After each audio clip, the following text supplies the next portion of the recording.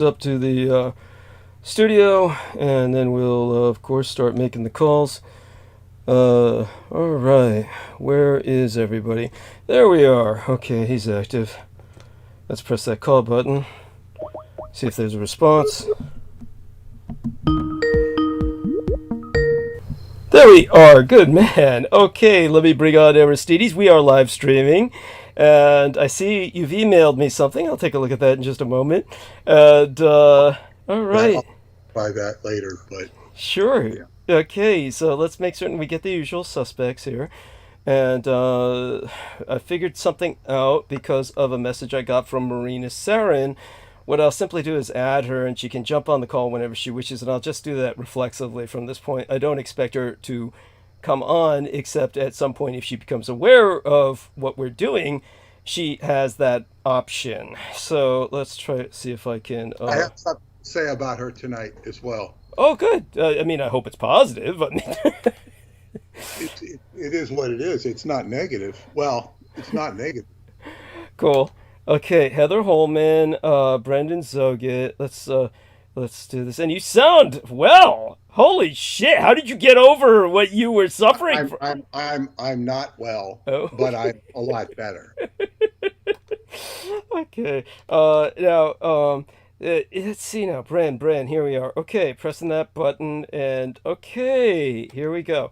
What we're going to do now is, of course, even though you're a lot better and not completely back on your feet just yet, we'll have to ask you to share the stage with Aristides while he gives people the usual spiel. Thank you so much for joining, Aristides. I don't know if you've heard so far. Heather Holman has joined us also, which is an enormous advantage to us, because I do have to finish the Throne of Pillows, and just enough was going on where I'm preparing. Marina SEREN has joined us. Oh my God, it's 3 a.m. in the morning where you're at, dear Marina. How are you?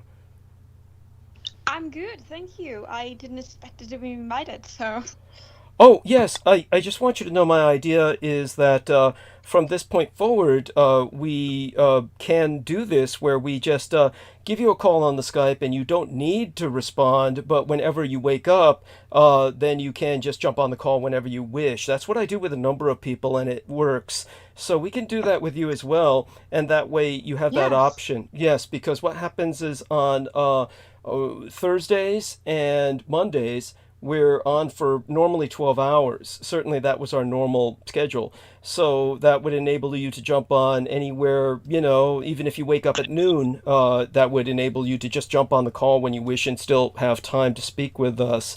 So let's just do that from this point where I'll just call you at 3 a.m. You'll be on the call, but you can just jump on whenever you want, any time on a Monday or a Thursday. Does that sound okay? That was perfect, thank you. Excellent, excellent. So, dear Marina, I'm going to ask you to speak with Peter and Heather Holman and Brendan Zoget and Aristides. I'll introduce you, of course, to these wonderful people.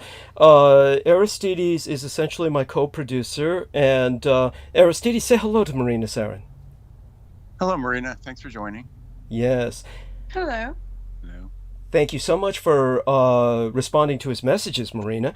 Brendan Zoget, say hello to Marina SEREN. I believe you've met before, but you might not remember him, Marina. I'm not quite sure. He's an expert in Aryan history. Please, dear Brendan, introduce yourself. Yes, greetings. Good afternoon. Are you guys able to hear me all right? Oh, Yeah, perfectly. you sound unusually good today. Yes. Yes, I appreciate that, Peter. Yes, Yeah. good evening, Marina. Good evening, Douglas, Peter, Yeah. everybody that's on. Good to hear from you guys. Yes. And I will be here for a little bit. Please. Yes, we appreciate your company and your input. Dear Heather, Marina SEREN, this is Heather Holman, an individual of an incredible background. And so, dear Heather, say hello to Marina. Hi, Marina. How are you? Hello. Hi, Nice to meet you. For sure. Good. So what I'm going to do now is I'll go mute for about 10 minutes. I'll be back in about 10 minutes at the most. And Aristides is going to kind of tell people about the need for upvotes and checking in from other channels, the need to subscribe, all that. And after that, he's going to segue to Peter, who's going to talk with Marina. And that way, Marina will be able to introduce herself through conversation with Peter about what's been going on lately. And I'll be right back in about 10 minutes. So, dear Aristides, get the ball rolling. Thank you so much. Very good. Okay, I'll do that, and I'll try to be quick since we have so many wonderful guests with us. But as soon as you show up here with us, you should be hitting the upvote or the thumbs up. It's very important because it affects the searchability and popularity of the program. And there are those out there who wish to deny that, and they put in downvotes, although you can't see them. They're in there. YouTube does not show them. But it affects the ability of the program to be seen, and therefore affects the ability for Douglas to solicit for well-deserved donations. So please put the upvote. Make sure you are subscribed. There's a subscribe button. Make sure the little notification bell is turned on. And if you're so inclined, once you have the YouTube account necessary to upvote, you can go under your account settings and create separate sub-channels under your main account. Each of them is capable of its own upvote if you'd like to give us extra and you don't mind. That being said, that's the quick version, and we'll put the donations link in the chat. Please find that and send along whatever donations you can. So everyone, how you doing? Peter, welcome back. Thank you very much. And I'm so glad that Marina has joined us. And accordingly, I'm going to preempt what I was going to talk about tonight, which I will begin, if Marina has to depart because it's very late where she is in Spain.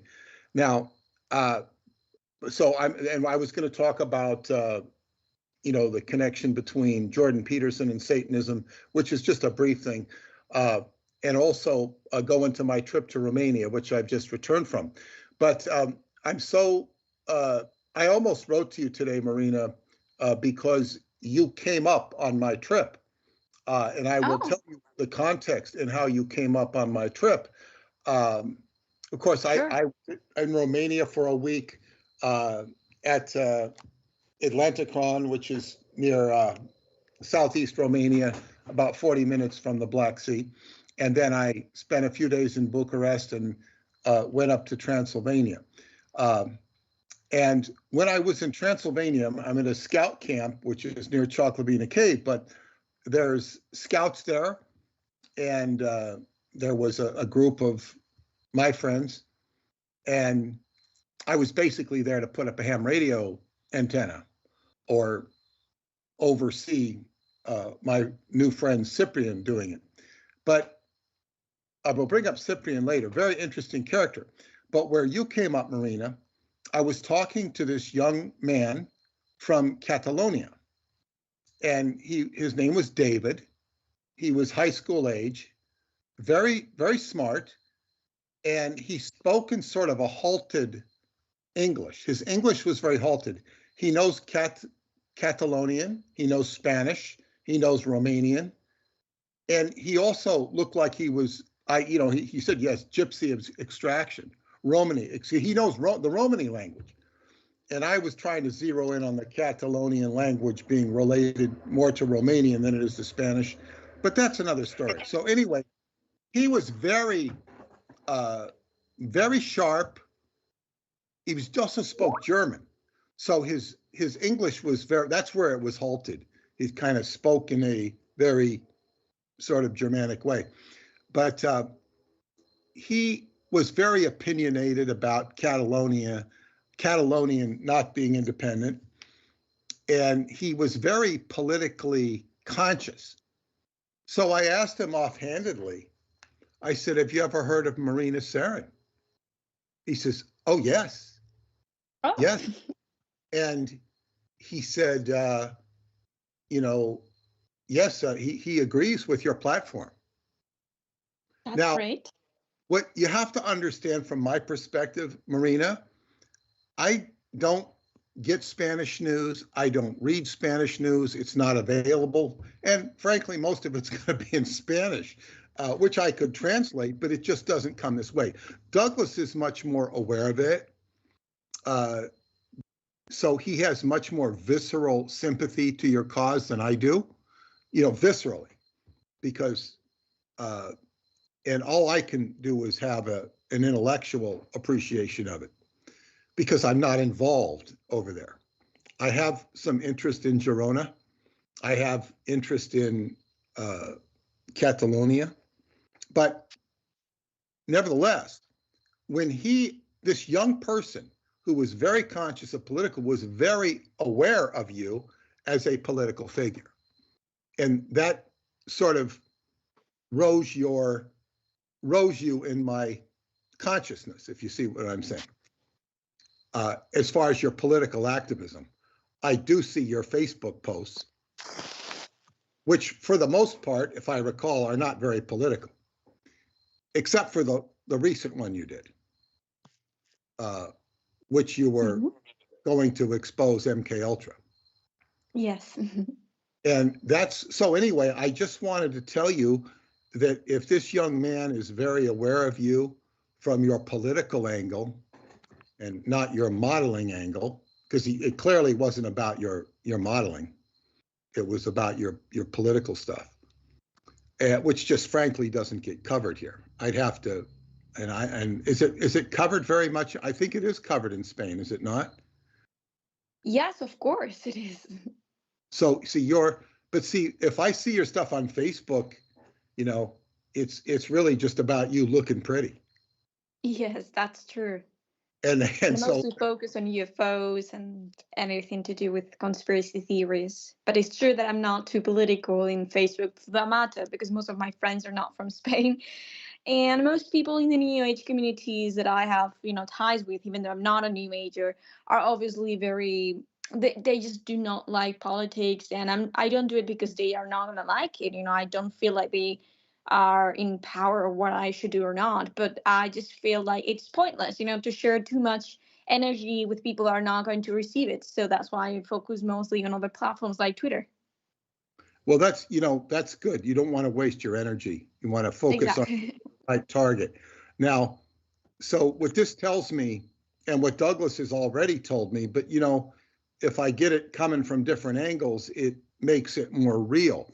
I'm going to go in another direction with this in a second, but the first thing I want to address with you is when I saw this in Romania, I'm reading you saying, you're going to go active on exposing MK Ultra. Well, my retort to that is MK Ultra has been exposed to death to where it's even mainstream in, on the History Channel and stuff like that. MK Ultra is not a secret. The super soldier programs are not secret. The full extent to which people are mindfucked is another issue. But anyway, that's what I wanted to question you on, exposing it. It's been exposed to death. I mean, and you could say more in detail, but I'm saying, what is the fulcrum point of, this is what I'm questioning. I want you to answer me on exposing it. What do you mean by exposing it other than what's already been done?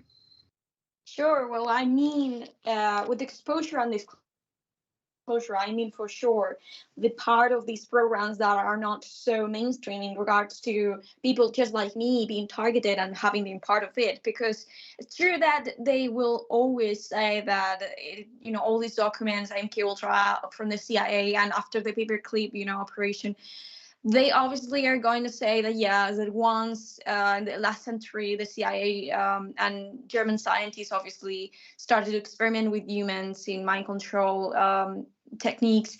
But when it comes to nowadays, people like me who's born in 2000, being abducted by military groups and being performed this program specifically and utilizing very metaphysical abstract constructs such as the looking glass technologies and other forms of technologies that influences the subconscious in order to control various aspects of that individual's mind and psyche. That is something that they will never be fully open about because it involves very specific concepts that the world right now is not very receptive to. Mostly also the phenomenon of synchronicity that is highly related to the subconscious mind and is the responsible of manifesting things in the physical world. So the CIA knows about these things, and they are using people like me for multiple purposes. And it's a whole world. It's not that we can tell that they are one people's, one group, who are in one institution. It's not. Within all those groups, all those military peoples, there are groups that are just not in the same agenda.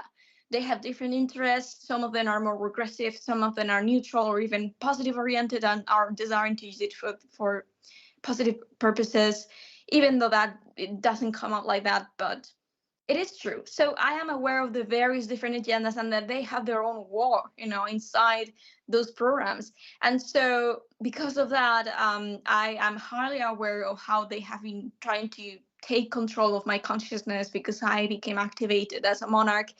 And I just simply don't like it. I don't like the concept of being utilized, of being, experimented on. And I think that takes up my free will. And I'm all about sovereignty and empowerment. So I decide that I only want to use anything that I got positive from there. And I mostly mean MK Ultra, just like the show Stranger Things, psychic abilities. That's something that I do not think is negative oriented.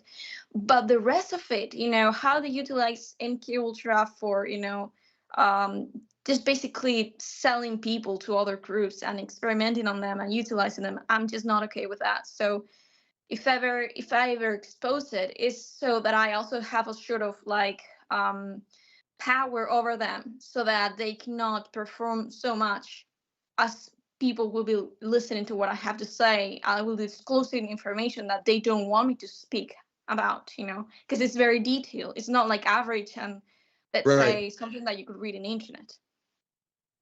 Well, this is what my perception or understanding of your situation is. Your political activism in Spain is independent. It's your own alignment with your own alliances. It's not with the CIA. Am I correct? Oh, yes, of course, that is true. It's not with the CIA. It is with, now I'm being obviously working with alliances that are highly positive oriented. But I did receive attacks from intelligences that are working with the elites that we know. I don't know how much you mentioned the word in these programs, so I'm not going to mention the word, but you know who I'm talking to. About. Right. Well, this is, yes, because your advocacy for certain aspects of fascism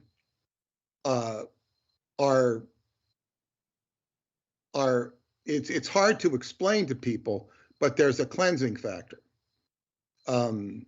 Fascism, the word fascism is very much related to the word fascia. And fascia is all related, in Qigong, it's all related to the navel. It all emanates from the navel. So fascia is like a whole unit. So a fascist system, the body is a fascist system. It's all coordinated. I'm talking about the human body. So when you have a fascist government, you have something that's all coordinated and connected. The problem, that is correct. The problem is if you have the person in charge of it who's crazy or unhinged, then it is a problem. So people react to it very poorly. And right. I'm gonna relay a story that also, so I get hit from another angle. This one is not directly about Marina SEREN, but it's similarly related in terms of the German faction. This incredible character came into my life. His name is Cyprian. He's from Brașov in Romania, and he's native Romanian, but he's had a very unusual life. He was recruited by my friend Heather, the wife of David Anderson, to put up this ham radio antenna. She didn't even know him. I didn't know she didn't know him. Anyway, he volunteers to do this, and she sends him money for a transceiver. He buys it, and he puts it up successfully, and he just fell in love with the camp up there. But he told me his story. His story is interesting. He ended up in Florida. It was some remarkable story of how he ended up there. I think he got on the wrong boat or something, but he ended up working as a dishwasher on a cruise ship. Somebody got him, to take pictures. He could take pictures, so he moved up to becoming a photographer on the cruise ship and ended up working on the cruise ship. He had abilities with electricity, and then he got himself a sailboat and whatnot. He could sail. He didn't even learn how to sail. He just knew it intuitively, which is not an easy thing to just know. He's a remarkable individual. But he told me this story. I'm trying to piece it together. I think it was on the cruise ship, and some girl from the Puerto Rican girl saw him and just was a magnet to him. Said that he would be her next husband. She had a young kid, a German kid, that she'd had with a German. Okay, I've just returned now and caught that part. A young German kid that she had with a German. Was this during wartime, I presume? No. This is recently. Oh. In the last 10 years or something like this. Oh. This is my friend Cyprian who put up the antenna. And so anyway, they had so she was hot for this Romanian guy, just like it, but it was like total certainty. It wasn't like just a flirtation. She just was zeroing in on him. And I don't even remember if they had an affair or not. That's not even important because she is his fiance right now, but they were connected. They were connected emotionally, or she was connected emotionally to him. And then the little kid was too. But then what happened was the father caught wind of this relationship. He lives locally, and he threatened Cyprian, threatened to kill him in a very insane manner. And Cyprian had caught wind from some other incident that had taken place where I think he might have blown away somebody, that this guy was serious. This was not a idle threat. So he backed off the relationship, and I can't, maybe I'll get him on to tell all the details.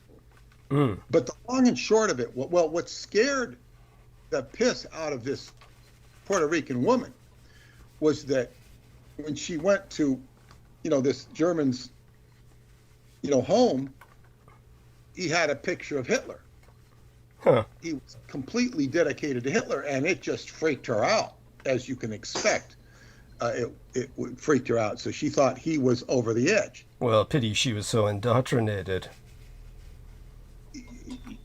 That doesn't need to be said. It's like this is the way almost anybody's going to react socially. Well, especially when you're born in an American colony like Puerto Rico. But go on. It wouldn't matter if she was born in California. It's going to freak the shit out of people. So anyway, she and of course when he was explaining the story, I couldn't go into, I said we'd have a longer talk about this in the future. Indeed. Yeah, but anyway, this gave me, I guess, sort of a grappling hook into a situation. Now, the long and short of it was, I forget how it all happened, but so he stayed away from this woman because he knew this could be trouble for him. But the long and short of it was that eventually, I forget, he has a lot of serendipitous events in his life, that this German guy called him on the phone. This is like a year later or something. And he found out that, Cyprian was a really good guy, and he apologized profusely for the threat. And he says, I didn't understand. He says, I was very uncomfortable with somebody having her and also, with the son. I was very uncomfortable. And he said that he also had taken way too many steroids, and he wasn't, functional in the sexual department. He said this is why he lost his wife, and he felt bad about that. He really loved her. The amazing thing was, he was like, he like, you don't expect people who would be making threats to turn around and become so apologetic, sincerely apologetic. The long and short of it was that he now refers to her as his fiance. I'm looking forward to meeting her some point in the future. I don't know when or how. I'm also interested in talking to him. Yes. And perhaps sharing some of the knowledge I've learned from you. Yes. Like, what's this about? Thank you. Who is he about? Who is he connected to? Yes. So this was, so between that, and I also told Marina that I had met a young man in Romania who had heard of Marina. And he was in high school. He was visiting the camp. He's Romanian, Romany. He lives in Catalonia. And he was very, he said, yeah, he's heard of Marina, and he's very much on board with her politically. Excellent. So for me, this gave me a boost of awareness of Marina politically that I didn't have. I've only got from you, and to a lesser extent from her, because she's talked something about it, but it's like, we don't, like, say, if we want to turn on TV in America, when all this drama is happening about, Donald Trump or Kamala Harris or whatever, or back in the days when there was Black Lives Matter and George Floyd, you get inundated with this news. We don't hear anything about the politics of Spain or Europe, and what little I see on European TV, they don't mention too much about Spain. Right. So this, as they say, I was very eager to talk to Marina about this.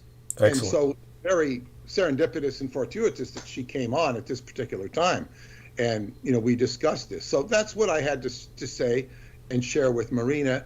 And, she's talking about exposing MK Ultra and sort of pinning the tail on the donkey in a way that you do, although she hasn't gone into details. And I think that, the work I'm doing with you might help open some corridors of what she's talking about for her. But this is a very delicate subject, in my opinion, all of this stuff. Of course. Indeed, it's a miracle. It's quite magical, Marina, that you've joined us, and we're certainly blessed to be graced by your presence. So let's take advantage of that and have you respond to Peter, whatever he's talked about, what it brings to mind for you.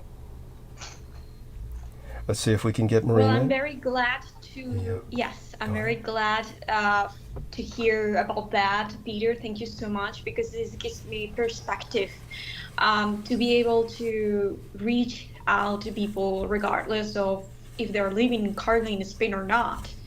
That's perfect, because even if they speak Spanish and they come from that place, like me, not many people is aware of what's going on around them, even if they live in Spain, like, my neighbor, for example. So I'm glad that, my activism is taking place. And of course, it's not something aside from my spiritual, let's say, mission, I will say, or purpose, because I did have a specific spiritual experiences and contact experiences in which I was guided to actually be in this place of being a political activist, because everything is interconnected and there's nothing that gets outside of the picture. So I'm glad to hear that. Thank you. Yes. And but aside from that, Marina, with your activism, describe a little bit of it for us in terms of how you go about your activism. I think we'd like to hear more about how you try to get your message across. Oh, yes. Are you asking for like a brief summary of what am I performing in Spain or generally in the world? Because that's the thing. I do get... Are you there? Yeah. Oh, yeah. We hear you. There's a Yes. bit of a delay, just a few moments delay, but we hear you quite clearly. Yes. Oh, perfect. So the point is that I am active politically, but both internationally on another platforms that are still reaching out to many people. And then there's my specific platform for Spanish-speaking people, because that's the problem. Spanish people tend to be able to understand English, so I have to divide myself in two, it seems. So, in Spanish matters, I get very specific about the inside conflicts of the nation, but internationally, I tend to think of us more, like the people that are trying to fight for those ideologies that are more of a national spectrum, national social spectrums, and against, the elitists, the enemies. Yes. Thank you. And in terms of, shall we say, things that have been happening with you recently, I believe Peter might have asked you a few questions that gave you a chance to introduce yourself and talk about what's been happening recently, but I've kind of missed that. Go ahead and let us in on some details. Sure. Will you give me just 5 minutes so that I go outside of? I'm trying to Take your time. Yeah, what I'll do is I'll just burn some bandwidth with Peter here and let us know when you're ready to talk, by all means. Okay. Yeah, so Peter, tell us a bit about, as you said, your... Jordan Peterson. Yeah. This is a perfect time to go into Jordan Peterson. I sent out an email, and because very recently, in the last few days, Jordan Peterson did an interview with Zena Zena. Yes, I found out about this, and I was very, shall I say, taken aback, since it was immediately on the footsteps of my speaking about, help me out here, guys, Aristides, Brendan Zogit, Heather Holman. We were speaking about the young lady Taylor Swift, and of course her potential connection to Zena LaVey, and we were speaking about Zena LaVey producing music, and it's amazing how after we went fairly deep into this dive that Jordan Peterson snaps her up. There's an agenda here, to be sure. By all means, go on, dear Peter. Okay, well, it's a pretty, on the surface, a typical Jordan Peterson interview where he sounds very objective and measured, and in some ways he is. But the problem is not his general intellect or his sort of copacetic way of intellectually, balancedly talking about stuff. He's got a way about him that sounds very balanced and very disarming. If it's on a particular subject, his general psychology sounds pretty reasonable. But you have to remember, this man was so imbalanced that he went to Russia to get fixed. That's right. Or rather, programmed. Continue, please. Yeah. Well, but anyway, he has, Zena Shrek is the daughter of Anton LaVey, the founder of the Church of Satan in San Francisco. And the potential mother of Taylor Swift. But continue. Yeah, I want to hear about that, but let's, first things first. She's the mother, potential mother, not Anton. Anyway, we want to ask you not to be Skyping stuff, because it is that. Understood. Yes. What Brendan is pointing out is that it's very unusual for Jordan Peterson to suddenly be venturing into entertainment industry territory. Very bizarre. But please continue, dear Peter. He'll interview anybody. But now he was doing some girl today. I saw she was a Hollywood kid. She had a Brent, I think her name was. I think she had a boy's name. But she was an attractive young lady who was talking about the pedophilia and inappropriate behavior in Hollywood. But it really, as much as it was exposing it, it was kind of vanilla too. But the thing here with Zena Shrek is Zena Shrek goes one of her motivations for shilling for the Church of Satan, she was saying, was out of love for her father.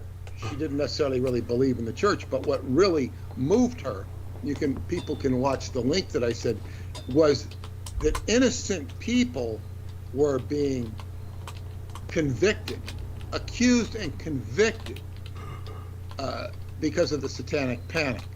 And innocent Satanists, if you can imagine so, a Satanist by definition, rhetorically, is not innocent. But Yes. that's beside the point. Yes. It's like she was saying that these people were being, convicted, and it was outrageous that these innocent people. Now, I have no doubt that there were outrageous charges came and police forces were motivated to do stupid things, which was all by design to make Satanism look like it didn't exist and that it was all a bunch of hysteria. So it's like a psyop within a psyop. And what was so disgusting was not her saying this. You would expect her to say this because this poor individual has Actually, I'm rather shocked because she converted to Christianity and left the Satanic Church. I'm not quite sure what's going on. Has she had to leave? Oh, she's a Buddhist. She's a Buddhist. Interesting. Maybe So, she's changed again, but she seems to be relapsing into defense of Satanism. But do continue, pray tell. Well, no, she was explaining her perspective in the 80s. I see. Thank you. Her perspective in the 80s. But what was so disgusting was not what she said, because you can kind of, whatever you want to say about this poor woman, she grew up with Anton LaVey as her father, and that's a constant psychological challenge, To say the least. yeah, and not just by reason of the fact that he was a Satanist, just his whole personality and whatnot. And she had, even though she divorced herself from him, she still carries, it's like Deep scars, no doubt. oh yeah, like how far away can Jesus separate himself from the Virgin Mary? Yes. Or vice versa. It's not very easy. So you could say the same about, how far can she separate herself? And then she marries Nicholas Schreck, which is a whole nother issue, which we won't go into here. But the thing that was so foul was he's completely, doesn't challenge her on the satanic panic. It's just like, oh yeah. He's like sort of nodding his head and, he's condoning what she says about the satanic panic. Mm-hmm. He's accepting. So this is who Jordan Peterson is. Of course. This is who he is. This is what I have to say about Jordan Peterson. And people can watch this. It's very subtle. And if it's very subtle, it's obvious. But a lot of people could watch this and not pick that up. They just won't pick it up because they won't. They'll miss it. And now you're telling me that there's a potential connection between Taylor Swift and Zena. Now, Zena did say in the interview that her grandmother and mother were of Swedish extraction with the blonde. This is where the blonde hair comes from. It doesn't come from him. Yeah. No, it doesn't come from Anton Zandor LaVey because he's Jewish. But continue. There are blonde Jews. There are, yes. But that's beside the point. The Swedish, and they had a very distinct Swedish, appearance. So Taylor Swift, man, she's got the blonde genetics, and she's got the performer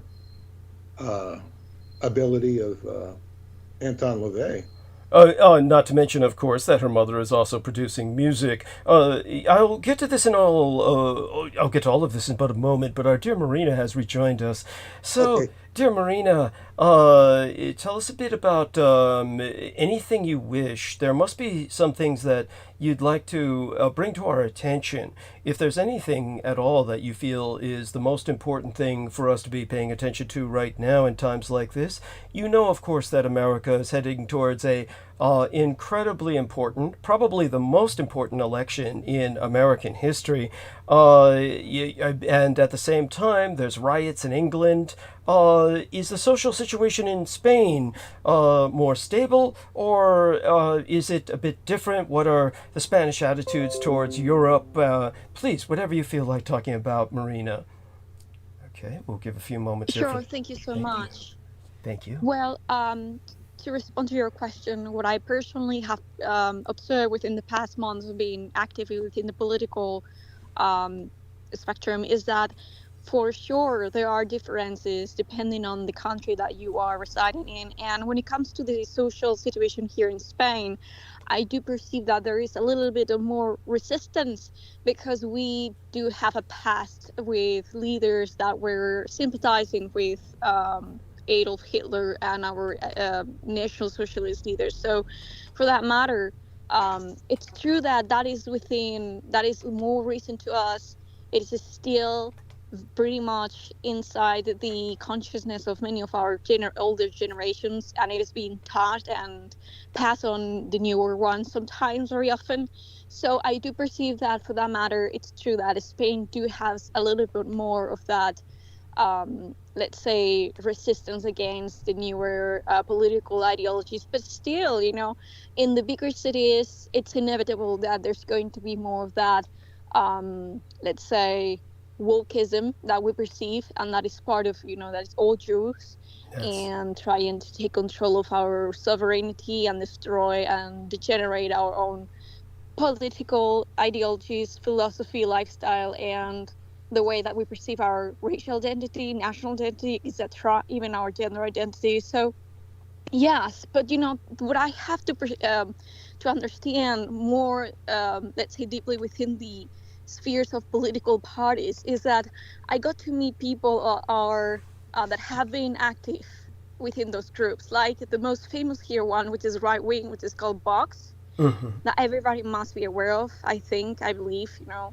So just for our listeners, I'm going to clarify that I believe that what the movement you're speaking of is spelled VOX, like Vox as the Latin word for voice, correct?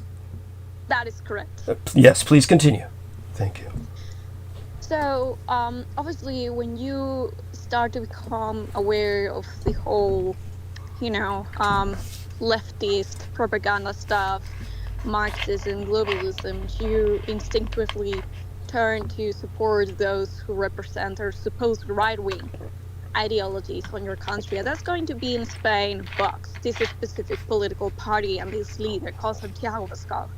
Now, that being the first step to becoming aware of the bigger picture, you then become to understand that they are Zionists and they are supporting Israel because they are libertarians, and at the end of the day, that is not National Socialism. National Socialism is not the considered leftist ideologies, but neither it is the right-wing ideologies. Thank you. Yes. Those right-wing ideologies are about libertarians.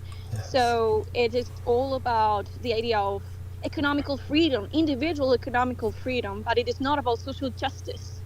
True socialism is about recognizing the individual sovereignty and the collective sovereignty so that there can be social justice and therefore social harmony and well-being for all of us. And so, yes, I became very aware that they are working with Zionists. They even travel to Israel to give the hand to Netanyahu, and they support them in this war against Gaza, which, by the way, I'm not on anybody's side, but if I have to pick up a side, I will obviously prefer the Palestinians, but I don't pick sides. You know, it's not my business. Okay, understood. And so, continue. Yes, and so that's the problem. The problem is that people still believe in democracy. And democracy, it's the game of the enemy. It is a creation of the Jews to make people happy, believing that they do have a choice, when in fact it's a lobby of power. It's a lobby of elites with power and money. And if you have money, you can have political party, but you have to understand that if you get accepted, it's not because you truly have an interest in those ideologies. It's because you want to create as much wealth as the other people. So at the end of the day, the people that are on the top are going to get in control of the situation. So this is not about sides at all from a bigger perspective. Those elites, on top of all these bigger, let's say, spectrum of, I will say, hierarchies, they don't care about right or left because both are their own creation and are not aligned with the true ideology that follows the natural order of things, which is natural socialism. Thank you. So Continue. democracy is definitely their game, and many of these right-wing political parties are going to be what is called control opposition. Yes. So that people think that they're choosing their heroes, that they are electing their heroes by voting them, but it's not. Their heroes are sold out to our enemies. So they need to wake up and understand that we need a leader. We need something different. That democracy is never going to give us the leader that will align us with our true selves, our true well-being. Thank you. And so the other thing to bring up in this regard, one of the elements that you were alluding to politically, or you were bringing up, say, for instance, how these leaders will go to Israel, meet with Netanyahu. How could you put into context for us the visit of the leader from Argentina and how the Argentinian leader pretends to be right wing but has done everything you said? He's gone to Israel, he's been at the Wailing Wall, he's supplicated himself to the Israelis and Zionism. And he has, of course, insulted the government of España. When he went to España, he did not visit the king or even initially the president, but was going to visit some of these more extreme right-wing groups. Is this a case of what you're talking about? And please educate our listeners. 100%. Okay, yes. So if you could educate our listeners by talking about some of these parties, their names of the leaders, the leader of Argentina, the leader of the people that he was rendezvousing with, and how this is almost an insult to the people of España as well as the leadership, and what this behavior is really all about again. Yes, please. Sure, pretty much. I would love to. And this has to do with what I was explaining about the, let's say, fake right wing, or let's say, in better terms, the controlled opposition. These new right wing leaders that everybody is putting on an altar and admiring so much as their heroes, like Giorgia Meloni, Javier Milei, Santiago Pascal, etc. These leaders are not our true heroes of the right wing. They are all Zionists. They are all the end globalists that will sell their own nation for globalist interests and for more power to get inside that lobby. And of course, they follow that philosophy of Zionists because it's all about libertarianism, which means that you care only about that individual economical freedom, Yes. but you do not care about that social justice, which goes completely far away from that spectrum within the National Socialism political party. So it is a philosophy of technocrats that believe and perceive that for a country to be happy and to be harmonious, there needs to be money as the, let's say, fundamental pillar of the country. And of course that money and economy is very important, but they always take that social element out of the picture, whereas National Socialism takes every one of them in compass, in harmony, not resting any importance to absolutely any of those factors, but at the opposite. It's just all together, all equally important, and that's the problem. And of course, as these libertarians care a lot about the economy, they always use it to justify supporting Israel, because Israel, they always say that Israel is a country that is very wealthy and that is very good in generating more and more money and economical wealth and prosperity. So they're always going to justify their connections to those Jews of Israel with Zionism and libertarianism, which is a problem. Thank you. I find it the most offensive thing in the world that they do this, and I agree with you. And we'll discuss this more as time goes on. Certainly, one of the things that you bring up that is very important concerns democracy. And I believe that what Marina SEREN is describing is this tendency. Say, for instance, we use the term capitalism, and people have the concept of a free market. And people have the concept of somehow there's an equal playing field and people get an equal chance at economically prospering, an equal chance at prosperity. But that's not the case at all. The truth is that the free market is not free at all, and that the absolute majority of the people who succeed in the free market have incredible advantages. And the end result is that Exactly. yes, capitalism fails. It fails because it inevitably winds up with monopolization. You get bigger and bigger interests that tend to accumulate the power, and they also manipulate the politics because then they lobby the politics. Now, the reason that all of this fails is that, well, a great example is the most popular game in the world is not Capital. The most popular board game in the world is Monopoly, where everyone wants a total domination of the playing field.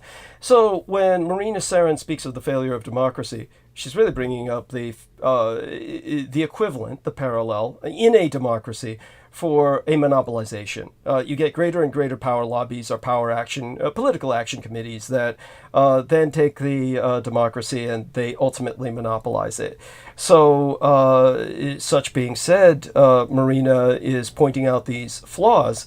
And Marina, one of the things we can bring up would be that unlike a capitalist society where the corporations lobby the political elite and thereby control the politics, in National Socialism, the politics, or rather the government, controls the corporations and gives the corporations the order to employ people and make certain that they employ people, whereas corporations on their own will simply downsize to employing as few people as possible. So this is where Marina SEREN is talking about the balance of National Socialism. Whatever you care to add to that, Marina, please do. Sure. I mean, I think you explained it perfectly. Thank you. That is exactly what I meant, that National Socialism is that place in between the both extremes of this political, let's say, dichotomy that we're being offered. Yes. Now, in terms of Peter Moon and what he brought up with some of these examples, when Peter Moon has spoken to you in the past, I was wondering if you were ever curious of visiting Romania with Peter Moon and perhaps seeing some of these areas of the world that Peter Moon has traveled. Maybe Peter Moon could give you an idea of what experiences could be had there, because it would probably be, as Peter Moon has said, he's met people there who know of you, who sympathize with you. This might be an idea to talk about. And with that, dear Peter, maybe you could bring up some of what I'm saying, your own thoughts on this. I could. Marina is of the perfect age to fit in with the people there at the camp I go to, Atlanticron, because she's in their age group. Now, so therefore, and of course, they're very receptive to new people. It doesn't hurt that she's very pretty. And they would listen to her. I don't know what forum. You don't want to be. This is a camp of science fiction, art, writers, science. It's not political, but she would find a kindredship in terms of the age of people. It's something we could talk about. It's not far for her to get there. And then, of course, the Transylvania issue is a whole nother issue. That's a whole different world, which, Douglas, when I last talked to you, I hadn't penetrated Transylvania yet. I had no internet up there. The hotspots didn't work. I finally got one hotspot, but it wasn't timely to do the broadcast. So, I mean, it would be a perspective of a different world, a different thing, but certainly she could come if she wanted to. But that's something we can discuss for next year. I'm still recovering from this year. I don't want to think about next year yet. I kind of have to. I did, Marina, almost go to Barcelona in May, but that trip was canceled. And if I did, we were going to go one day into Madrid, and I would have tried to, connect with you, but that didn't happen. And it would have been like a cup of coffee. In other words, Well, not enough time to justify it. But dear Marina, do respond. Take your time. Would have time to justify a cup of coffee, or a dinner or something, but it was just supposed to be a one-day trip to Madrid. Yes. Well, it will happen eventually, so it's okay. Yeah, sure. I will really love to visit one day Romania, because I do know that there are entrances to the inner earth on that country, and there's a lot of mysticism surrounding that region in Europe. So it does call my attention. Another thing we can go into, Marina. In fact, if you Sure. want to go that trail, we can get a lot more interested and involved. The inner earth trail. And I will say, I will say this about the trip. See, Marina, I did not do well physically on the trip. I got chilled. I got very cold in a tent. Myself and the Andersons I was with, we all got a chill. We all got some form of a chill, a dysentery, including our friend Felix from Nigeria. We all got sick. I seemed to get it the worst. And we were 3 nights in Bucharest. And after the camp, we left the camp early, or the camp kind of shut down early.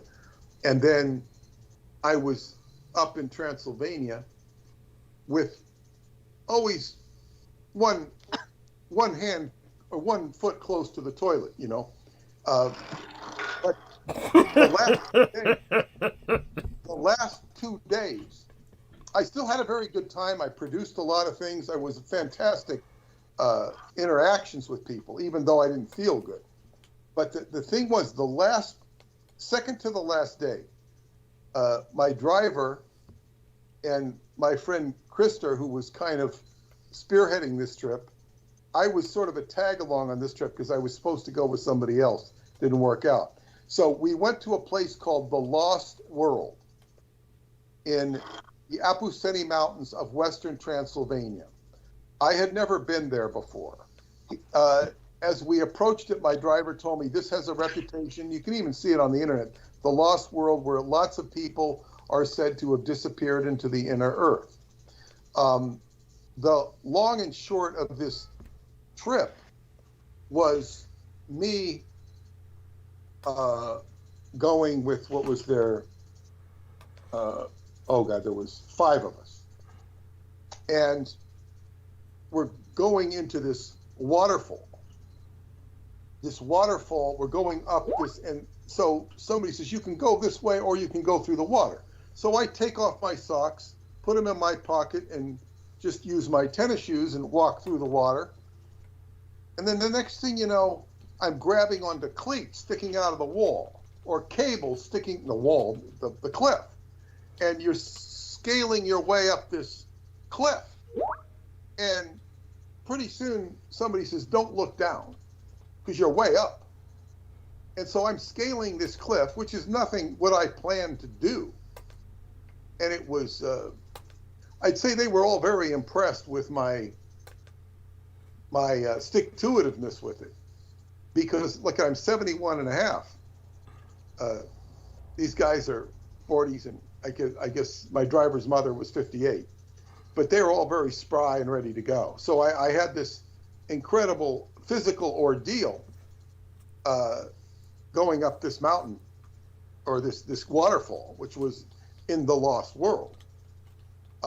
very fortunately, this man drove up in a four-wheel drive. He was an old man, and he took us there and took us back. He was the wingman that my friend Maria DeAndrea. Ah, yes. The wingman showed up, and the wingman showed up the next day too. So, Maria's influence was very present, and they all knew about the wingman, and they laughed because I told them. They didn't think he'd be there because they said it's late. We were an hour late. I said he'll be there. He wants the money. €6, but I mean, I can't imagine if we made that trip walking and all that. So I got to go to the Lost World, and I will also say, my friend Maria DeAndrea, I said, I'm going to take you back to Budapest, where you're from, and then we'll go into this area of Transylvania, and I wanted to use her psychic ability to make connections. Now, my friend Christer from Sweden, he told me some interesting things about Sweden. He's an entrepreneur. And I'll just mention that the way he became an entrepreneur, he grew up in gangs in Sweden. Right. And got himself out of that life. He has a family, a wife he's been loyal to for 20 years, and some kids. But he got his identity stolen. So he countered it by creating a company to protect people from identity theft. And I think he's going to sell the company. I can't say he's made a fortune, but it sounds like he has, because I don't know. He certainly, was financing a lot of different things on the trip. But he's I called him addicted because he's a recovering addict, and he laughed about addicted to getting into the inner earth. Mm-hmm. And I'll relay the story while Marina's here. And I told you this earlier when that on the first day, we had this girl with us, Samantha from Brooklyn, who joined us. She came to our hotel.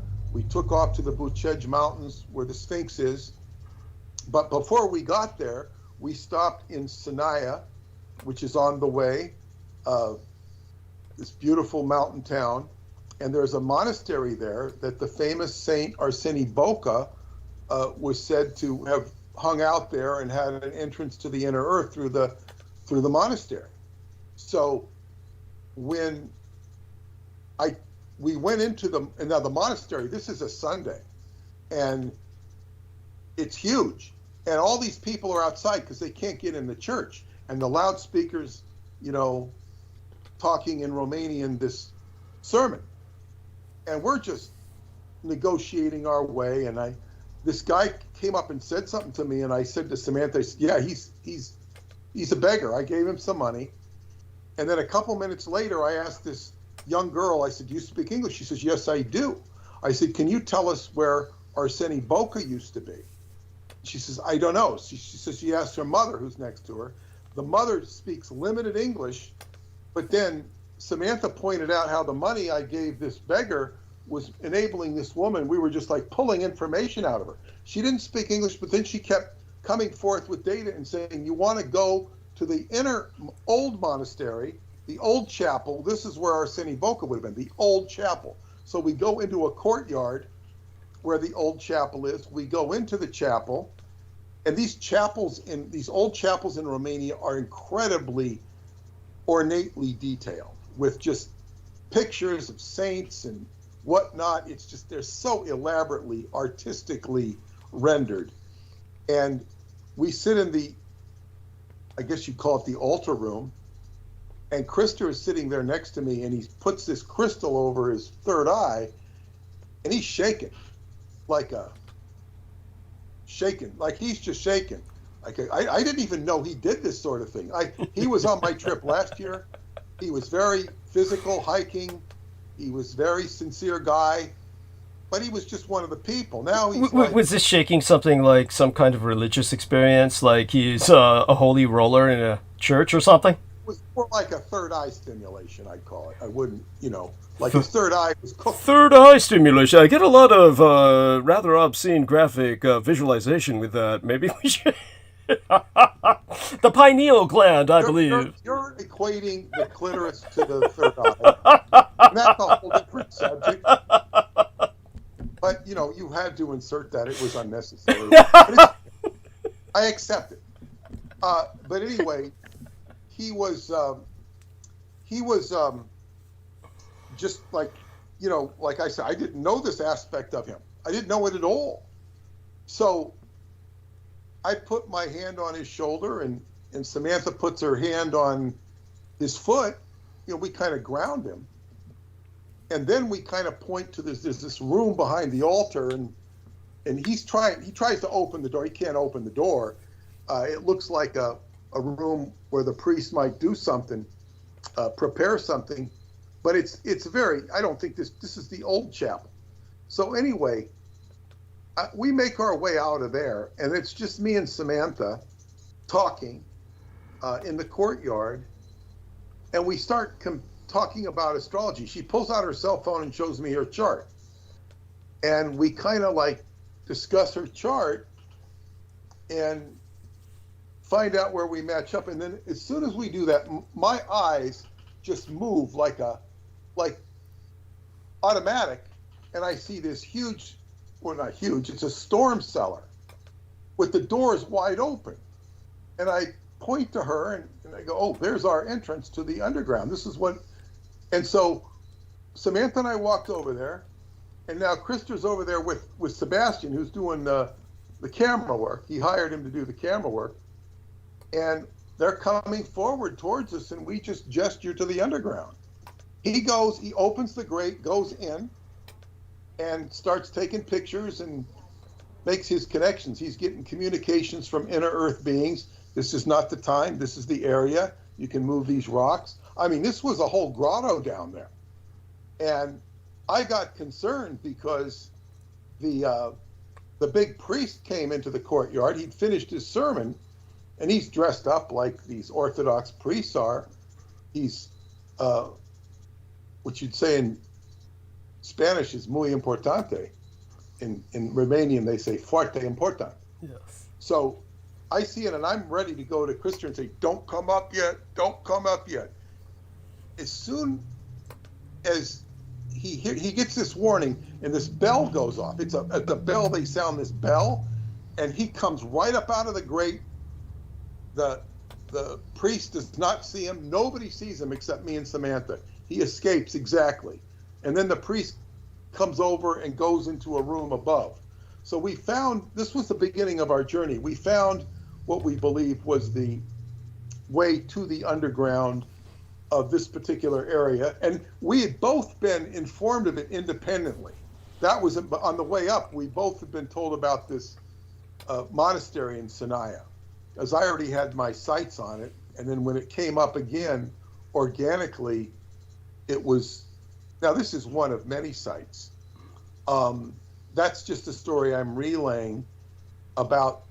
So if we want to go inner earth in Romania, I will coordinate with more people, because there's another guy up there that I didn't connect with was obsessed at getting to these Apuseni mountains.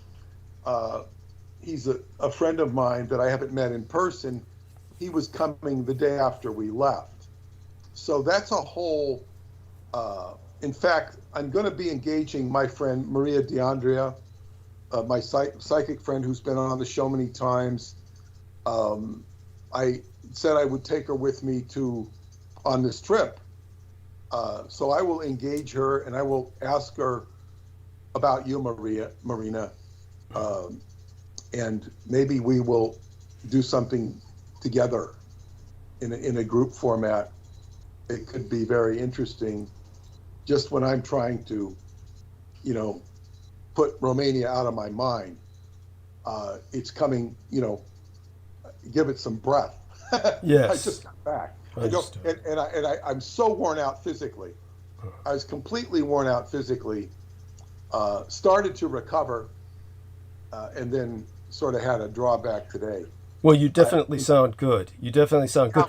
It takes 3 weeks generally for me to get back to normal. Yeah. I've already unpacked, totally unpacked, which is great. And sometimes it takes me 3 weeks to get rid of, empty my suitcase because I get focused on work and whatnot. Right. And by the way, Marina, I'd like to hear more from you about certainly a lot of your message in the past has been centered around paranormal experiences or paranormal concepts. And when Peter brings up the inner earth, of course, share with us whatever impressions you have of what you know about the inner earth, or shall we say other stars, etc. Whatever you want to share in terms of some messages from these realms. Sure. Well, I have a pretty strong connection to these races from the inner earth ever since I started my initiation, I will say, in the path of natural socialist esotericism.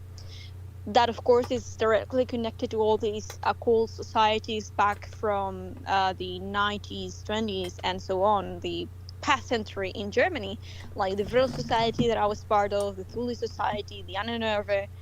And so, because of my past lives going on currently in the Reich, because I came from the Reich recently in my last incarnation, I was able to recover a lot of that information and connections back in this new incarnation, and they didn't lose my track, and they reconnected with me and helped me remember a lot of the very deep spiritual metaphysical knowledge that it was once studied within those societies, and of course all the communications that were going on with inner earth groups and extraterrestrial groups that were connected to the Aryan race, the Hyperboreans, the Atlanteans, and all these mysteries of Aryanism itself.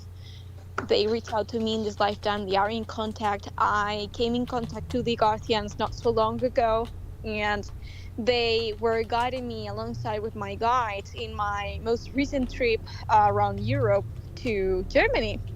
Huh. I visited the very exciting Wewelsburg Castle of the Yes. SS Order, Black Order of the SS. Yes. And so I was able to recover a lot of memories when I was there. And I was definitely on top of the Black Sun of Emerald, that is in one of those rooms. I was in contact with the Agarthians. They told me very specific information that I needed to download about mythology within Deutschland, within that part of Deutschland, which is North Westphalia. And they, let's say, took me even out of my body to reach out to me more deeply, more, let's say, in a non-interrupted way or form. And so it's very interesting. I got a lot of downloads and information about all of that, and I'm very excited for all the co-creations that I'm creating in this lifetime with them. Yes. I want to insert something here, and I find what you say very interesting. But Marina, I don't know. I'm going to send you this book if you haven't heard of it. I wrote a book called Spandau Mystery. Have you ever heard of it? No, never heard of it. I will send it to you. This book is a fiction book I wrote, and it starts with the premise of, well, Rudolf Hess is one of the key characters. Yes. Book. It's a fiction book. That's great. And, pardon? She said that's great. Yeah, and the reason I wrote it is I was inspired to write a fiction book by my Chinese doctor, Magdalena, who did a lot of interesting healing work on me. And we had a very psychic connection. And I wrote this book, and the purpose was to arrive at answers I could not get by normal investigation. So I used the fictional process. Now, I finished the book, was very happy with the way it ended, and I could have written different sequels. Many sequels were in my mind, but I have not had the time to even write one sequel. But the first sequel was the two main characters, and you might find yourself identifying with either of these characters, the two female characters in the book. I might, if I reread it, I might identify you with them, because the writing process is very magical.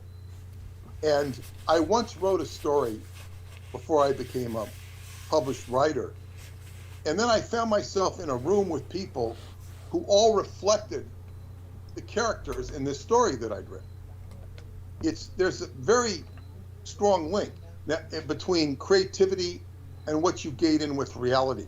Well, anyway, the end of this book, the two main characters who are the heroes who have basically solved the evil psychiatry at the Montauk Project are now free, and they're going to take a trip to San Francisco in the next book, and they're going to discover the Presidio and the nuttiness that's going on there, this is before I even knew who Douglas was. I was already zoning in on the Presidio. Another sequel would have the other female character going to South Africa, where she would get on a submarine to Unterland. So what I'm saying to you is, that sharing that book with you might be worthwhile in terms of creating the synergy that's already developing here. Because when I think of you, Marina, I think of you as this political figure who's subjected to all this super soldier stuff. And I do know you have the inner earth connection, but I don't think of you so much as having that strong or that actual connectivity. And I also found this connectivity with my friend Cyprian. Cyprian is organic in he had the connection to this Puerto Rican woman who was connected to the German. So what I'm saying is, I now recognize you in a different way, in a more, I could say more positive way, but a more functional way as connecting to the inner earth. Because this is what the whole game was in the books I've been publishing in Romania. It's all connectivity to the inner earth. So the synchronicity and the serendipity of your coming on tonight is really, I guess you'd say, revelatory, mind-blowing. Yes. So I wanted to share this with you, and if you can Facebook me an address to send you the book, I will send it to you, a hard copy, unless you want a PDF. Well, I'm very grateful for your offer and for your comments. I think definitely this was serendipity or synchronicity, because I, as a vocal channeler, not only transcendental channeler, I have been channeling the Agarthians for a long time now, and 2 years ago I was contacted by the Vrelja. So I didn't know, I don't know many other people that are so aware of these groups. Most of the people here in the UFO communities are very much more interested in the ETs. So it's great to know that I already knew that you have this connection to inner earth, but now you just, you just made it very clear to me that it's not a coincidence that I just replied to this call and I remember about you and that we talk about this topic specifically. So yeah, I will be very glad to accept that book and definitely talk about these things. Wonderful. And I'm sorry, Peter, respond before I bring up some observations. Yes. Well, yeah, it's like, this is the best kind of communication because it's organic and it grows. I went to Romania, and I was going to Romania to put up a ham radio station or to oversee it, which was a miraculous event in itself, because all the people failed. And I was even chided by my Romanian sponsor, but COVID happened. Now the perfect guy shows up. He's perfect. He's going to move in there. He's going to help with the construction of the place. He's going to ground it electronically. I couldn't have a better person, and I couldn't have a better friend than Cyprian. He's just an incredible person. And I said, my friend Chris was looking for inner earth. I said, Cyprian is the connection. He's not connected to inner earth per se, but he'll organically end up there the way he is. And now I come home and I'm talking. This is the connection. Marina's like sitting there like just like that storm cellar opened up. It was just there. Yes. So the key is to recognize it instead and not look too hard, because I wasn't looking hard. Two of my, Krista's looking hard. My Romanian friend, who I haven't met yet, is looking hard. They're putting too much grunt into it. And this is effortless. So it's the woo-wee. It's good. So that's what I have to say. Over to you, Douglas. Oh, wonderful. So, dear Marina, one of the things that I think is very important is, of course, the fact that you went to Germany. It's so exciting as a development. We want to hear more about this. And, of course, I never want to concentrate on the negative, but we definitely encounter so many people who have so many problems because the Germans, as Peter Moon can go into in great detail, are essentially under Zionist occupation. There are laws concerning how to even interact with Jews, and the Jews are essentially a protected species in Germany today.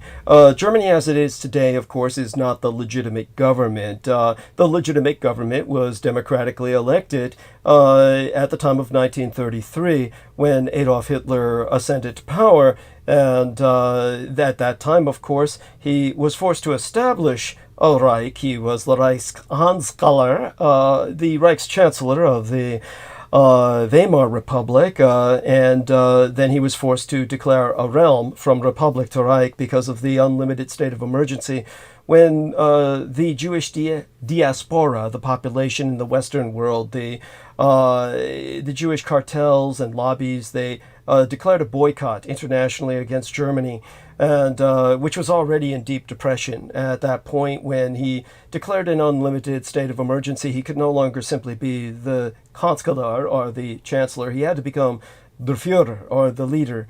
And since that period of time, that is still the legitimate government of Germany. They were never voted out. They were never voted out of power.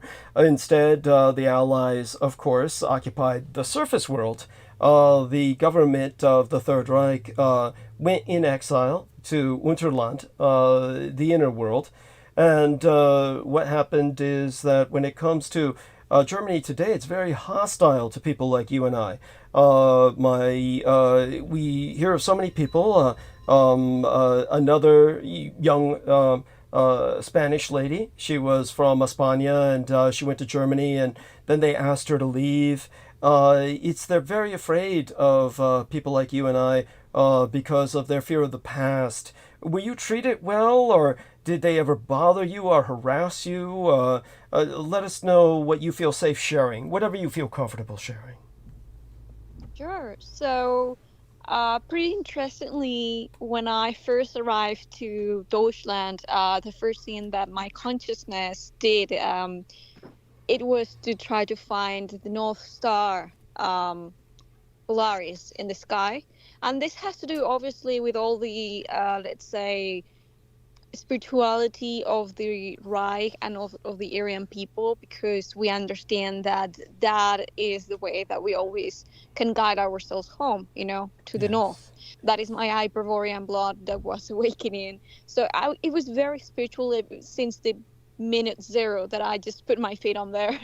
And so the next day, what happened is that I visited a place that is very important spiritually there, that is called the Extersteiner.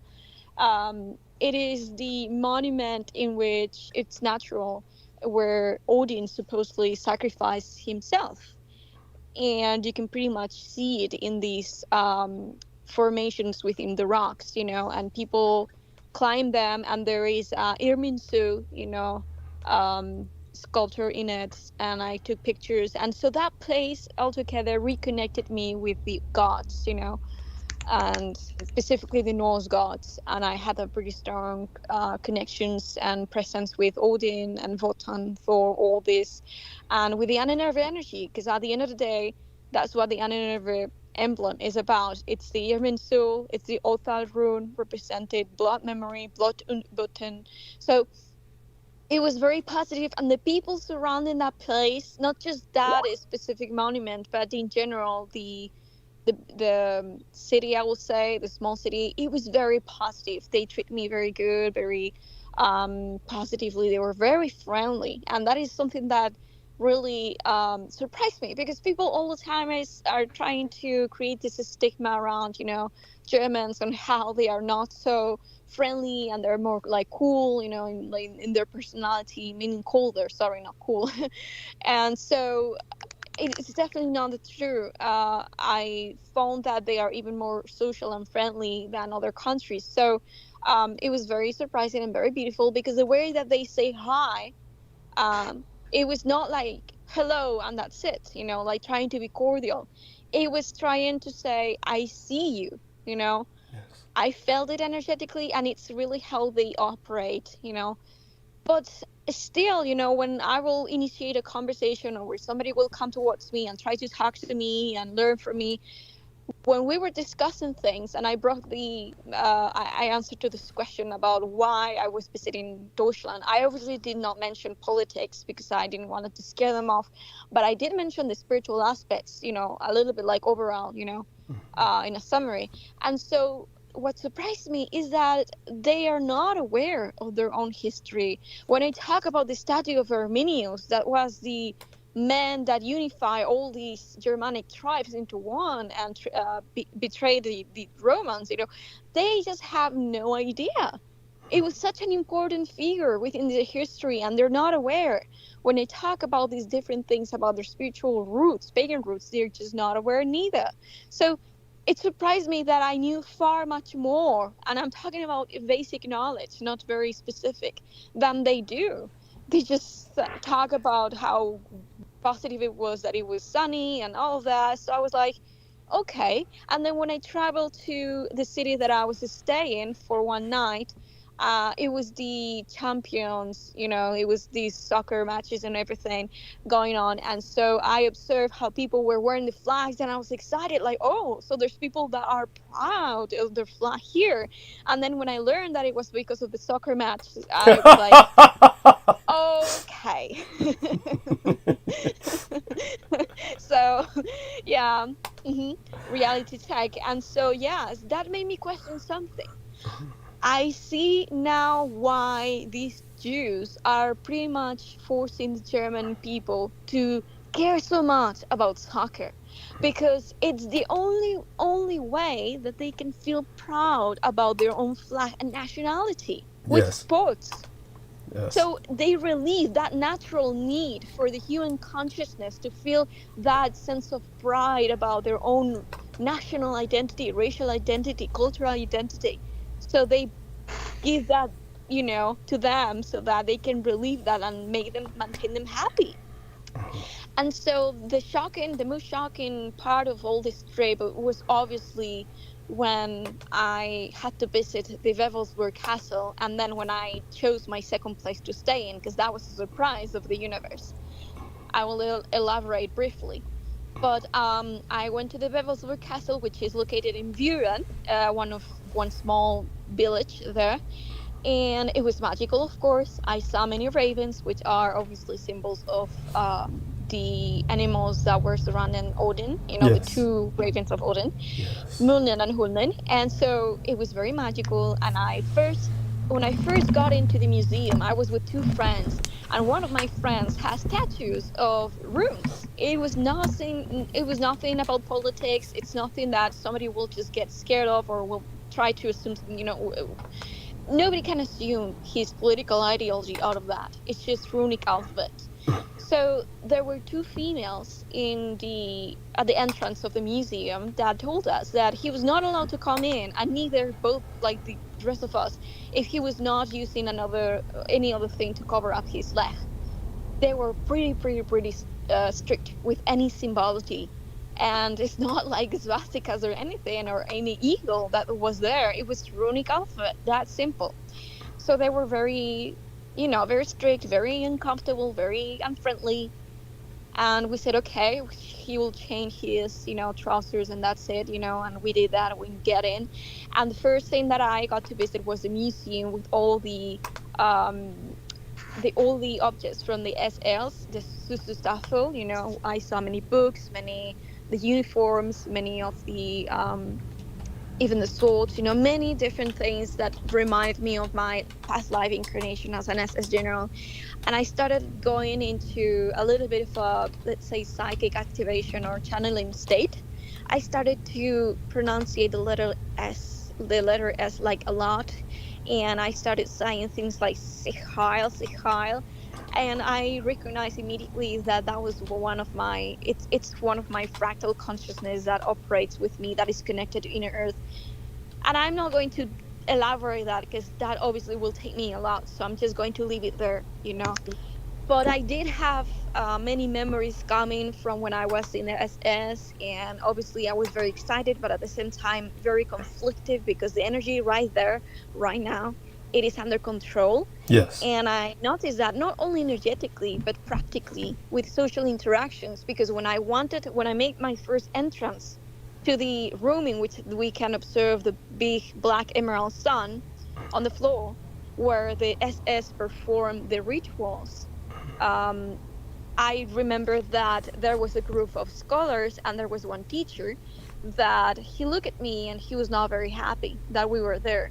And so I speak a little bit of German, and my friends do, so we were able to understand a little bit of what he was saying.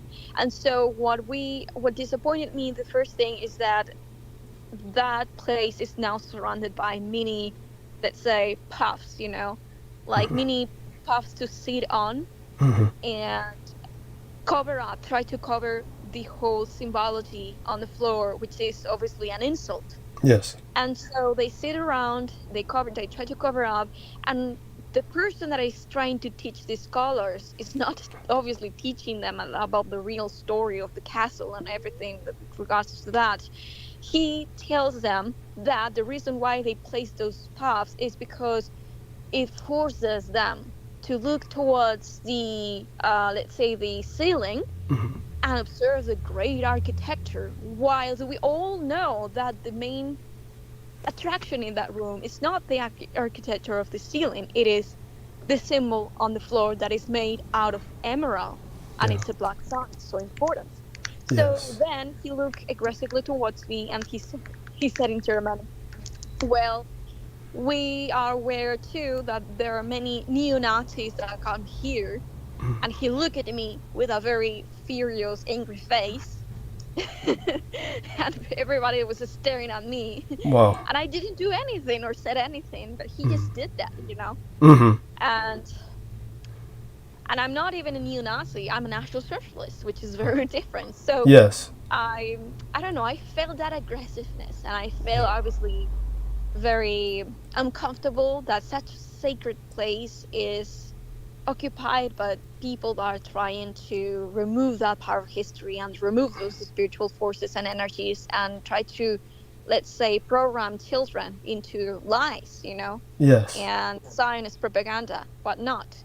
And the second part was a very important place for the SS where they will leave the rest of the fallen ones and perform more rituals, and even though it was like there was a camera for like vigilance for 360 degrees, I decided that I wanted to chant because I'm a singer. So I started channeling and singing words from the inner earthers to bring more of that energy there, because let's not forget that the Wewelsburg Castle is represented the center of the earth in the surface of the planet, and Heinrich Himmler understood this. That's why the black sun symbol is there, because the black sun is in the center, represents the center of the planet. And that place within Germany, in the surface of our planet, is connected and is representative of that inner earth core of the planet. That's why it was constructed there, and that's why the rituals were performing there. So I chanted. Go ahead. Yes. Go ahead. Please continue, Marina. Sure. So I chanted music and voices that I channeled directly from the Agarthians and from Thule, and it was something that made me feel complete, like I did something, to help the situation out, because next thing that I will see when you get out of the museum, there's a place dedicated to the big lies about that part of history that I'm not even going to mention. So there was a German trying to program children about those big lies, and I just didn't want to even see that or comment about that to my friends. I just said, let's get out of here. That part is nothing that I will ever be interested to listen to. So yes, I mean, that was the also very interesting aspect of my trip. But then synchronistically, I had to search for another place to stay in because I wanted to stay 2 more days as I was mesmerized by being in Germany. Yes. And I changed my flight ticket and I was searching for an Airbnb. And people were telling me that I should go party, in the city that was the closest, which is Cologne. And something inside of me was saying, don't go to the city. You need to go to a traditional German village because something's calling for you. Yes. And I said, you know what? I'm just going to follow synchronicity. And I found a traditional German house in a place that is connected to the mythology of the Nibelungans and Siegfried, which became then the mythological story of an heroic story for National Socialism. There are even monuments to Richard Wagner there and a lot of paintings dedicated to that mythology. And I did get a lot of spiritual paranormal experiences and contact from the gods there, from the Aesir and from the Inner Earthers. So I'm not going to elaborate all of that because it's a lot of things to just bring up, so I'm not gonna take a lot of the time here. So I'm glad that you just let me explain all this. Don't ever worry. Don't ever worry about how much time you take. You're always allowed to take as much time as you wish or need to express something. And believe me, I can understand the resentment, the hatred that was projected at you because you represent that which the indoctrinated Germans are those that are under the spell cast by the Jew, or you represent what they hate and what they're trying to destroy. And of course, they looked at you as a threat immediately because they could sense that you belong there and they do not. Just as you belong there and those red beanbag chairs do not. It's at least one thing I can say about it is that the red beanbag chairs are easy to remove and someday will simply be tossed out. That's at least there's that. But when it comes to the castle itself, thank God that they didn't efface or deface the black sun symbol. I know that we're certainly working on trying to just cover up a lot of these symbols.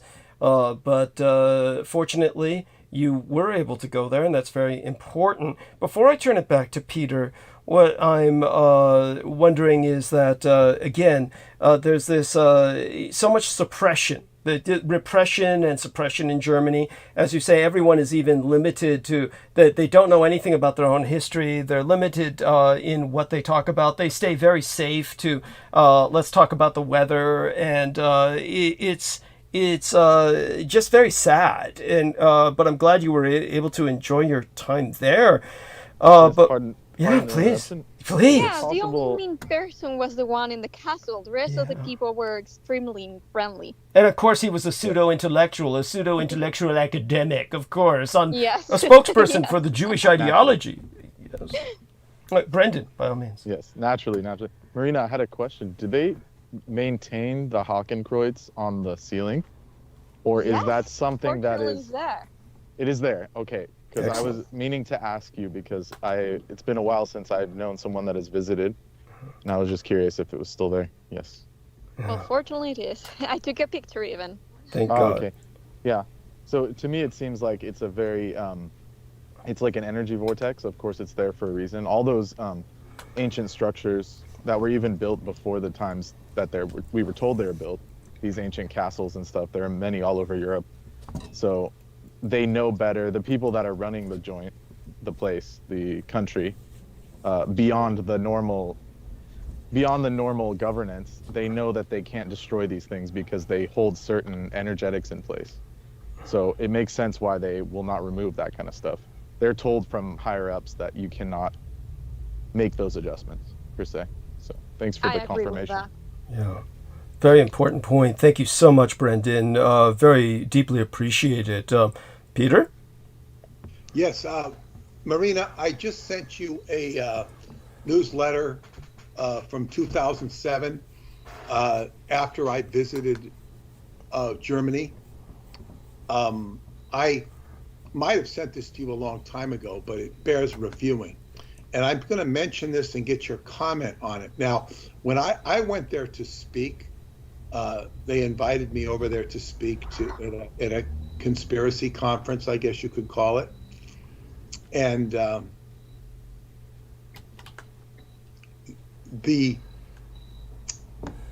what they told me, my German friends, they told me certain things. And I'm going to read some of it here, but I sent you the whole article. Mm-hmm. It's talking about the magical apparatus of, I'm just not going to go too deep into this. I'm talking about Heinrich Himmler.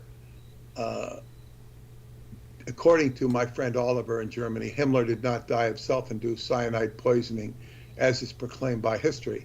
Instead, he was beaten to death before, during, and after interrogation.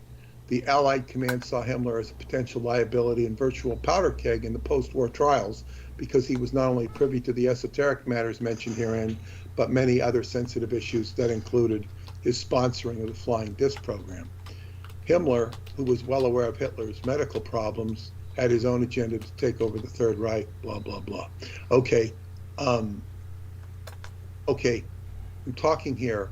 The mysterious legacy of Himmler fits in precisely with the Magna Figura, or Great Baphomet, because he not only pursued it, but leased and renovated a facility for utilizing it. This Baphomet is called the Great Light Gate.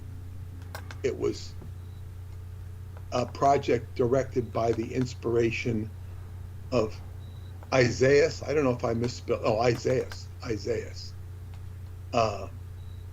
I'm skipping over things here, but this is what I want to say. All of these, okay. The Wewelsburg Castle in Westphalia was the headquarters of the Anunnaki or Cult Bureau. Himmler constructed a temple beneath the North Tower of Wewelsburg, which was the Holy of Holies of the SS.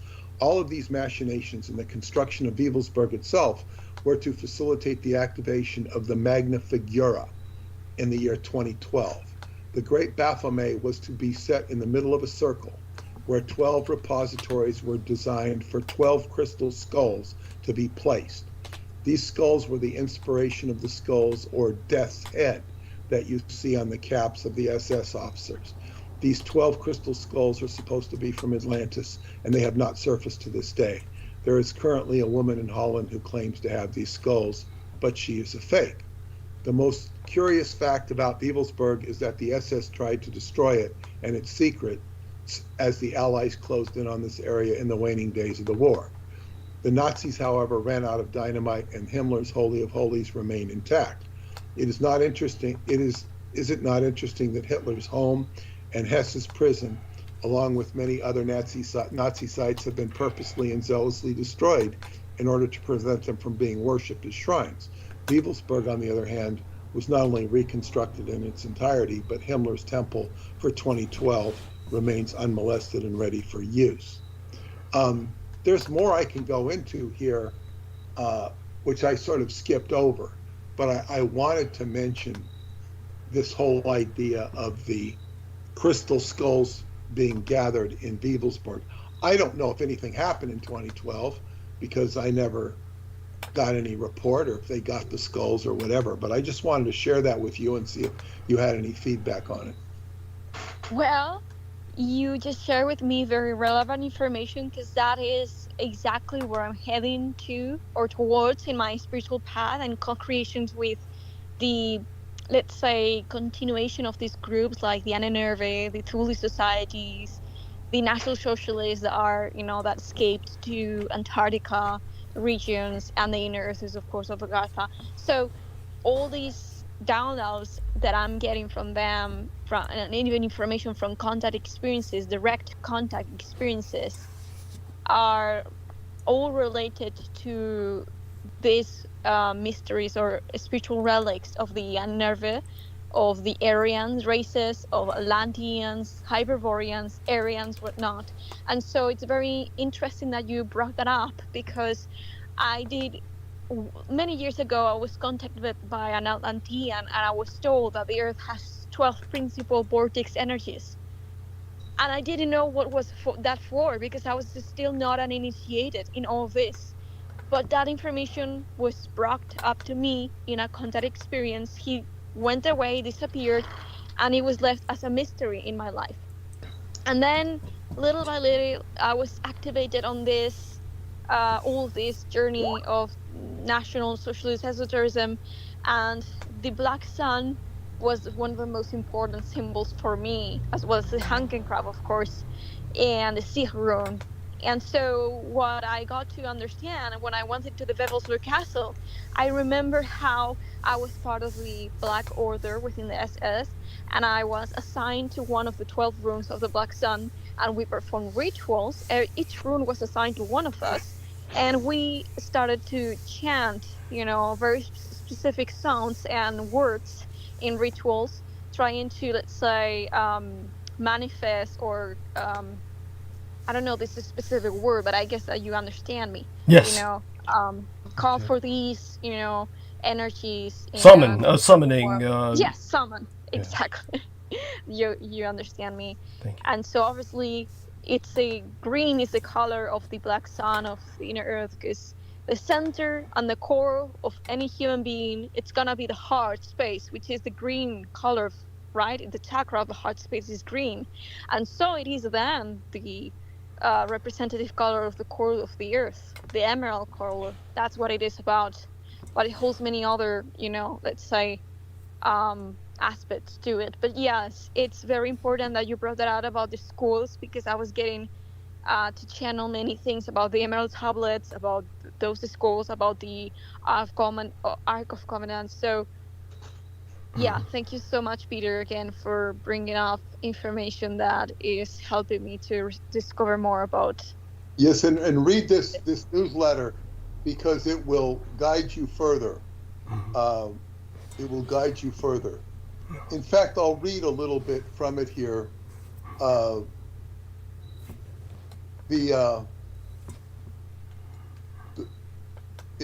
Talking about the black stone. The black stone comes into play by reason of Hubertus Richkoch, a Templar who lived during the same period as Roderick and Emmerich. When visiting the Holy Land, Hubertus also experienced a supernatural feminine presence in the personage of Isaias, Isais. She gave him a job as the custodian of the old mountain of God, which he eventually recognized as the Midnight Mountain. Isaias appeared to him there and gave him 3 magical objects: 1, a spearhead; 2, a mirror; and 3, the aliãs stone, or the black stone. These objects were secured there, and Hubertus became the first guardian or knight of the black stone. At this same time period, and with a direct link to the experiences of Hubertus, there emerged 2 major elements which would bind the future consciousness of the German people. One was a magical device known as the Great Baphomet. The other was the legend concerning such. Baphomet is commonly thought to be, quote, an evil head, quote, that was worshipped by the Templars and was only owned up to by them under torture by the Inquisition. The word Baphomet is actually derived from an Akkadian Babylonian word, Babcom, Babcome, which means light gate. Babcom later became Bacome and was deformed into Baphomet. The light gate refers to access to the central or black sun, which symbolize the divine force in the world and the magical principles of duality, yin and yang. The Great Baphomet, or Great Light Gate, was a project directed by the inspiration of Isaias. It was a device that would precipitate the new light empire and was known as the Magna Figura, a magical apparatus that would produce a magical sun. The device was a statue of sorts with a male head and a female head, each looking in opposite directions. An illustration is given in my book, The Black Sun. On the side of the heads were to be inserted two stones. One was the aliã or black stone referred to above. It is feminine. The other was the grail stone, which is masculine. This is the grail stone that was said to be a part of the Holy Grail and from the crown of Lucifer before his fall from grace. The magical apparatus is not only a staple of German esotericism, it was studied with great intensity by Heinrich Himmler. And then I went on into why Himmler was, not welcomed into the Allied fold. I am told the great Baphomet and Blackstone are in safekeeping. The Grail stone and the skulls would still be needed to pull off what is supposed to happen in 2012. Keep in mind what was said earlier. All of this ties into the writings of Marcion. Marcion is a scholar that occurs around the time of Revelation. That's a whole nother story, which is in the newsletter. I never heard of Marcion, but that's where I learned about him. So this is a fascinating synchronicity of stuff that, this goes back to 2007 for me. This So, is magical. Like literally 2 days ago, I heard in my head Baphomet. tell us about this. Any other details, Marina? No, I did hear the word Baphomet, and I thought it must be a god, it must be a deity. It resonates with me that it's all about that, but I didn't give it any importance. I thought maybe it's just in my head. But now that you mention it, I was just like, wow, okay, so maybe it was for me to, it was synchronistically placed there Yes. for this man. Now, I think it's important that you also emphasize the fact that in the UFO community, as you said, all too many people are following the Matador's red cape, and the Matador's red cape is ETs, and a lot of this is an agenda that prevents us from seeing the truth of the UFO phenomenon, much of which is rooted in the Aryan experience. Share with us a little bit about these details. Sure, I think you're trying to you're indicating about the narrative of ETs that are trying. Sorry, I just got cut off with the words, but no worries. you're Are you speaking of the Greys, perhaps, or the? Oh, that's exactly where you were going. Okay, so yes, of course. I mean, there's a lot of ET agendas going on. Not all ETs are negative oriented or are trying to impose an agenda, meaning that they're more of a neutral, let's say, essence. But it's true that the ones that are more interactive with humans, at least with their psyche or their lower consciousness aspects, are doing so because they do come from an agenda-based perspective.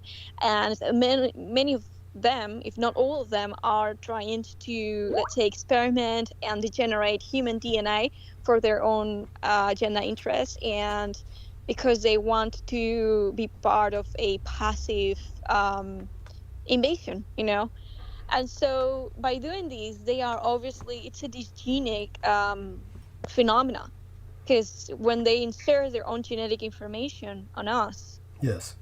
we are becoming more degenerate and disconnected from our own true essence as a collective, and we are becoming literally modified genetically. And they do not do it only with technology, as many people discuss about. We're not just talking about abduction scenarios and breeding programs.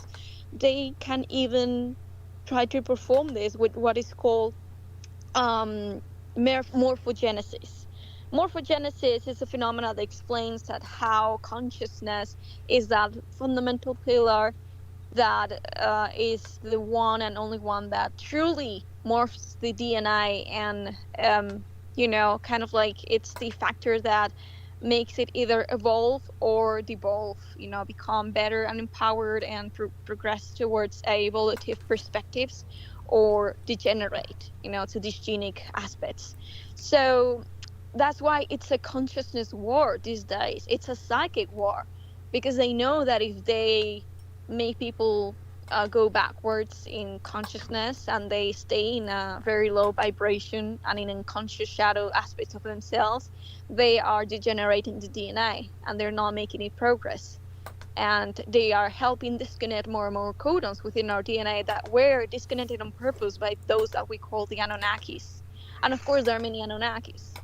So that's why there's a very important information talking about root races and cloister races that discuss the phenomena of the New Age, such as the Earth seeds or the star seeds, which is people that just happen to have more strands of DNA connected or reconnected back again, that are, let's say, the beacons of light in this planet, because thanks to that connection, they can channel up to much, much higher percentage of consciousness coming from higher fractal awareness, higher fractal consciousness, meaning they operate with more percentage of their higher self, and they can gather information from more dimensions. They have more dimensional depth to their experience here.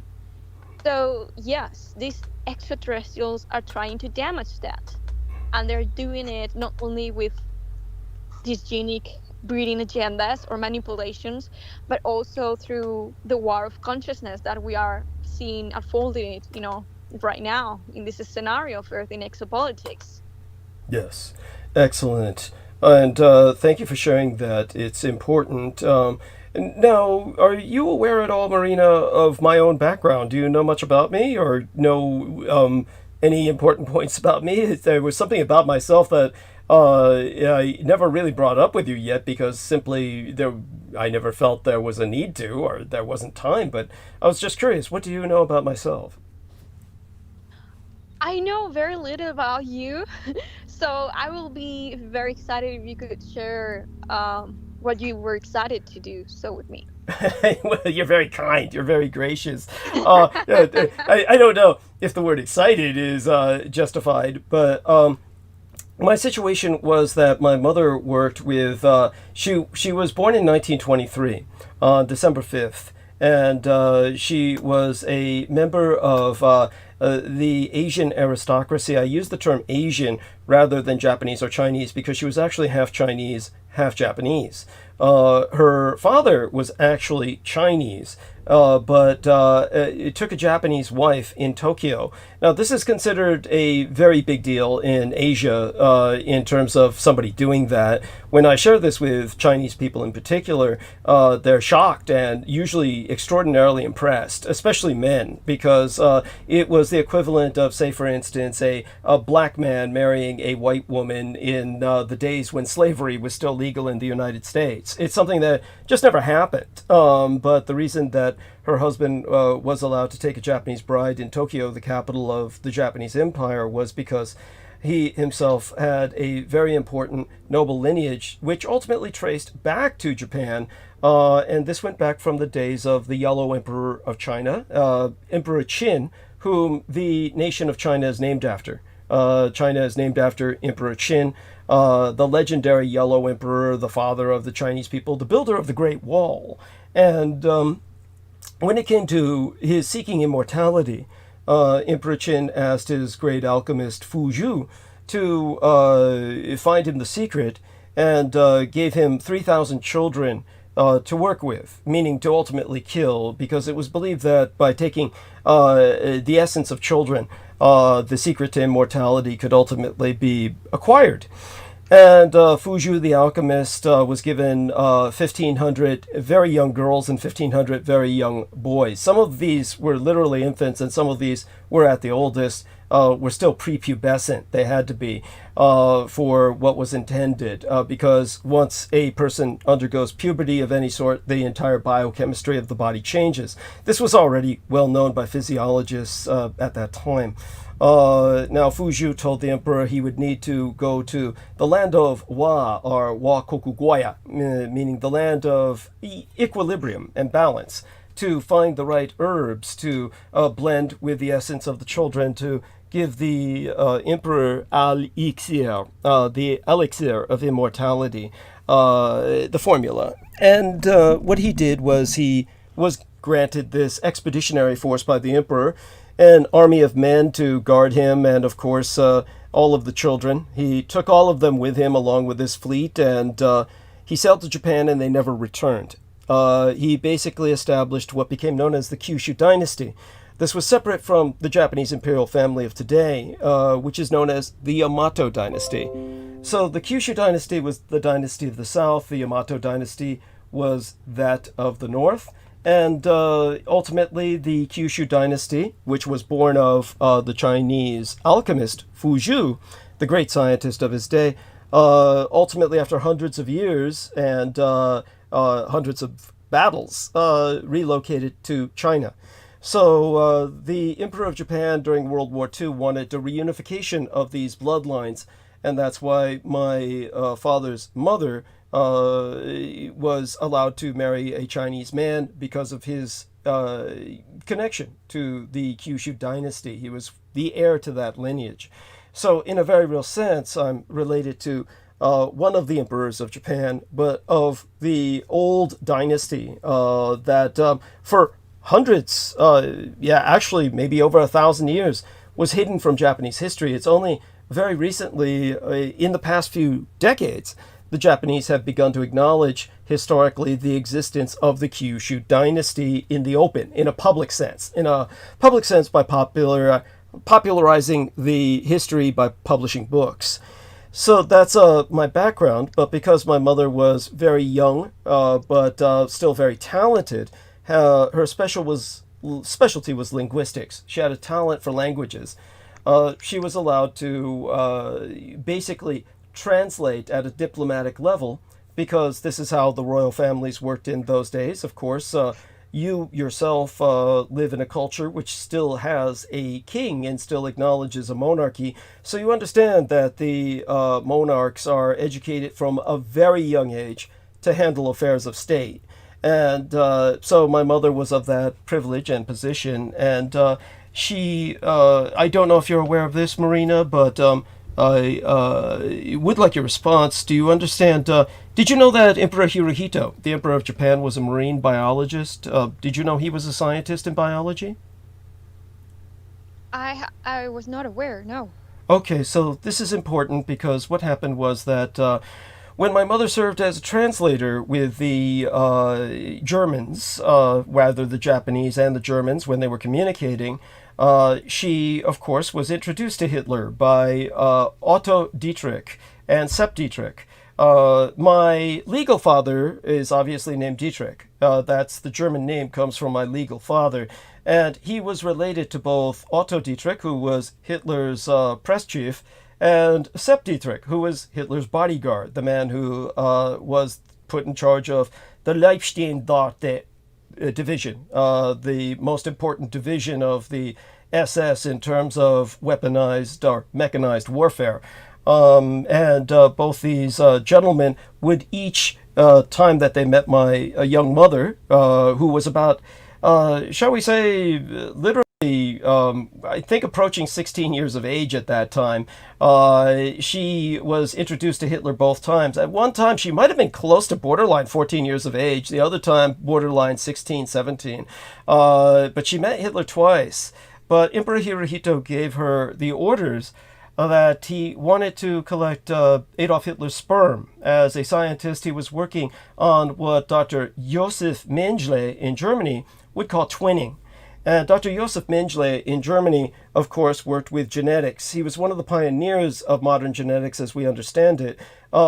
This was before Rosalind Franklin isolated the helical structure of DNA, a deoxyribonucleic acid, what we understand to be the building blocks of life today. Before that, the term genetics existed, but it referred to mathematical units of inheritance. So the most people could do towards eugenics, or good breeding, the most they could do would be to try and breed people by pairing up people who looked like they were going to be a good match genetically and produce good offspring. This is something that Mengele was working beyond that. He was beginning to investigate the basics of genetics in a mechanical sense, where you could alter the genetic structure itself and alter life itself.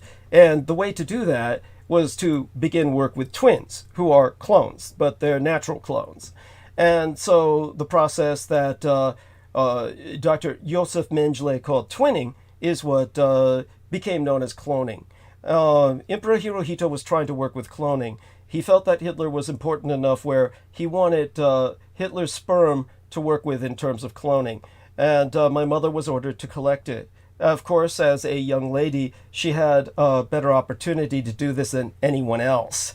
And as a result, she once, in a sense, blackmailed Hitler by getting him to put on a kimono. There's an actual photograph my mother took of Adolf Hitler in a kimono that has been floating around for a while now. That is actually something that I unleashed on the world. That was through my friends that was ultimately put on the internet when I began to try and work with someone who would publish my books just before I was working with Peter Moon. At that time I was working with someone else.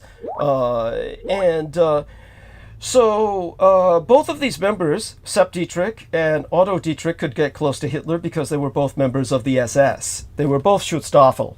And as a matter of fact, Otto Dietrich was, for the SS, what Reichspropaganda Minister Dr. Paul Joseph Goebbels was for the civilian population. As he was the Minister of Information and Enlightenment for the civilians, Dr. Goebbels, Otto Dietrich was responsible for that with the SS organization. And since they both liked my mother and introduced her to Hitler, my mother was ultimately able to extract some sperm, each time, actually. Both times she added immediately a ginseng formula, which is not something mythical. It's actually available on the internet as to the kind of ginseng formula that is used to preserve sperm. And this way she was able to keep the sperm alive until she got it into refrigeration. And once it was in refrigeration, well, it lasts practically forever. The fact was she was able to send one test tube back to the emperor. There was the other she kept for herself, and having the resources with her family background, she was able to do this in Manchuria, and ultimately had the sperm shipped to San Francisco, where it was kept in a building that specialized in sperm preservation. She later, because the husband she married, the Dietrich she married, was very likely infertile. He had been married 5 times, but never able to have children. She ultimately made him feel better by letting him think that I and my sister before me, she's 3 years older than myself, she let my father think that we were his real children. But in reality, she had impregnated herself with Hitler's sperm. So this was done in, of course, the years that my sister was born was 1963, the year that President Kennedy was assassinated, and I myself was born in 1966. But biologically, even though my mother is certainly my mother, my biological father, via sperm donation, is Adolf Hitler. I believe you were never aware of this. I take it you never knew this, correct? I had no idea about this. It's very interesting. Thanks for sharing. Yes, and just wanted you to know that because it's an important element of my identity. It's something I actually didn't share with the world until I was older. And simply, I was dealing with too many other challenges to also deal with that social burden. But it's one of these things that I've brought up, and it's very important to continue emphasizing that from this point forward, because this is one of the reasons why I, of course, try to educate people about the reality of National Socialism. Now, Peter Moon and I, of course, have very different perspectives on terms of some of the history. Peter, of course, has done a lot of research independently before he met myself, but certainly from my understanding of history, the Allies, of course, claimed Heinrich Himmler killed himself. Then, of course, Peter's right. They beat up this individual to death they thought was Heinrich Himmler, but that was not Heinrich Himmler. Heinrich Himmler escaped to Unterland, as did Dr. Joseph Goebbels and Adolf Hitler himself. There's something else you may not know, Marina. My mother was of the ancient bloodline from the Chinese side, not only of the Kyushu dynasty, but from her mother's side. She was part of an even older lineage that went back to the vampire lineage, is what the Westerners would call them. Of course, the concept's very different in China. And this is something that we've spoken about in the Revelation of the Magi when we discussed this. This is a book that was published fairly recently, but it was thousands of years old. It's a book that existed historically at the time of Christ, literally written within 100 years of his death, which is essentially historically pretty much so close to his lifetime as to be considered canonical. In other words, it could have been included in the Bible, but the only thing that prevented it from being included in the Bible was politics. The Council of Nicaea produced what they called Apocrypha. And because of this, that element that should have been in the Bible about the Magi wound up in a Vatican library, where the real book, written on what they called kid skin, meaning the skin of vellum, the skin of lambs, baby lambs, nearly transparent paper, but it lasts a very long time. That book was finally discovered in the Vatican Library and translated by a specialist in the Aramaic and Syriac languages, Brent Landau. And Dr. Brent Landau discovered that the Magi were Chinese, and there were 12 of them. And what happened was that the 12 Magi led an expeditionary force, literally a Chinese military invasion, into Israel. And that's where they confronted Herod, the Edomite holder of the throne installed by the Roman Empire. And they asked to see the Christ, and were ultimately able to find the Christ. And this is what led Herod to respond by trying to kill all of the firstborn sons in his country. All of this is not only biblical, but historical. And the Revelation of the Magi is a book that is also historical.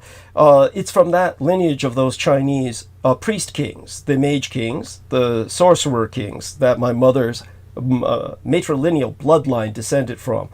And when it came to all of this, it's important because Adolf Hitler was a person who understood the reality of the vampires. It was also reinforced by his connection with the Japanese and the Chinese that he found out more about this. Towards the end of his life, Dr. Theo Morel, who was his doctor at the time, the end of his life as we understand it, Dr. Theo Morel subjected Adolf Hitler in 1944 to a series of intensive blood transfusions. This is historical. Anybody can do research on this and prove to themselves everything I'm saying is true. These blood transfusions were called the Bulgarian cure. The reason it was called the Bulgarian cure was because to the Bulgarians, their understanding was that Lao Tzu, the father of Taoism, was a Bulgarian, and therefore a connection with Asia was there. Theo Morel thus named the transfusion of vampire blood into Adolf Hitler. He called this the Bulgarian treatment for that reason. I've gone into the history of vampirism in Europe before. Many people are unaware that Adolf Hitler was trying to create a nation for such people. That was in Transylvania, an area that would comprise the region of essentially Banachka in Hungary, and elements around Romania, well, in Romania today, that were capitaled at Timișoara. And in the city of Timișoara, which was to be the capital of this Transbalkanian nation, which would have bordered Transylvania, Hrvatska or Croatia, as well as Serbia and other Balkan nations, about 6 of them. The Germans held that and occupied it militarily throughout World War II. It was in the Vojvodina region, north of Beograd, the capital of Serbia today, that was integrated into this new Transbalkania, that this nation of vampires was supposed to be established on the surface world. Because of what happened in World War II, that did not manifest, but it is through Adolf Hitler's diplomatic attempts to create that nation with a non-human intelligence being recognized internationally, had he prevailed on the surface world. This was something that would have enabled us to live with a non-human intelligence side by side for the first time in human history. This is what Hitler wanted, and ultimately this is how he was given massive donations of vampire blood. When Dr. Theo Morel's transfusions worked, and he was able to ascertain this through the color of Hitler's urine, which ultimately became beer brown, as he described in his medical textbooks, he knew he had succeeded. Adolf Hitler, when he escaped to Unterland, because of these transfusions, his life is extended, and his youth is preserved far longer than your average human lifespan. It's not necessarily immortality, not really immortality, but it's an extended lifespan 2 or 3 times longer than the average human lifespan. My biological father, Adolf Hitler, may still be alive today. Again, an important reason why I do what I do. Also, Marina, I was born in Taiwan, and Taiwan is the Nationalist Republic of China, where their government reestablished itself. And that Nationalist Republic of China, at the end of World War II, when the Japanese overran China and defeated the Americans in China in what was known as Operation Ichigo, the Chinese switched sides. The nationalists did. This is why the Americans ultimately took the side of the communists in China, and then later on rejected nationalist China, which was the first nation to ever declare war against the Axis in 1937 against Japan. They rejected them from the United Nations, even though the nation I was born in was one of the founding members of the United Nations.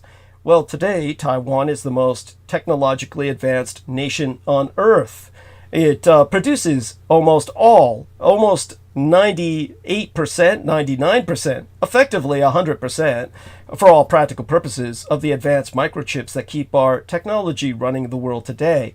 And yet, it's not recognized by the United Nations because it's considered the last Axis nation active on the face of the earth that the United Nations was organized to fight against.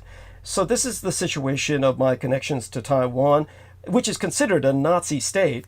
They actually use the ad locutio, the Roman salute, what the Americans call the Heil Hitler salute. That Hitler salute is still used in Taiwan to swear oaths, such as swearing in the office of the president or swearing in Olympian athletes in their local Olympics because they're not allowed into the International Olympics under their own name, that sort of thing, or swearing in to a judicial position or an oath at school. They use that fascist salute that they used in España for a long time. I don't know if they still use that there. But all of that is my background, so hopefully you understand why it's so important that we work together. So I just wanted to share that with you, Marina, and hopefully you'll continue working with us in the future because I'm just not someone who's interviewing you casually. It's because we truly are on the same side. I hope that that's coherent. Do you understand what I'm saying? Yes, 100%. And thank you so much for sharing your background with me. Now I understand the importance of this connection and this co-creation. So I'll be glad to attend more of your Skype calls or interviews or your program. Thank you. I appreciate that profoundly. Right now, Marina, I'd like you to continue talking and take a few questions from Aristides and Brendan. Brendan and Aristides had a few questions lined up for you. I'd like to start with Brendan first, and before we turn it back to Peter, Brendan and Aristides, if you'd be kind enough to speak to Marina for a few moments, I'm going to go mute and I'll be back in about 7 minutes. I just wanted to take care of some other things that I need to tend to right now. And then, of course, turn it over to Peter if you can't think of anything yourselves. Gentlemen, if you would please, I'd like to hear your voices. Yes, thank you, before I go mute. Thank you. Yes, I'm still on the line. Excellent. Please. Yeah, so that was a good synopsis from Doug about that.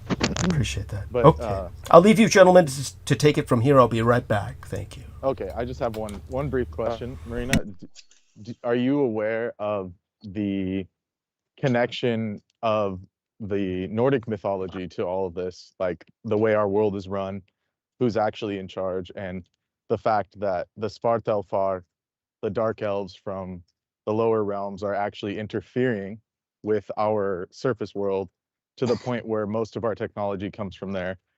These, and this current age, like this dark age, is actually ran by the forces of these Svartalfar, these dark elves, that, and the different factions thereof that actually, and this ties into the Vedic mythology, but I'm just going to leave it as Nordic right now because that's your zone of expertise.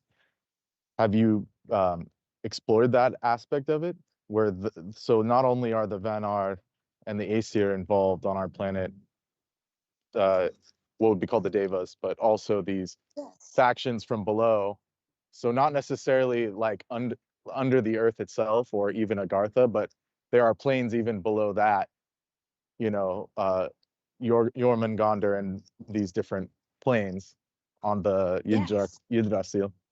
So I was just Oh, curious your 100%. I yes, understand what you're talking about. You're talking yeah, about obviously Midgard, Earth, Asgard, the yeah, Diviner, the Aesir, and the yeah, giants or Jotuns from all these other yeah, realms that are yes, considered to be the underworld. Yes, I am yeah, very aware of that. So I agree y- with your point. yes, And so, in all my channelings, I got to be in contact with many Indo-European gods, both coming from Rome, from from Greece. I mean, from Norse, pagan, spiritual mythologies. I work more with the Norse ones because I'm an Odinist and I have more of that, let's say, blood. So, but I do also connect with the Romans and the Vedic ones, and I have to say that it is 100% true that they are pretty much involved with Earth history and Earth spirituality and everything that is unfolding for us because we are their children. And of course, as there are children coming from those gods that are positively oriented and are divine in nature, there also will have to be in this picture, in this great, let's say, polarized, complex historical context, children of those that we perceive to be the enemies of the antichrist, of the anti-gods, let's say, of these lower realm giants. So yes, that's why where we put the enemies in the picture. That's why the Jews are who they are, worshiping Satan and all these other satanic, peoples, and that's why they are considered to be the children of these negative oriented giants or even monsters, let's say.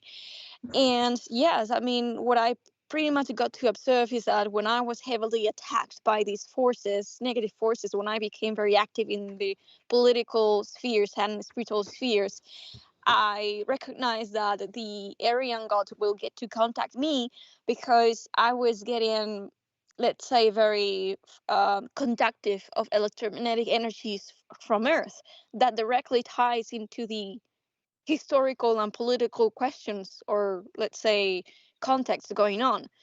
So meaning that means that if a person is able to channel like a higher percentage of their higher mind, they are aligning themselves to world events and even history that is unfolding. So obviously the enemies will try to take control of those consciousness and attack them and infiltrate, which has been the case for me and many, but I obviously resisted it and could overcome that. And in those events, that's when the Aryans, deities, came into contact with me and helped me get rid of them by giving me all the information and spiritual strength that will activate my blood further and their representative archetypal energy, because let's not forget that every deity exists to represent one specific or multiple archetypes within human consciousness, so that I was able to yes, pretty much get activated genetically in, and my blood will get to remember who I am, and therefore awaken that let's say life force and power within to help them in this big battle that we can consider to be the Ragnarok. yes, yeah. We're approaching that Ragnarok, and the fact that we are on Midgard or Middle Earth is like that's where the battle's taking place. It can only take place here because the other realms are obviously different dimensions, and this is the place where they can all interact. That's why it's in the middle plane in Exactly. this structure, universal structure. And Midgard is like Middle Earth, like Tolkien's Middle Earth. So there's like higher forces, there's lower forces, and then there's like middle forces that are all battling for control of this plane. Because through this plane, you can get to Bifrost and then further into Asgard. So ultimately, they want to use this plane as a jumping off point to, invading the heavens, heavenly planes. And on top of that, there's also the elven plane above us, in the stars and beyond as well, which would be like, like these in Vedic, it would be called Buvar, the Buvar Lok. So it's like the elven realms and such like that are closer to Earth. to Midgard. Yes, it's true. Yeah. 100%. I agree. And the number one thing is Mhm. like the truth is the biggest that's the biggest enemy to these other forces that don't want, because the less people know, the more control they have. So I mean, that's why anyone who comes out with any kind of truth, even if it's, you know, even if it's hard to understand for everyone, they'll attack anybody that has a little bit of truth, because that's the ultimate enemy for them, for these negative Sure. forces, you know, because mean, that'll sure. break out people from what they're up to, the lies and etc. So wonderful news. Yes, I mean, that's why in the first place the word conspiracy, which is a completely normal word, that means somebody, making up plans, collectively against Yes. one people's It should or be one called person. truth, right? Like, it should be the truth Yeah. movement, not like conspiracy is what they're doing. Conspiracy is Conspiracy them. is just a word, Yeah. but yeah. they just created the stigma around it on purpose so that the people that will hear the word will think immediately of the stigma rather than the word itself, and place the attention outside of what it's being told. So yes, I agree. Yeah, that's why truth is important. And in all the Indo languages, including German and Proto-English, is all Indo-European language tree.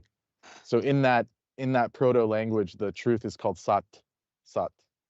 And then also in German itself, the word to breathe, breath, atmen, is the same as the Sanskrit word for spirit or life, the breath of life, the atman, the innermost self of a being. So there's a spiritual connection to all this, and they want that cut off, this kind of connection to something higher, which is why there's so much Germanophobia, like the attacking of the German people, and just even the German philosophy, especially here in America, has been completely erased. They put up barriers to it. You can't get to Heidegger or Kant or any of these really heady German philosophies anymore. They've completely walled that off, especially with the American psychology people. But that's because there's this thread of truth there that will lead you to your higher self, or the thing that's inside of you, the Atman. So it comes through the Germanic connection, because many people here have that, that bloodline. So there's a lot of trickery going on. There's a lot of trickery going on. Yeah. I It's good couldn't that the agree truth more is with coming. that.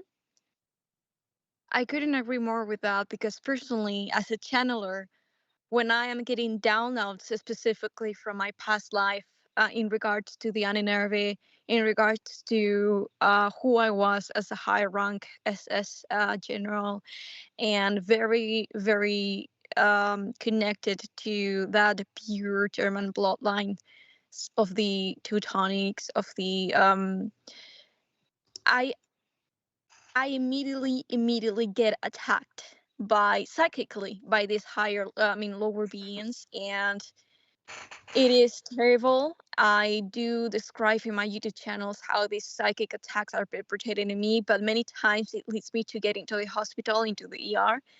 So I'm not exaggerating, and it's every single time that I am channeling information from German spirituality, philosophy, metaphysics, it always connects the dots with Deutschland. They're highly scared of people like us remembering or reconnecting to that country, to that blood, to those lineages. So I do agree that is their biggest threat right now. Yes, because if those, especially the fire nations, such as the Germanic bloodline, like if the Northerners, the Europeans are fire based as far as their inner DNA codes. They have like a fire DNA, like and the Chinese have air. Like each race has its own element association. So if the real spiritual fire catches on with the Germanic peoples or the Northerners, the Nords, then it will literally change the world. So that's why they tried so hard, and they even did 2 world wars in a row just to muffle that kind of DNA from even getting where it needed to go. Because even in the early days, 1900s, there were many American poets that drew upon this huge German backlog of beautiful truth and spiritual essence, and that was quelled with the first war, and then they even added a second war a few years later. So that was all to lower this transformational energy that the blood codes would have activated, and they did start activating. And then later on, the hippies and stuff from the 60s, they were actually going back to the poets of the 1900s that were keying into these German aspects of the knowledge, let's say, of the ancients. So, and then there's some stuff that they couldn't delete, like even like Wagner's Ring Cycle and stuff. Like I grew up listening to, like Ride of the Valkyries and stuff. Like it was such a beautiful, Interesting. like that stuff was so beautiful they couldn't delete it. Like it would have been like even like too much sacrilege, right? So like Yes, of some of course. the arts stayed, those really high arts stayed maintained to an extent, even to this day. So that's the good news. But that's how potent the heart of that is, of that bloodline and those blood code essences and such. So it's really good news Yes, it that is things good can change news. still. Things can change. And DNA can be Yes. repaired. That's another thing, is they don't want people to know that you can heal your bloodline and you can heal your codes, and restore these things over time. So that's another thing that needs to be stated, I believe. Yeah, I agree 100% with that. That is very important to understand for people. And yes, it's true. I mean, it's morphogenesis. We can morph our DNA to reconnect the codons that have been deactivated and to perfect our bloodline. So yes, I mean, that's truly how evolution works. It's not just the, let's say, ecosystem or the environment affecting us. That's purely from a biological perspective. It is us. It is our own spirit and consciousness dictating the path of the evolution of our own genetic information. So I couldn't agree more with that. Well, thank you for that, Marina. You're actually very well spoken, unusually well spoken for a human being. And Thank you so much. Yeah, and you have very deep understandings. Your understandings obviously go beyond this three-dimensional realm. I think when a quote unquote normal human being grows up, he often has to contend with counter forces to what his goals may or may not be. Okay, I've just returned, just to let you know I'm back. Continue.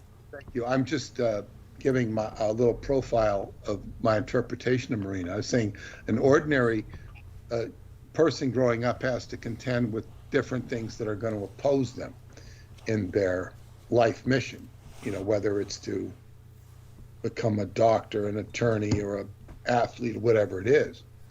Douglas has had just horrific challenges in his own life. Thank you. As for yourself, Marina, it seems to me that you're not just, dealing with the mundane human aspects of growing up as a young woman, but you're dealing with forces that are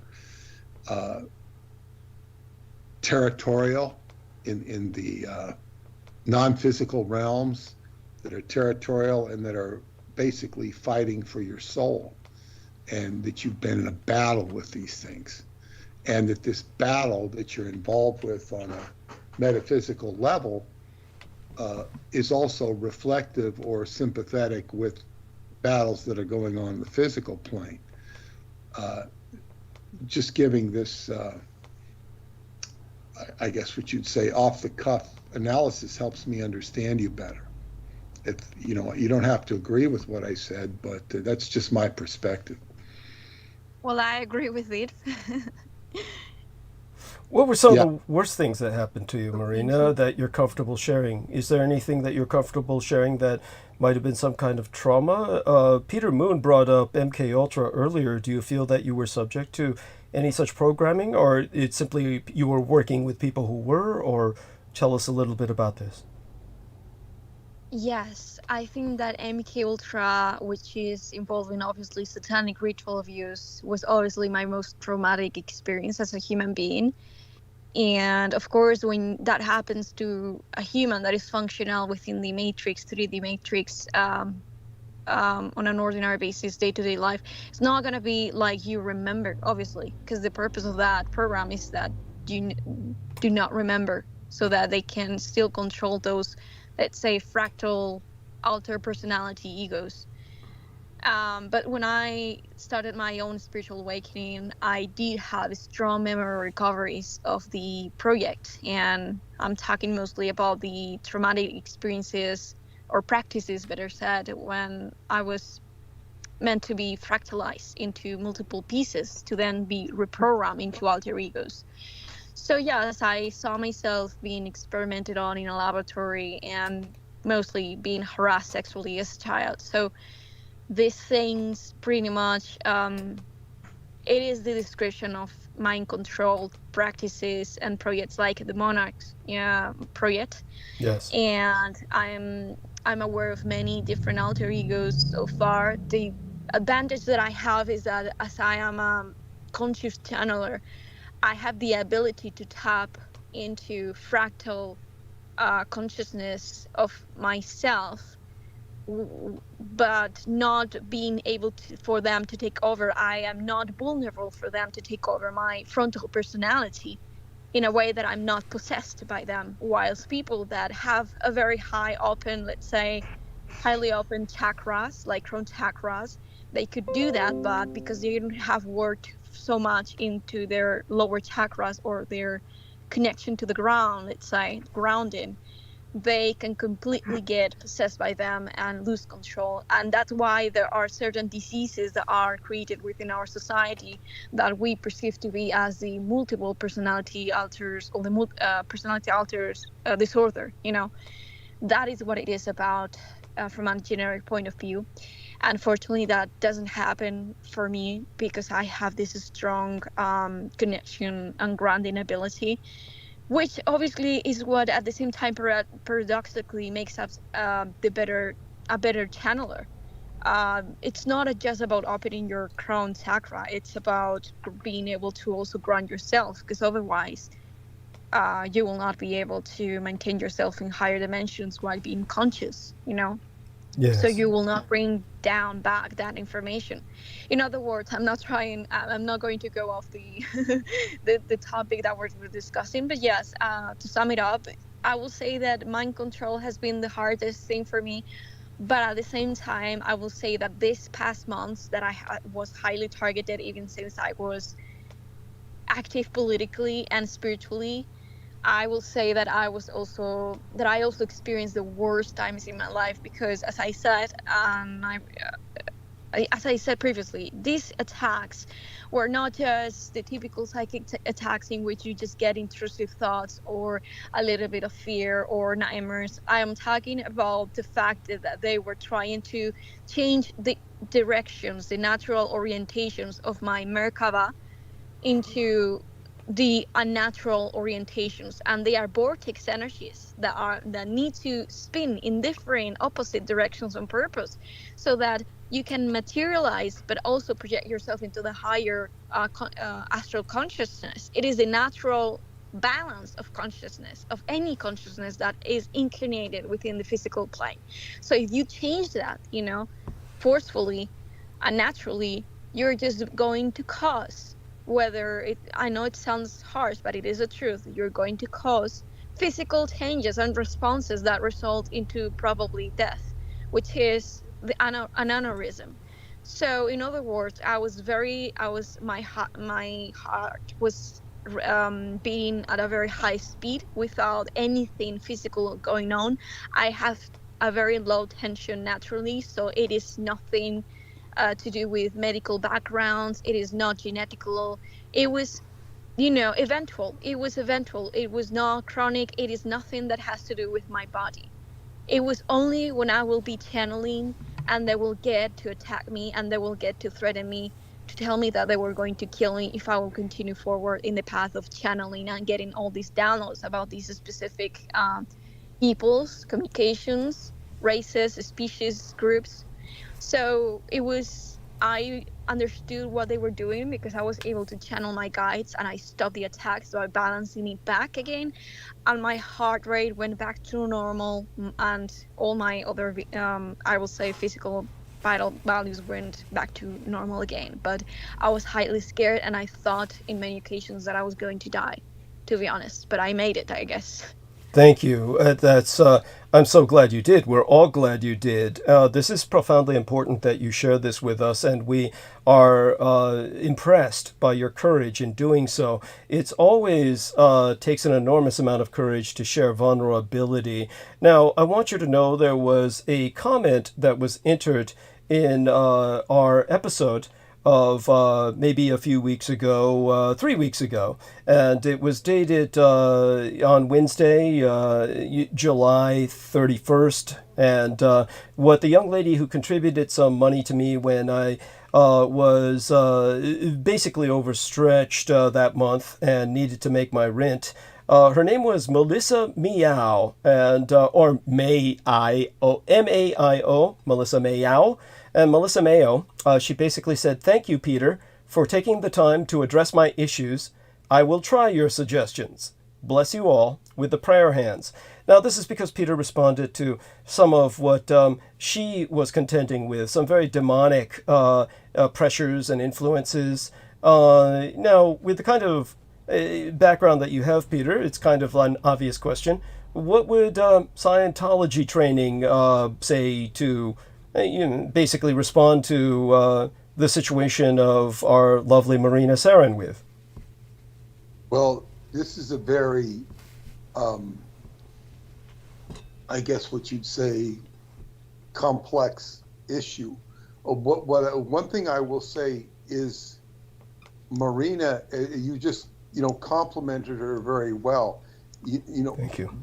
Most of these super soldiers are really fucked up.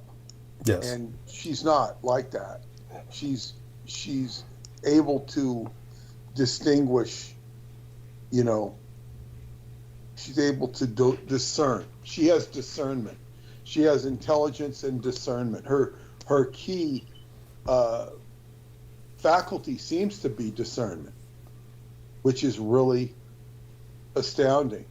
When I think back to the experience in Scientology, not my experience, but Hubbard's experience, is he had as far as the best I can tell, is he had a NDE where he went and saw the other realms, and he thought it was incredibly unique for him to be able to have survived it and remembered what he saw on the other side.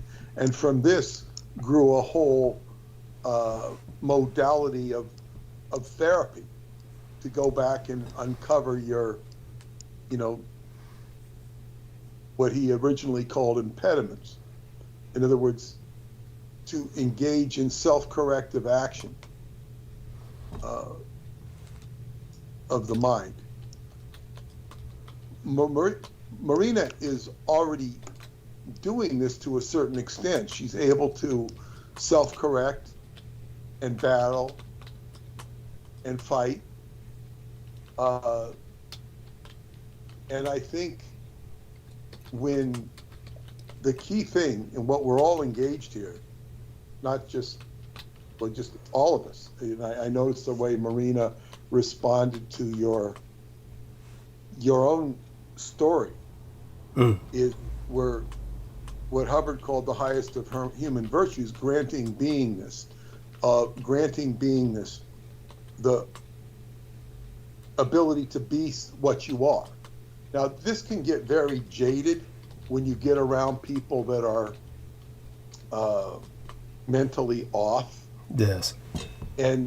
But it can also be therapeutic if you let them be who they want to be or think they are. I'm talking about people who are remedial. Like, Yeah. they come in and say, I was the king of Siam. Oh, you were. And you humor them and it makes them feel better. Well, we're not dealing with that. There's always an element of that when you're dealing with the intangibles. But, she didn't blink when you told her these things about your mother and Hitler. And that's, it's very gracious. It's very gracious.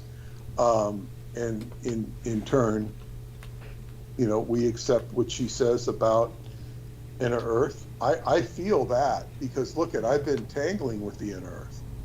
I've been tangling with it with Radu's books. And one of my friends there, I asked her, I told her a lot of new information that she didn't know. Not only about Radu, but about David, because she only speaks Romanian. So it's like I'm conducting these conversations over years, so I might not talk to her for a couple of years. And the only reason I don't talk to her is because we don't connect. And I had a very deep conversation with her. It was really wild. And in fact, I will say this because Marina will appreciate this. I said to her, what percentage of these books that are written? She said she's read all the books in Romanian. She says about 50% of them, 50% of it is true in her estimation. But where she said the information came from was an orgasmic tantric state of mind where you could get into lucidity. Now, if you take a hallucinogenic, you can have astute clarity or lucidity about something. And all you need to do is be directed to it. How well you might translate that lucidity is another issue. A paranormal exaltation where you have extreme lucidity. Douglas goes into trances when he communicates. Yes. But where things become more lucid for whatever reason. And so basically what she was saying, there is a tantric, and this is male-female tantra, whereby one goes into an exalted state of consciousness. Now, I know my friend, the first friend I went to Romania with, Tantra Bensko, she can be extremely lucid. She could, she can access your chakras and excite them psychically. She's able to do that. It's a very, I guess what you'd say, guarded gift.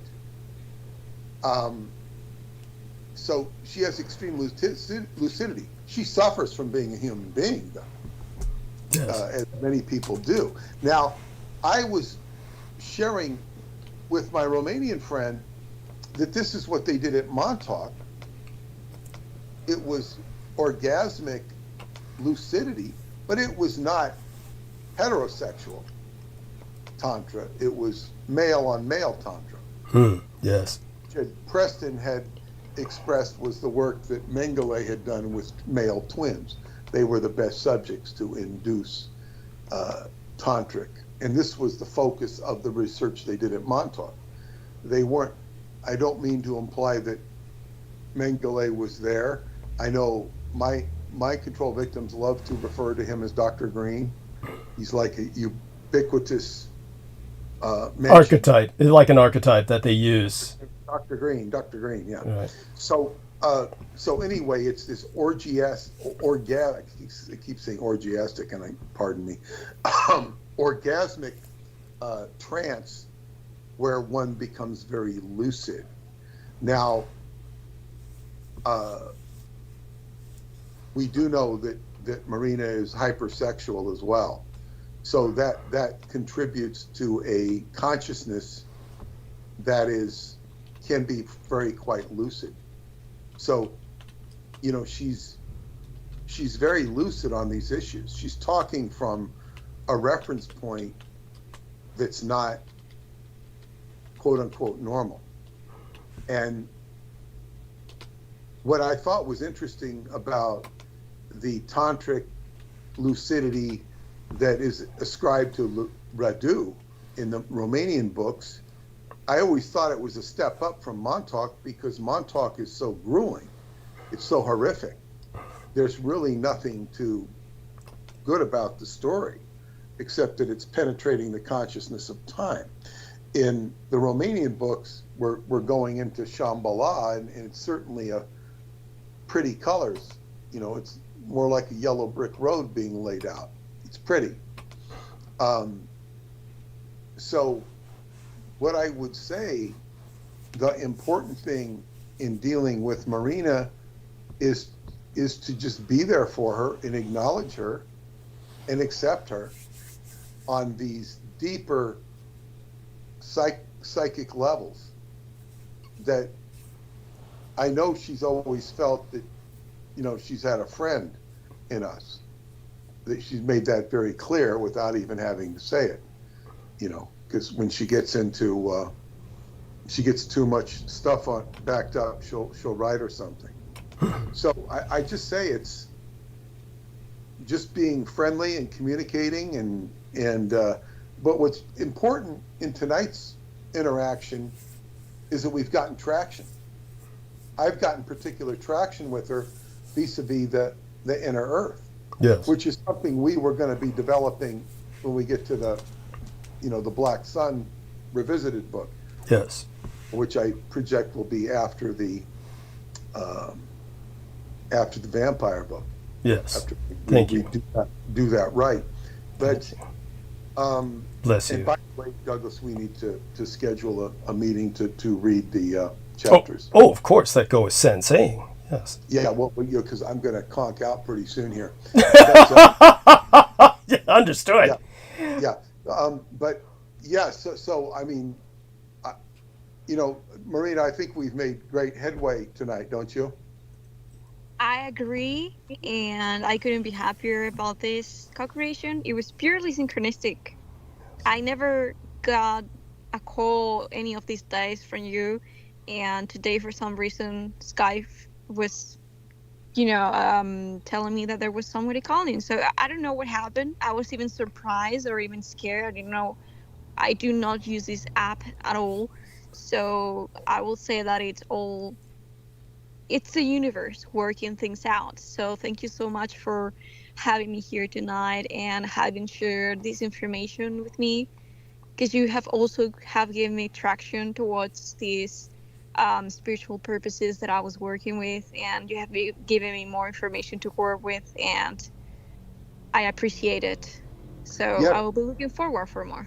Thank And you. this comes right back after I visited the Lost World, you know, and of course the Lost World was, you know, hanging on to, you know, to cables on cliffs. It wasn't exotic. It was beautiful in nature, but it's like, you know, I'm more concerned with my physical, you know, survival. Yes. Which was all fine, but yeah, I did feel like, wow, you know, he's telling me all about this lore, and then we're going into the place, and it's.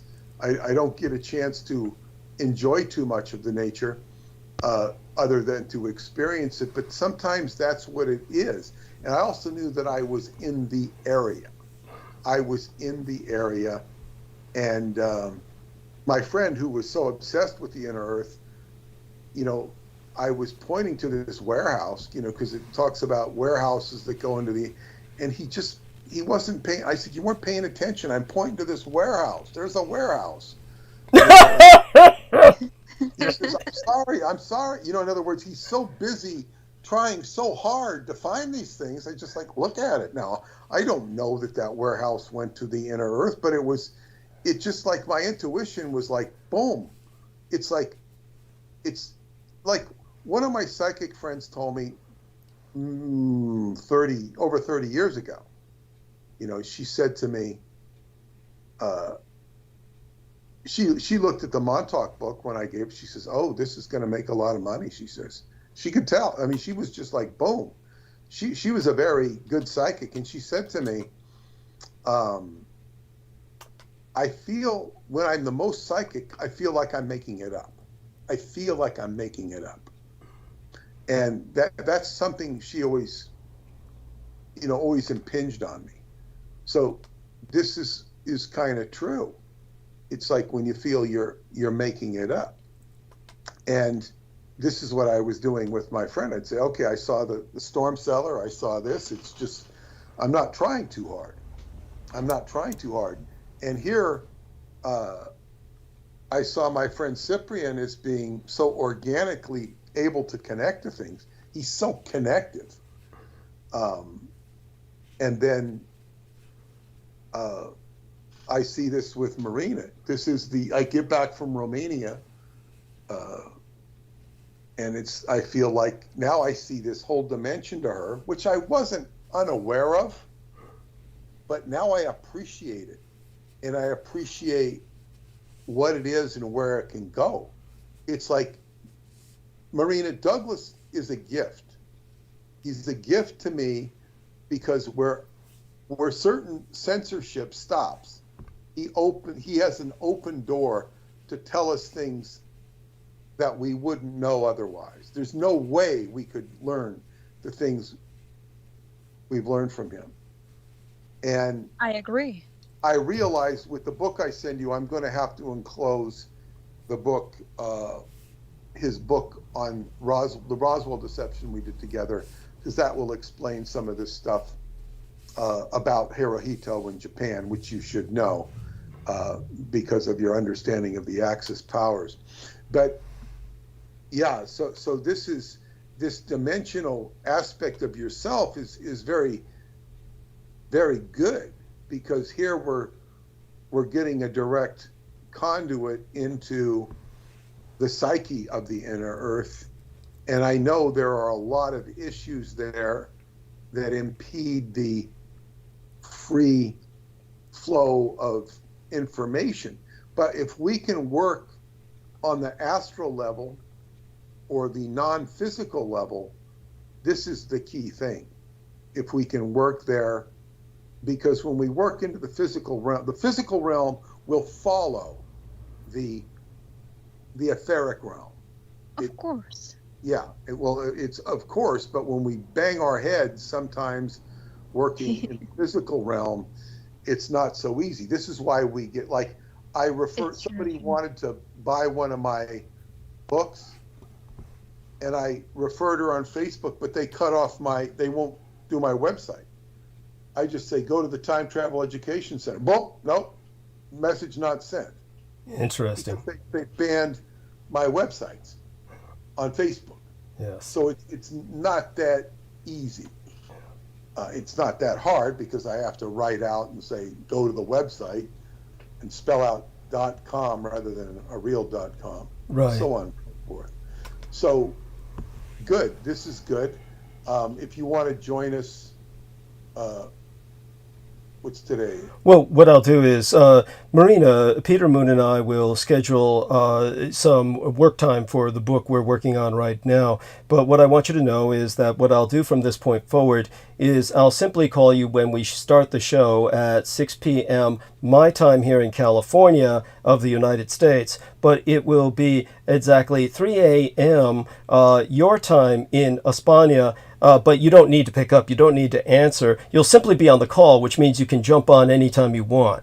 And that way, whenever you wake up, even if it's 12 noon, we'll still have 6 hours of the transmission left if we're doing the normal 12-hour transmission time. And this way, you'll just be able to come on whenever you want. And in España, those will be 3 a.m. in the morning on Monday and on Thursday every week. So I'll just make certain to call you at that time. If you happen to be up like you were tonight and able to receive the notification, then yes, of course, feel free to answer. But of course, whenever you wish to drop off and go to sleep, you're welcome to do that too. And like Peter himself, oftentimes he comes back on the show when he wakes up again. So you're welcome to do that as well. And if we're still transmitting at that time, yeah, you'd still be on the call and you could just jump right back on. Yeah. It's 5 a.m. now, right? Yes, it's 6 a.m. It's almost 6 a.m. So that's why I wanted to jump in to say that I have to unfortunately go to bed. So it's timing for me. So thank you so much for this call and having me here and the information that you brought into the question. So Yes, and that's consummation. Amazing, Douglas. I think that new dynamic will perfectly suit my my timing better. Thank you. And that way, you don't even need to come on for weeks. If you're busy for weeks at a time, yeah, I'll be calling you anyway, but you don't need to respond. It's just whenever you find yourself available, go ahead and do so. Well, we all love you dearly. Stay safe and be well. And gentlemen, Aristides and Brendan, if you would be so kind as to thank Marina for gracing us with her presence. Yes, Marina, thank you so much for coming on. I hope you stay in touch, and we can all interact more in the future. It was all very fascinating connections that were made by everybody. I think there was just a lot that was accomplished on this program. So thank you. Thank you. Okay. Good night. Brendan? Good night to you all. Yes, much appreciation, and auf Wiedersehen. Gute Nacht. Auf Wiedersehen. Good night. Adios. Adios. Yes. Blessed be. So that was the lovely Marina SEREN. Stayed with us through 3 hours from 3 a.m. in the morning till 6 a.m. in the morning, Spanish time. So, dear Peter, let's schedule that for our next work session together. Of course, give yourself some time to recover. Oh my God, you've earned it. I can go to work on this. The sooner the better. Okay. Because look at I didn't know whether I was going to conk out tonight or not. Understood. You were remarkable. You were magnificent. You held up. This is the thing. She just activated a lot of dynamic interest in, the work. I'm like, I wasn't expecting just a sort of casual, hey, I saw somebody who knew of you. That was remarkable. She went up on the radar, when he recognized her. That I didn't have much, and I didn't expect for it to go so deep. But then again, even though I struggled on this trip physically, I had a very good time emotionally, because what happens is when you get engaged with people and you start talking to them,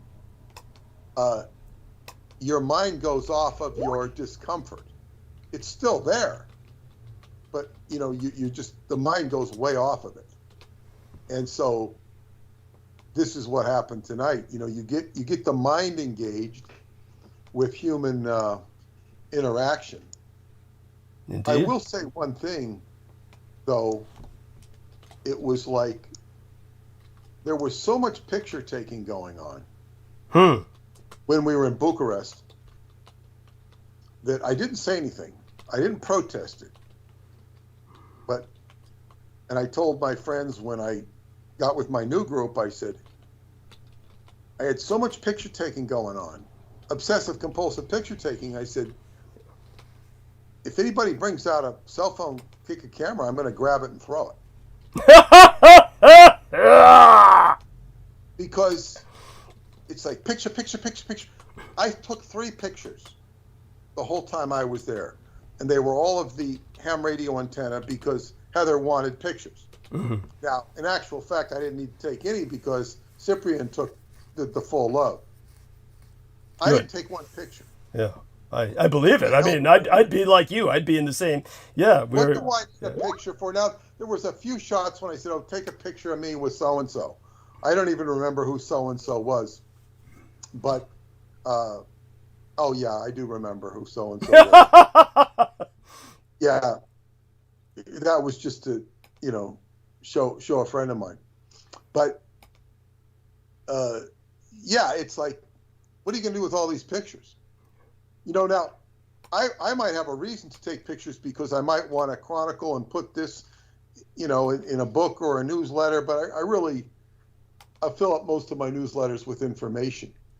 I put pictures in the past sometimes, but it's just, for me, it ruins the experience to have everybody taking pictures. Yes, believe me, you and I share the same space. Continue. I don't want to look at them that much. And then some friend of mine sent me pictures.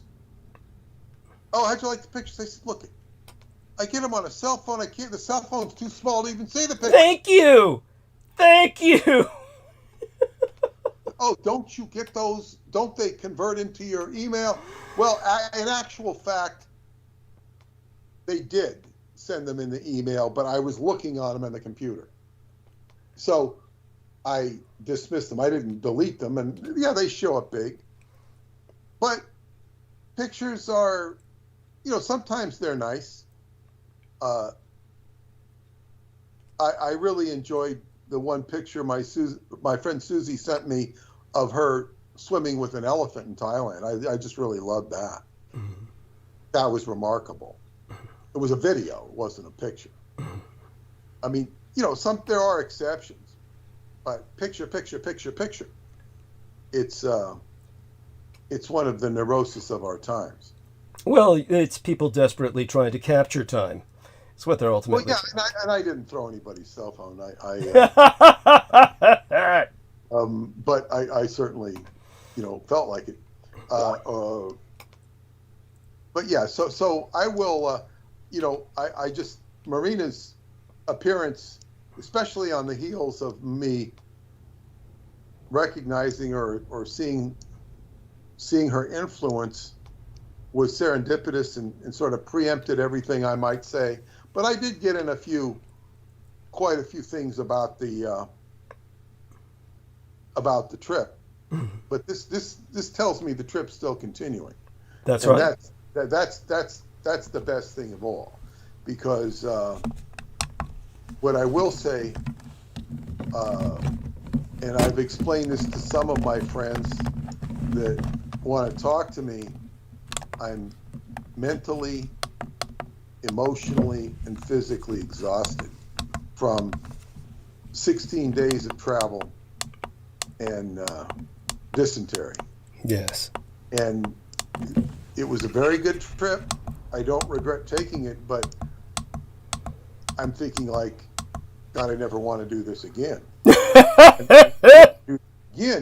Because it's good I'm on familiar ground, but it's like the food always has me on my edge. It's not that it's bad food. I'm just not used to it. So, and then my diet changes from what I normally eat anyway. That's unavoidable.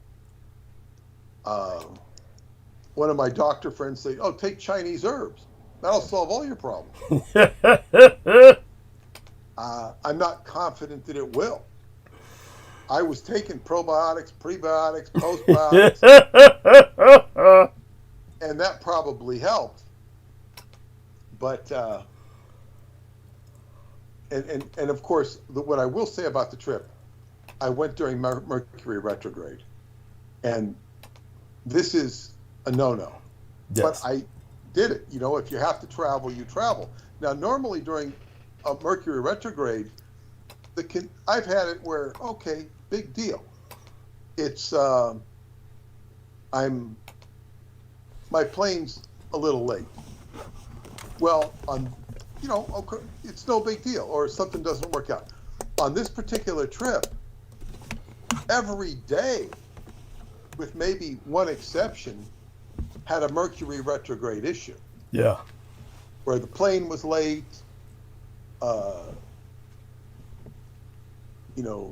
the car didn't come to pick me up at the hotel, whatever. I couldn't get the phone to, the Wi-Fi to work at the airport. I finally had to get the guy at the coffee concession who tried hard. He got my Wi-Fi working on my cell phone. Wow. It was like constant problems. Talking to friends when I got the Wi-Fi working in the city of Cebu, which they have free Wi-Fi in the main town. People, you're having these conversations where you can't make stuff out. So it was like every day was a Mercury retrograde aggravation, and I handled it by just rolling with it. I never got upset because I knew what to expect. But and as I said, I needed to go because there was duty involved, and the purpose was to put up the ham radio antenna, which I did not lift one finger in terms of physically doing anything, except that I sent Cyprian the phone number so that he could get a ride. Because he didn't ask for a phone number. He says, I'm going up there by train. He wasn't even sure how he was going to get up there. So he's like, he doesn't like to go by car, so he travels by train. He gets on a bus, and he ends up in Samaria, which is where we get Sumeria from. It's a small little town. And some guy approaches him and says, in English. And then he starts speaking Romanian. The guy goes, oh, you speak Romanian, So the guy didn't even know he was Romanian. He looks very Romanian. But so he got to, so he was on the wrong side of the road. But I got him a phone number, and my friend German picked him up, or had friends that picked him up, and otherwise he wouldn't have got. So if I did lift a finger, I made sure he got there. Yes. And then once he got there, he fell in love with the place, and now we have a new. I said last year I brought German, who owns the scout camp. I brought him a girlfriend, Maggie, who you talked to. Oh. And Maggie, I talked to. She was in Indonesia. We got on the phone and talked to her, and she's put a garden there. She can only be there. You can only be in Romania 6 months out of the year. You can't be more than 6 months. Oh, So because of a law or some kind of regulation? yeah, it's like visa stuff. Yeah. Okay. So if I want to, hang out there, I can hang out for 6 months. What happens to these guys who, literally moved there? How do they get away with it? What do? They have to marry someone or bribe the officials? I think you can. Then you're going for a different status. Okay. That would be an immigration status. Okay. But I really don't know how that works. Right. Of course, marrying somebody would help, but it doesn't really dot the I's and cross the T's. You still got to go through that. So I think if you want to immigrate there, you just go through protocol. Okay. I don't think it would be that difficult. But this year I brought him a lieutenant who can go there and help him work. And he's going to he discovered that, for the ham radio to work and get the noise level down, he has to ground the system. So I'm going to apply to use the funds to buy some grounding equipment, which will be a couple €100 or something, because we didn't need to spend the full amount, because he brought all the material except for the transceiver, which we provided him, which was really funny because he couldn't believe Heather sent him €700. I thought they knew each other. They don't know each other. He says, "Who is this woman sending me €700?" Not Heather Holman, was it? No, it was Heather Anderson. He bought it, okay, and he installed it, and now he's gonna bring equipment so that he can talk to the astronauts when they fly over. Cool. On the ham radio. It'll be so if some capsule's flying over or some shuttle, you can talk directly to the astronauts while they're in, view of space. So this guy is like he fits in. It was worth the 5 years of waiting. I spent 5 years. No, 5 years. I've been working on this project to get this antenna and this ham radio station up. 5 years. It's worth the wait. And of course, I didn't think of it at the time, but now it's a carrot for David Anderson to come. This is really what it is. He's interested. He'd like to come. Now he's got a ham radio to play with, and he can teach the kids ham radio. So he would come at a time when the camp is full of kids, not full of, regular adults or whatever. There'll be adults there, but so that's, and I also found out, which I didn't know, because I had gone in the cave, the dry cave, and I'll talk more about the dry cave next time. I talked a little bit about it with you, I think, before, but I'll go into that next week, unless Marina has more to share about the inner earth. But I thought that I had retrieved this element, cut it out of the rock, which I thought was hydroxylolestadite, was evidence of time reactor. And I gave it to Heather to give to David, and I thought he was dismissive of it because I thought she gave it to some mineralogist and never heard back. It wasn't true. She said he was not dismissive of it. She has it. She's going to show it to the mineralogist and have it evaluated. So I was very happy to hear that he was not dismissive of it. Technically, he shouldn't be, but it fascinates me that I'll go into that next talk, that he hasn't been to the cave, and so be it. So it was a very successful mission that I got the thing put up. Yeah. And now Heather definitely wants to go back. Oh, good.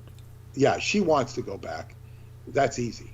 She didn't have time this year, but now she has something to go back to. And he's going to build a whole technical room where I had that. And then I wanted to use the extra money to get a telescope. So, because he was talking about, I was just talking about needing a telescope. And then Krister, my friend, said, you know what, I have a telescope. I don't use it. I bought one from Amazon. It's an expensive. I'll send it. So he's going to send the telescope. So they'll have a telescope, and they'll have a science room, which all the, kids can learn from and participate in. And so this is working out far better.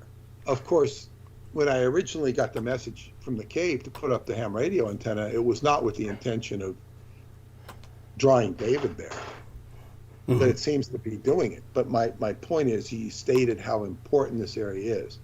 And I'll go into that in the next episode, because as to say, it was simplistic. I'm just putting up this thing. I'm not doing anything more. And then there's all this extra stuff that happens on the trip, other people that I meet, and old friends, new friends, so on and so forth, which means now I'm already thinking of going back next year, which I've learned not to start thinking about going back next year. You gotta get rid of this trip. Yeah. And then, but I'm already thinking about it because, I've thought of asking Marina before to come, but I didn't do it. But now it seems like it's a fait accompli. It's meant to happen. It's meant to happen. It should happen. And as I say, it's a hop, skip, and a jump from Spain. It's and they also have a flight now, a direct flight between Bucharest and New York. That's new. Ah, okay. It's kind of hard to execute the ticket. I tried trying to do it. But one of my friends flew over. It's called High Sky. It's called High Sky. It's new. It's a new airlines. Hopefully it lasts, and the rates are reasonable. The rates are very reasonable, and a direct flight is great. Yeah, that's a dream. 9.5 hours instead of 13 hours. Right.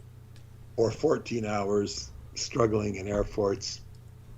But anyway, so look at, do you have a time you want to meet? Well, as always, it's probably best later in the day. For me, probably about, what time did we do it last time? We did it on a Friday. Okay, and you remember what time? It was 6 or 7 o'clock. Your time, 6 or 7 your time. So about 3 p.m. my time, or 4 p.m. Between 3 to 4 p.m. on Let me see. Last time we did it on a Friday. Let me see now. I've got surgery coming up. Of course, I don't expect you to remember that. This is on my deviated septum. They're finally aligning my I do remember the deviated septum. Yeah, they're going to align it. So that's going to be on Wednesday the 28th, first thing in the morning. So I mean, normally I'm talking about 2 days from now. yeah, understood. Let's do that. Okay, so Friday the 23rd, and let's just make it 3 p.m. and I'll call you on Skype at 3 p.m. Let me put that in my calendar, and that will be 6 p.m. your time. That's great. And I'll be probably more recovered then, but I'll be ready to just sit down and do this. I think it's about 40 or 50 pages. We've done more than that. Yeah.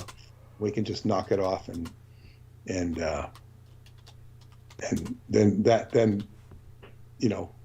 that'll essentially be done. I just need to and unless there's anything else, you have to add, but we can just do that and then, worry about the rest of it. Thank you. We'll just do this first and then worry about the rest of it. Like you said, if there's anything else that comes to my mind that can be done, obviously I'll bring it up with you. I have the dipple appendix to put in the appendix, which is just requires, just editing what you sent. Excellent. Thank you. Editing and rewriting it, but that's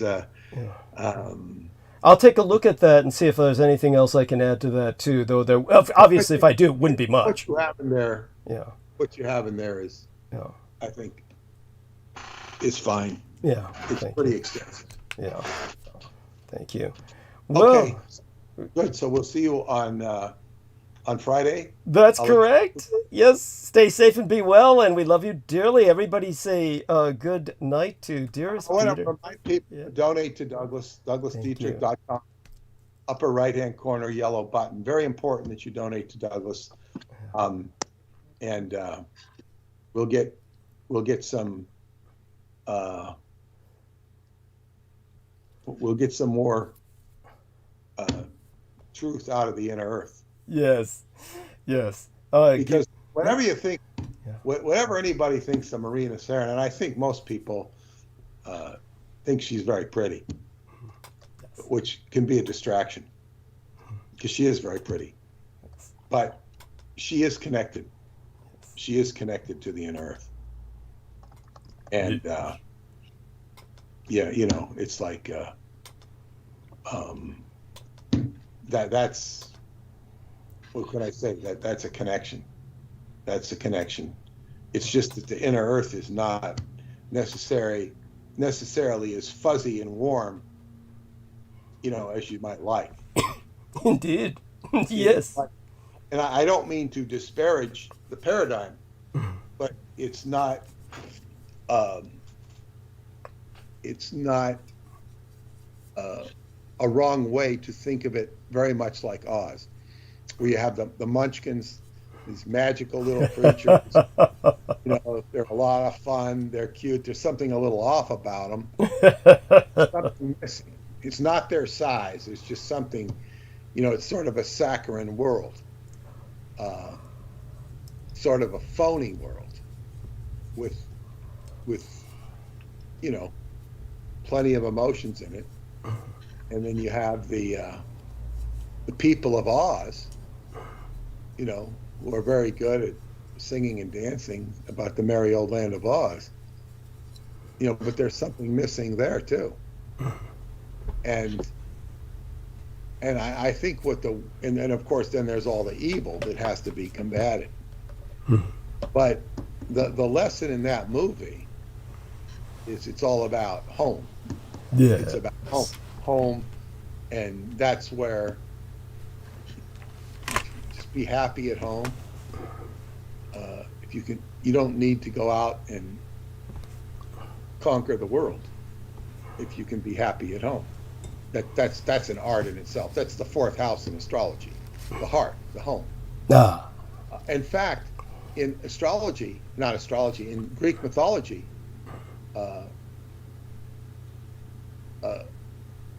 Zeus's wife, Hera, she was the keeper of the hearth. But she had a big issue with Zeus because he'd go out and have affairs. Yeah. And it just really violated the home and the hearth. And this is what happens in life. If you have, like when you take the bagua of a house, like the feng shui, you have a place for the children, you have a place for your helpful friends, you have a place for the marriage. In astrology, you have the fifth house, which is the house of romance and love affairs. But you don't have that in the bagua, unless you consider helpful friends, you know, as you know, that I suppose that could be interpreted that way. But you have the home and the hearth, and I suppose that the affairs could be in the basement. But that, you know, that element of life is, what can I say? But I was talking about the road to Shambhala is, you know, I'd say if you can make your home like that, that's really, really the key. Nevertheless, we're going to learn a lot on this pathway. Yeah. And she might even have some contributions for the Black Sun book.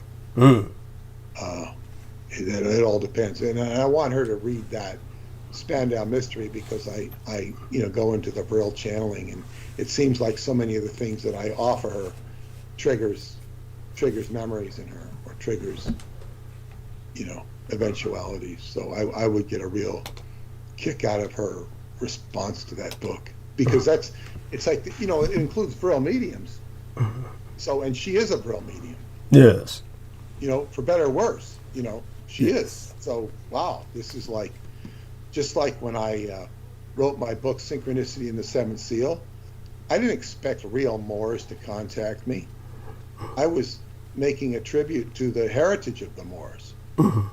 And the Moorish Science Temple, I didn't even know existed anymore. I thought it was a thing of the past. It had been completely co-opted by the Nation of Islam.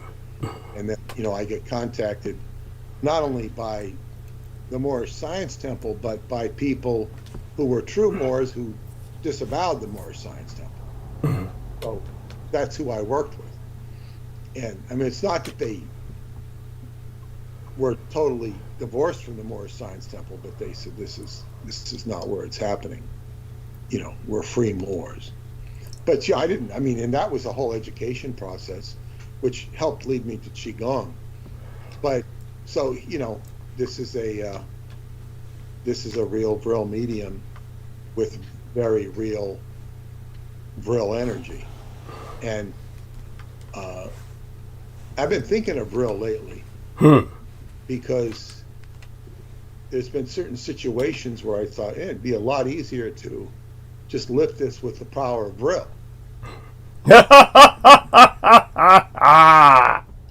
Really, you know, I said this would be far easier if, you know, and then you know, if you invest in railroad stocks, like Warren Buffett used to talk about, what if they start using Vril to transport things? Railroad stocks will go down. So, in any case, okay. So remember to donate to Douglas, and I'll be back on Sunday, and my you know, I'll be working on this book on Friday, and I'm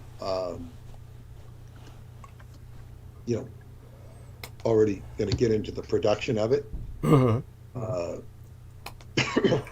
Still haven't picked a name for the book. I've got a list of names. I had a name I liked. I might want to change it. So we'll see. I want the name to be right. And then my Swedish friend said he wanted to buy the book. So Excellent. I got another, because I just told him a little bit about it. So anyway. Does he know, your Swedish friend, know anything about the Roswell deception? I told him a little bit about it. Understood. Okay.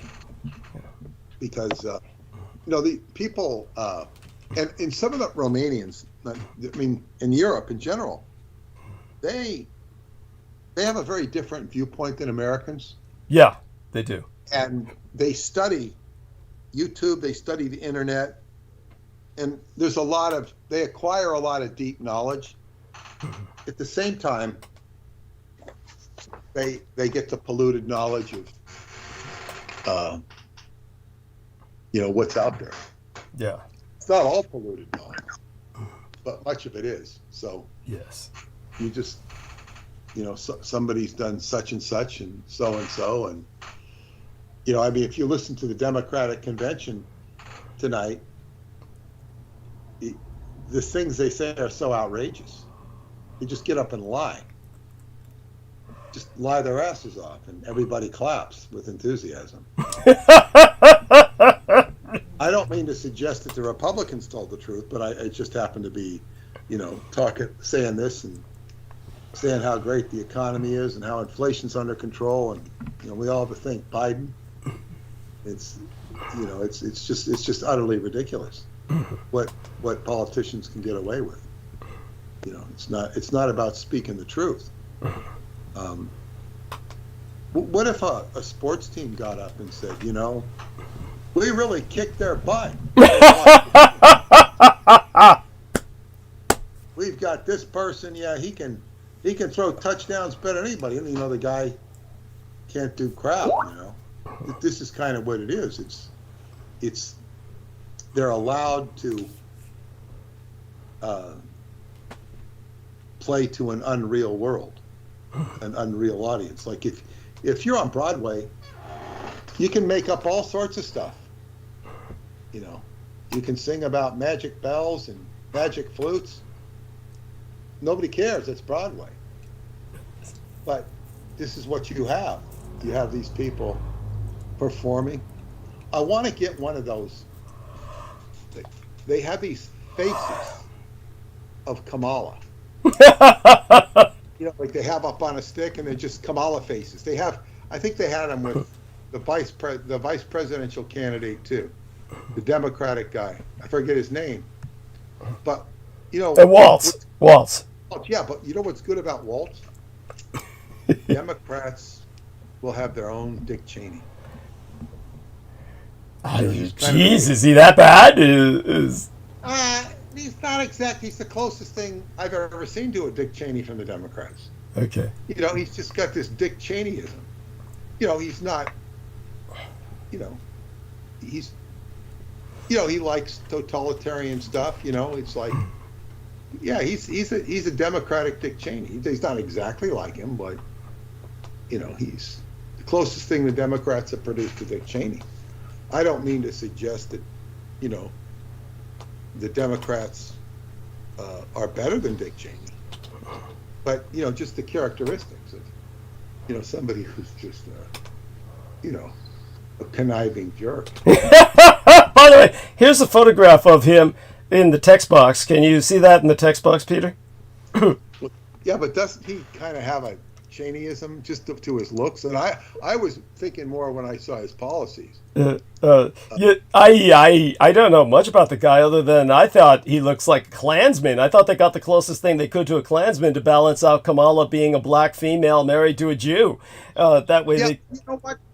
He looks like Cheney there. He doesn't look exactly like him, but he's got the bald head with the side hair. And, it's like if you put him and Cheney next to each other, they'd be like, it's kind of like you put Mickey Mantle and Willie Mays next to each other. Although one's black and one's white, they look like two stud athletes.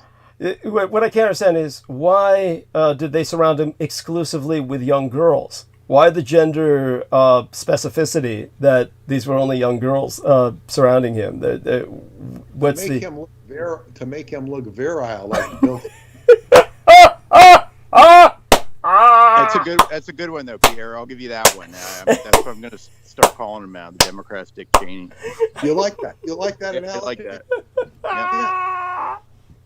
Yeah, but we got a Dick Cheney too. Yeah, it's like, yeah, he's not as disgusting as Dick Cheney. Well, Dick Cheney was truly sinister. This guy is too. He's just not as sinister. He's just not as sinister. It's like, yeah, he's just watch him. I mean, when they talk about his lockdown strategies, not just on COVID, but on other stuff, it's like he's extreme. Okay. He's extreme. He's just, this is a guy who'll, to hell with the doctors and abortions, he'll come in with a butcher knife himself and do the job. Jesus. I exaggerate there, but that's the kind of like attitude he has. He's just, at least the way he was portrayed. I don't even think the Democrats like him. I don't know if any of these politicians are likable in any personal sense. I mean, they are what they are. Kamala Harris, to get one of those face things, it's like, with a big smile. Yeah. Just, well, they must be hideous. It's kind of like the human version of a jack-o'-lantern. Yeah, it's just utterly what an utterly absurd candidate. I would also say the Romanians, and I think Europe in general, are very interested in the American political situation. Of course they are. They're all fascinated with it. Yes. Except for Marina.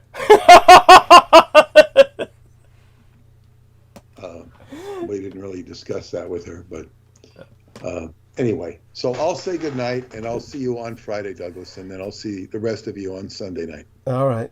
Love you dearly. Okay. Stay safe and be well. Okay, bye-bye. Good night, Peter. Bye-bye. Yes, skybooksusa.com. And with that, we will try to progress into the rest of the night. Let's see who else we can bring on board. To get us into further trouble, we were warned by Heather Holman, who I love dearly and appreciate the fact that she cares. And she shared with us some forewarnings about what not to talk about. We'll get a little into that, perhaps, organically in the interim. I want to thank both of you gentlemen for helping to speak to Marina. Were you able to get any questions in, Aristides? I know Brendan did once or twice. I was not, but it also wasn't a great time for me because I was kind of negotiating some kind of, chaos and comings and goings here and handling things. So I was very glad for Brendan to jump in there. I wouldn't have had any stunning questions for her. Maybe just where what are her upcoming plans here in 3D world, in the near future, what are her ambitions and new projects, and is that black and white photograph her? Is that right? That black and white photograph is her or someone else? Yeah. Oh, excellent. There's a lot of pictures of her out there. Yeah. Oh, excellent. It had a different address on it than I was used to. Bell something? Bell. Yeah, just something I found. But, she's out there and she's putting herself out there, and she's talking about kind of being politically active, but I wonder, what are her plans? So maybe we can ask her that next time. Hopefully she'll join more often. Well, don't be afraid to continue to message her to remind her every once in a while. Hopefully she'll look at it. So what happened was our dear Marina wrote me yesterday. I think at this point, it's hard to tell for me because it's hard for me to keep track of time. I believe it was, it says yesterday. It says yesterday on it, on my Skype. Hey, Douglas, 6:46 p.m. my time. How are you? So I did write her back. I don't believe she ever received it. This was via Skype. So I don't believe she ever saw my response, but just I think just intuitively happened to be on the lookout, so to speak. Her antenna was up, and that's what got her to respond. And so, like I said, we'll just keep dialing her automatically from this point forward. Sure. Right. And hopefully she just jumps on whenever she wishes. Absolutely. It was, of course, this is what I understood all this time was she never knew who I was, and hopefully that influences future appearances. Yeah, you laid out pretty well there, I think. Okay, thank you. I appreciate that. Everybody gained a better understanding tonight. That's what's important. Yes. And let's see now if, by the way, Brendan's on the pause. He's welcome to speak anytime he wishes. We definitely want to get as many people speaking as possible. Let's see who we can bring on to help us accomplish that. I do want to let people know our dear friend, Mr. George Knight, will likely not be with us tonight. If he is, it will be only for a short period of time per what he said, unless he has some further drastic changes in his schedule. He's going to be involved with family, so he's definitely just overwhelmed with busyness. Now, correct me if I'm wrong on this. You were there with us the other day, and I don't expect everyone to remember the exactitudes of everything, but I swear to God, when he was with me a few weeks ago, we made a schedule where I looked at the calendar with him and said, going to be this week, right? This Wednesday, and he said yes. And then I thought it was going to be a George Wednesday, but I can't blame something when you're, a responsible family man. Some things come up and they're beyond your control, despite your best efforts to make yourself available. Oh yeah. No, I meant like the week before that. It was like the Wednesday before that. He said, and then he said it was a miscommunication. Do you remember that? Where he said, "Oh, it was actually vaguely." Yeah. Then he said, "Oh, that was a miscommunication, Douglas." It was like, and next week. Yeah, that's right. And I said, I don't think it was a miscommunication myself, but not that I'm trying to impugn on him. I'm not. It's just these things happen. So he's like you said, he's got a family, he's got a job. Yeah, I mean, it's amazing what he does. He does best for us. So. Yeah, and he's 8 hours ahead of us. So yeah, altogether, he's working on stuff. He's compiling information. He's very, has archives on the various subjects, and he's going to he wants to write his own book. I don't know if he started that. It's hard. I mean, that's why he's gathering materials. Yeah, and we can only pray ultimately he gets the, how do you call it, the inspiration to start writing, trying to put something together. But it's difficult. Really. If you are just not, you're either, in a sense, my conclusion, or which might be wrong, my opinion, rather, the better way to express it, my opinion would be, it's kind of like you're either a writer or you're not, because writing, reading is one of the most pleasant things a person can experience. We, the majority of us enjoy reading, and yet writing is one of the most painful experiences. It's like, it's no fun. It just isn't. It's your average person. It's a masochistic experience. It's hard to deal with. I assume you have to really feel that passion about a topic that you need to expound upon, and then hopefully it'll come naturally if it comes at all. But yeah, and we can only hope he gets the bug and kind of like sits down and starts writing. The compiling the information part is, he's got so much at this point. He's got so much information, he might as well just start writing. Because I mean, if it's not an in-depth text, it's like even compiling like a long book of infographics and documentation. That's not a bad idea. Tell him, I mean, we'll both let's remind each other to tell him that.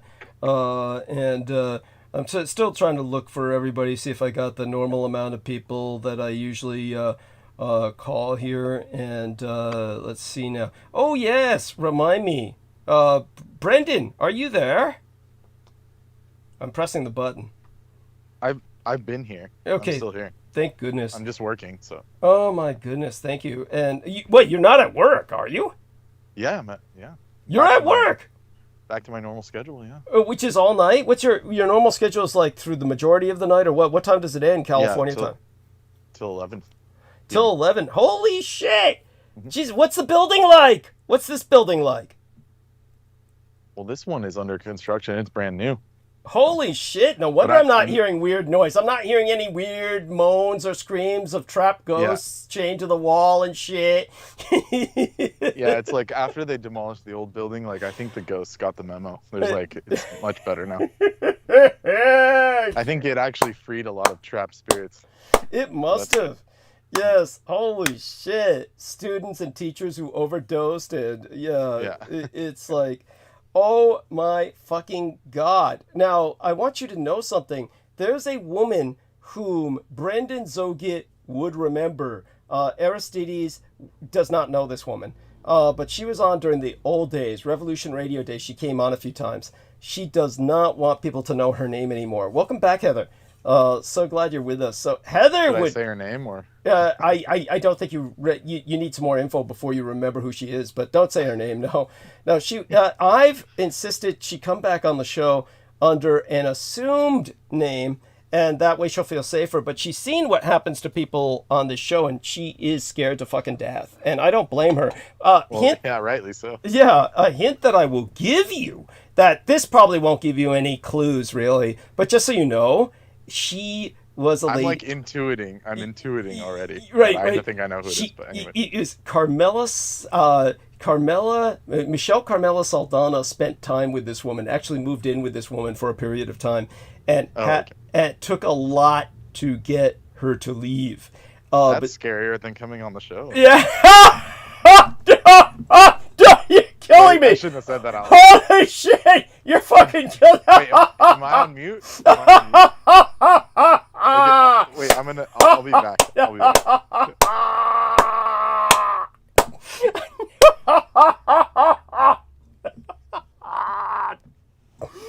Holy shit. Oh my God. It's I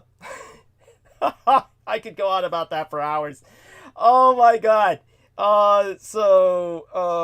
When our man Brendan returns, I'll go a bit more into what this lady, why I want her back, what I specifically wanted her to address in particular, among many other things she could address.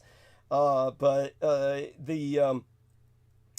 Heather, now that you've come back to us, we're, of course, appreciate the fact that we have you for adult supervision to prevent us from wandering too much into the territory of dangerous rumor mongering. Yes, thank you, Heather, for retaining us under control on a kind of leash that will keep us from getting ourselves into some sort of trouble.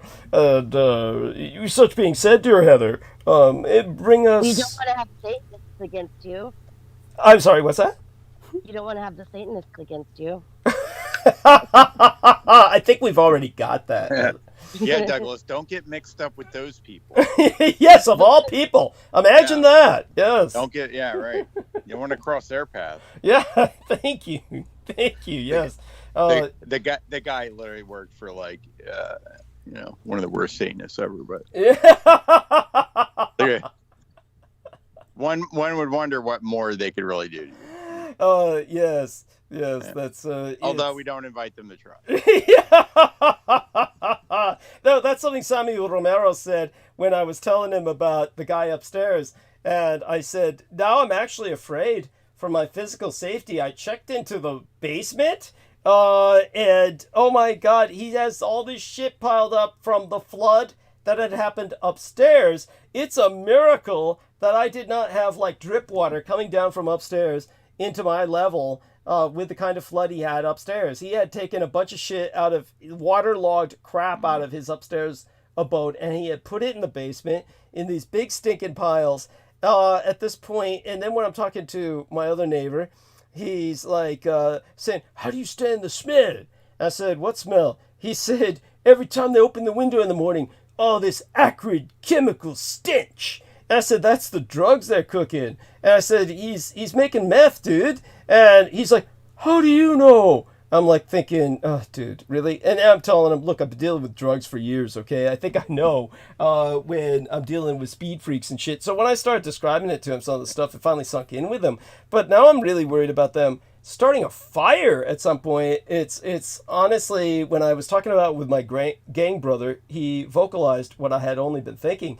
When I was sharing all this, with the type of ventilation in your building, that's like an explosion hazard, basically. Yeah, no kidding, no kidding. Like, and yeah. we've had them near, like, where entire apartment blocks. This is in my city. Yeah. Entire apartment blocks got leveled.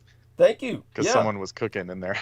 No, Brendan. Everything Brendan says. It's legit. Yeah, and by the way, concern. Thank you. And what Brendan is bringing up, what Brendan's really trying to say is, because you have no ventilation, Doug, that's why this guy's opening the windows every morning and all the acrid chemical stench. Yeah, I've been in those Victorian buildings in the Bay Area, and like, there's not even like a vent in the bathroom. Like, thank you. There's no way they have adequate ventilation for industrial scale production of anything. Thank you. It's so true. Yeah. You got it down. Like, even cooking crack would be sketchy, baking soda on a pan. That's still already too much. No, it's true. We've got no ventilation in the kitchen, no ventilation in the bathroom, all of which is illegal, by the way, but just the way this place was built. They probably added a bunch of shit upstairs, and he probably thinks he's got it good. But obviously, this is what's killing the plumbing. It's like in the dental office down in the financial building, which has all the Art Deco facade that it should be in Blade Runner, and that's where this one dentist I was forced to see, and hopefully will only see once in my entire life. I used to see a Japanese dentist there when I was young, a number of dentists when I was very young in that building, but that's no longer, the case. I don't want to see anybody there. I want to go back to UCSF. For their dentistry, even though I've had horrible experiences with them medically. That's a whole different story. Not personally, but my parents did.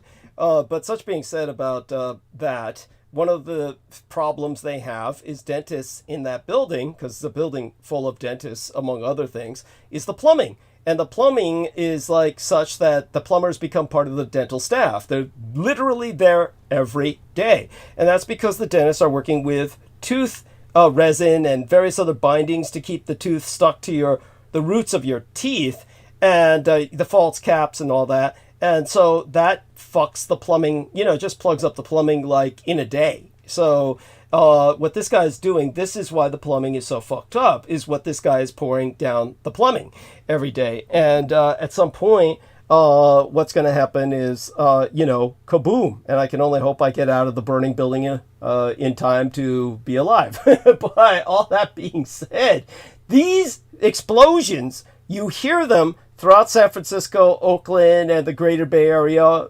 I'm no doubt in Sacramento as well, throughout the night. And nobody ever talks about them. Nobody ever reports them. But you hear them just boom, as various meth labs blow up and explode. It's like, it's just part of the background noise, like birds chirping.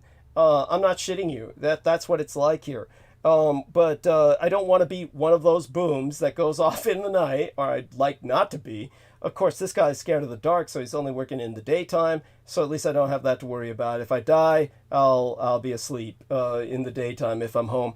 All that being said, when I mentioned this to Sammy Romero, go on, Brendan. Yeah, if you survive one of those explosions, at least cut off a few fingers to get some money. Yeah, no shit. Look what they did. I'm unable to work. Get the building to pay you out. Oh man, yeah, good idea. Thank you. And they would have to house you. Yeah, so you get some cash out of it, and a free house. Cool, love it. Might as well milk it. Yes. Thank you, Brendan. Good advice. Yeah. Sage advice. And but like Sammy said, hey Doug, compared to all the other people you've known in your life, what did he say? He said he said the speed freak upstairs was almost wholesome, and he said you're lucky it's not another sorcerer living upstairs. And he's right, touche. I take his point well. Compared to what we had next door with guys pointing basically microwaves with the doors stripped off of them and the lining stripped off, and they're just taking blank microwaves where they've unhinged the doors, removed them, stripped all of the inner lining, and just turned on the microwave full blast so I get radiated 24 hours a day. We had guys trying to do that to me until I got rid of them. Uncased magnetrons. Thank you. Thank you. Thank you. Yes. Yes, a wall full of uncased magnetrons is what these fuckers were building like a Lego set. Yeah, one on top of the other. Yeah, and it took Rat Girl to get rid of them, and it was a whole story behind that. Not going to go into that right now, but oh my god, at least it's not that. At least it's not a sorcerer like Jambo the Reese Monkey lives upstairs and he's trying to cast spells downstairs. It's like, no, you know, Sammy Romel's right. Compared to what it could be, I got it good.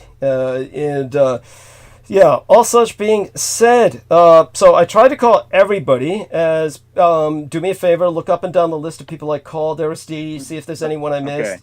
Yeah. Okay, so this guy didn't fucking nuke itself because he added too many people, or? No, it didn't, but you know why? It updated. It updated right before the show, so that was what was killing it, was it needed to update. Okay, well, I would suggest, like, I know that sometimes you're going to the last minute, but if at all possible, like, do your restarts and updates and all the stuff, like, you know,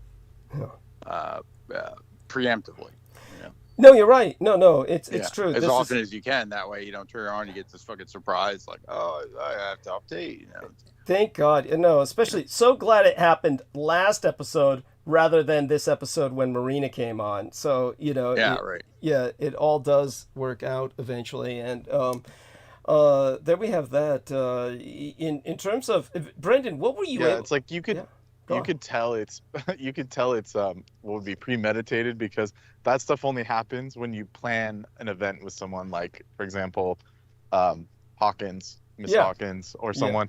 Then they strike. But when it's like serendipitous, then they don't have enough time to like deal with what they're doing, or everyone's asleep in Langley, Virginia.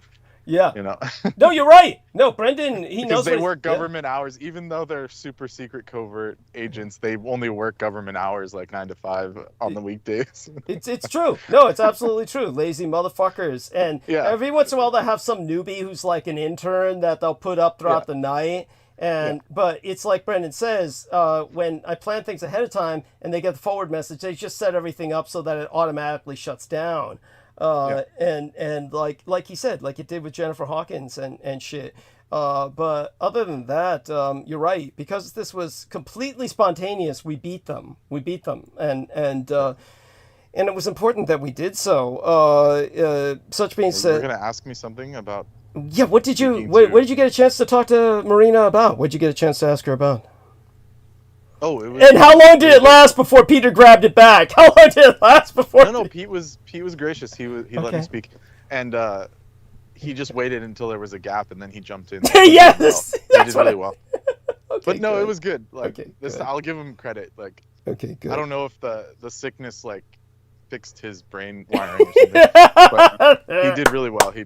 Yeah, I'm just joking. I'm obviously joking. Pete's usually cordial with the speech, of course, but like I was speaking about like the Svartalfar, how like the Dark Elves are the ones interfering with our realm currently, and they're the ones who gave us a lot of technology, most of the technology that's here, and how that relates to, you know, the Aesir and the Vanir in her cosmology. So I just asked her.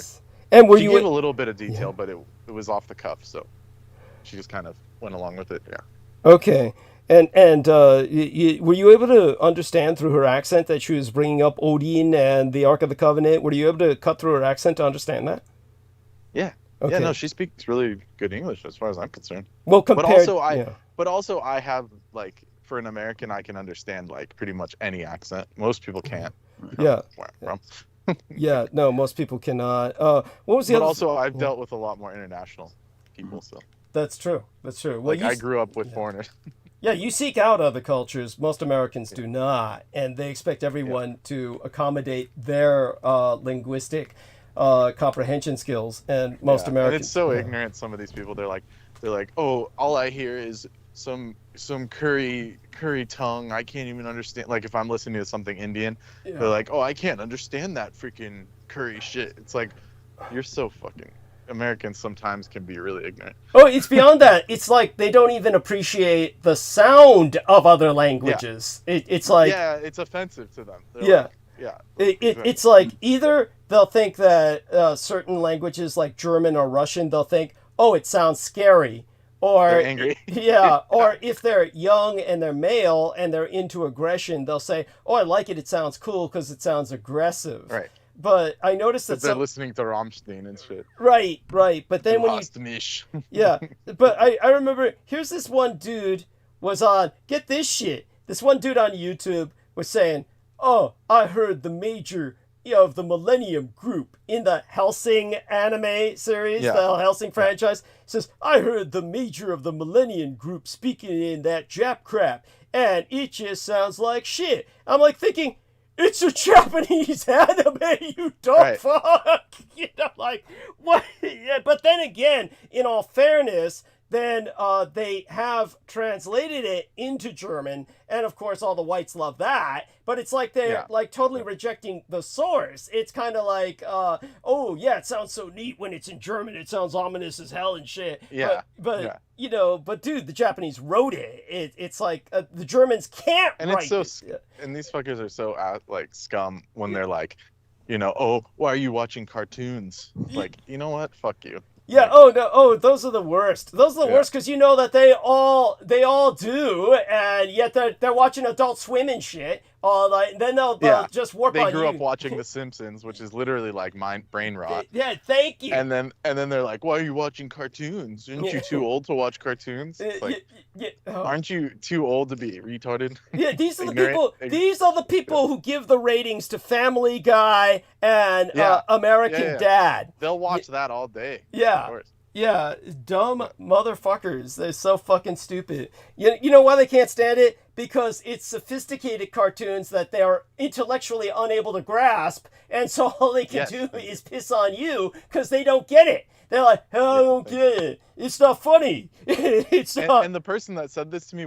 I was watching Ninja Scroll, which is like, this is like some top tier, like ancient history, like true to life, you know, as you can get, right? Like Ninja Scroll about like the Edo period, and then they're like, oh, it's a cartoon. I'm like, piece of shit. You dumb fucks. Go back and watch South Park. You know, it's just like where it's like literally stick figures. That's another one. South Park that they're all fucking watching, and but that's okay, right? That's not a cartoon because they say. You know, they say all the curse words. Like, that's and not only that, but they just shit and piss on everybody. Of course, all these things too. But you get it. This is all these guys want to watch is whether it's Simpsons or whether it's Family Guy or whether it's South Park. All they want to see is abuse. It's just abuse. Yeah, exactly. And it's there was one curious episode of Family Guy. I think season 15 or something. I saw it on a clip where he's like somehow he ends up on a balloon, right? And he's like, oh look, it's one of those, it's one of those Chinese balloons. And then the balloon's like, actually, I'm Japanese. So that was, I don't know, like obviously the creators, like they're smart, writers and stuff. Oh, that's right. Yeah. They can only put like a certain percentage of what they know into these things. Yeah, that's what guys would send me clips like that. The Japanese balloon was there. Yeah, well, which is curious. Yeah, well, somebody sent me a clip once of where Family Guy was. It was like it was Quigley because Quigley's supposed to be like half Asian, and they got into like a Japanese Zero or something like that, along with Quagmire. Quagmire. Thank you, Quagmire, along with Fat Family Guy, whose name I forget, and the crippled guy with the which Quagmire morphed into this character that is like a sexaholic, but then they retconned that he was part Japanese, so that was alluding to you somehow. Yeah, I know. That's everybody's been telling me that all my life. Going yes. Yeah, basically they like saw your story and then retconned that he's like got a Japanese ancestor or something. Yeah. Thank you. And then he was like a pilot and then he's a pilot because his great grandfather was a Japanese Zero pilot. Right. That's what they were implying. And then when the Family Guy gets in and they were talking about UFOs, like, this is the reason for the UFOs. And Family Guy said, I always thought all the UFOs were Japanese. They actually say that. They said that and the Japanese balloon thing. Like, so the creator, like Seth MacFarlane, like he knows a lot. Yeah, he's definitely, well, he's also been listening to me a lot, obviously. So that's, of course. But he's definitely knows a lot. Yes. And they do give they make fun of Hitler, but they do it in a tactful way, which is strange for an American. That's true. That's true. They did, like when Family Guy is with Hitler and Hitler's just trying to ignore him, and he's a dumb American who says, "You doing Nazi stuff?" And he's going, "Yeah, Nazi stuff." I forgot what's the guy's name. What's the Family Guy's name? I keep forgetting. It's... Peter. Yeah. Peter. No, that makes such sense. Yeah, it makes perfect sense. Yeah. So Hitler's going, "Yeah, Peter, Nazi stuff. Yeah." Trying to dismiss him. You remember that? You saw that, right? That's when he's like hanging out with he's like he basically is like this little Bavarian kid as the character, and he's like, yes, we're doing Nazi stuff or something like that. Yeah, like he's humoring a just to entertain. Yeah, just to humor him. Yeah. So they do that. They don't do like the full thing, you know. Right. And they do make fun of Jews a lot. Yes. But in a tactful way. So there are certain things where his intelligence shows through. Like, that's true. Yeah. That's true. Also the one where the kid was with the old German, remember? And then the old white guy says he was one of the most sadistic camp commandants. And I don't even know that. Yes. You shouldn't hang out with him. And, there's one where they go back in time to London, right? It's like Stewie and Brian, the kid and the dog, the baby, the evil baby and the dog, and they're like, look, it's Charlie Chaplin, and it's like some guy dancing with a mustache, and then he's like, here, sir, takes, you know, and Stewie gives him $5 or something, and he's like, wait a minute, wasn't that Hitler? so they're like referencing, and then Hitler in England, yes, go on. Yeah, being in England, and then Stewie's like, well, that was before all that stuff, you know. So he's like, that was before everything. I just gave him some money, you know. Yeah, yes. That was the joke. Before he did anything bad, he was cool. But, yes, that's I love it. So such being said, this lady who I said you've got to download the fucking Skype, you've got to, which she has a pathological fear of, and I said you've got to come on. Is this I don't know. Maybe I shouldn't reference people like that. But there was someone way back in the day that was like living in New Zealand. Is this the same person? No. You're thinking of that German woman. Yeah. When I take my break, so I'll get her name. Yeah, it's not her. No, it's not her. Okay. Is it Mara Herman? Yes, Mara Herman. It's not her. It's not her. But Frau Herman. Yeah, that's who you're thinking of. Thank you, Heather. You're brilliant. See, mine like a steel trap. No, this is a lady who was a correspondent throughout California, and she was actually going up and down the Greater Bay Area and lives in area. I can say that much. Yep. And was just kind of our correspondent, our traveling correspondent. She was the woman who actually went to investigate Cho Chocolate, went to their headquarters. Okay, so I'm glad you brought this up. Continue, and then I'll tell you what I saw. Yeah. So they renamed the whole company, by the way. Yeah. Oh, yeah. No, definitely want our man Brendan to go into that, and this was a woman who went to identify where Cho Chocolate was, and when she went to the address, the building that they said they'd give you a tour of did not exist. It was an empty lot. So the building did not exist. And so, And that's the same address that they still use, San Pablo Avenue, Berkeley. Yes. They still use that address, but online they say, come look, here are some images of our factory. And it shows like a fully functioning factory. So that's funny. Yeah, they do that. Yeah, so when it comes to the other things that this lady found out, she was like taking photographs even of like the old military bases in the Greater Bay Area that they shut down, and she was showing that they were full of jail cells that didn't make any sense. There are such things as military brigs and military prisons, but she was definitely convinced they were also involved with human trafficking. So she got photographic evidence of these people cages, and I thought all of that was important.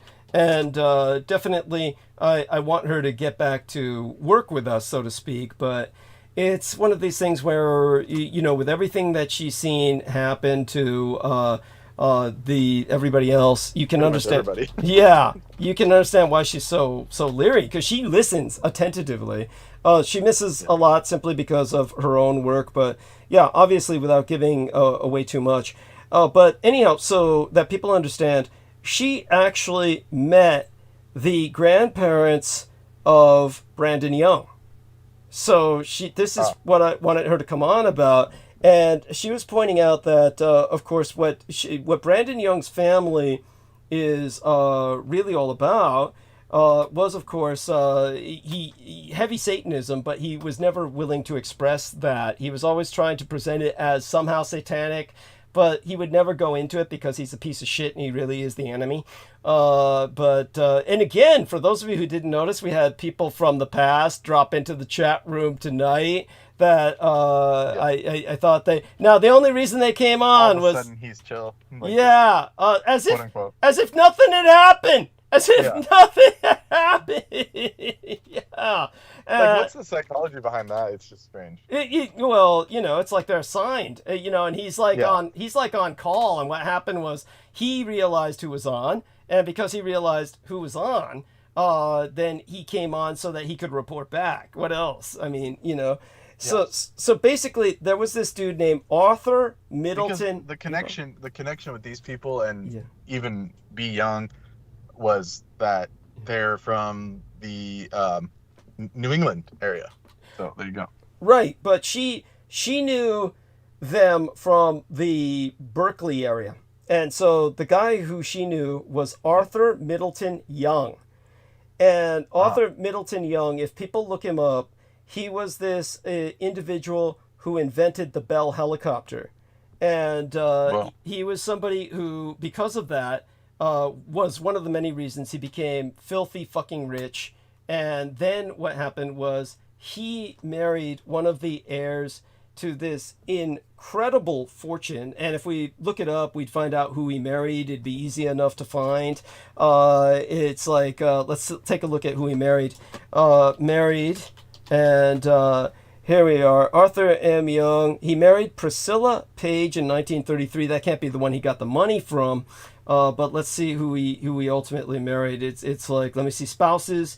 Ruth Forbes Young. So he married the heiress to the Forbes fortune. So he married Ruth Forbes Young, who then made him incalculably wealthy.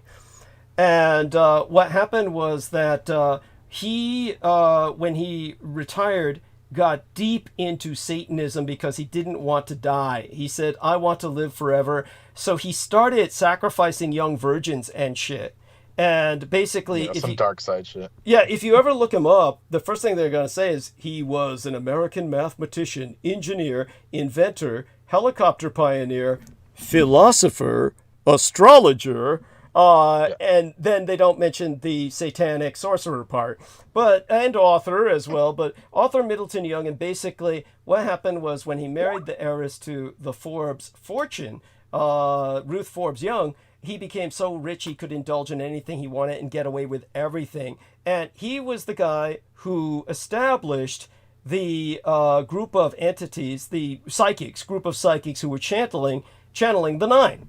They were channeling the Nine. So he is the first man who channeled the Nine. He ran that program. And then what happened was when he died, what happened was their son came in, and their son took the mother, and it didn't matter all the money she had in the world. She was a multi-billionaireess and rich beyond anyone's wild dreams. And he just beat the shit out of her. He beat the living shit out of her to the point where she was brain dead and said, this bitch is brain dead. She's not responsible for anything and it's all mine. And he shoved her into a hospice to die and he took everything. That's Brandon Young's father. Legitimately. Holy shit. Yeah. And so Brandon... So that makes sense why he never brought anything up about it. Yeah. So his grandfather was this author... That explains why he was so into the occult. Remember, he had that guy Rasmus that was like delving into like every occult text and interviewing authors. Oh, yeah. And he was like, this is my good friend, so it makes sense. Yeah. And yeah, he was always like, whatever happened new on the occult scene, he would know about it, even though he's half brain dead, Yeah. And but get this shit. This lady who gave me this info, and like I said, she worked for Arthur Middleton Young. She did for Arthur Middleton Young what Heather Holman did for other people, care provision for elderly people. That's what this lady did for Arthur Middleton Young. So she took care of the grandfather of Brandon Young. And when he died, like I said, the son came in, fired her, beat the shit out of the mother till she was brain dead, took everything, said, Mom's brain dead, give it all to me. And he took total legal control, what they call power of attorney, took all the multi-billion dollars of the Forbes fortune, and then sired Brandon Young. So Brandon Young truly can afford a Lamborghini or a Ferrari. The truth is, I don't believe he can ever handle one. He could buy one, but he could never drive it because he's too lame. He's just too... Can you imagine Brandon Young trying to drive a Lamborghini? He's too... how do we keep this cordial? Like, I mean...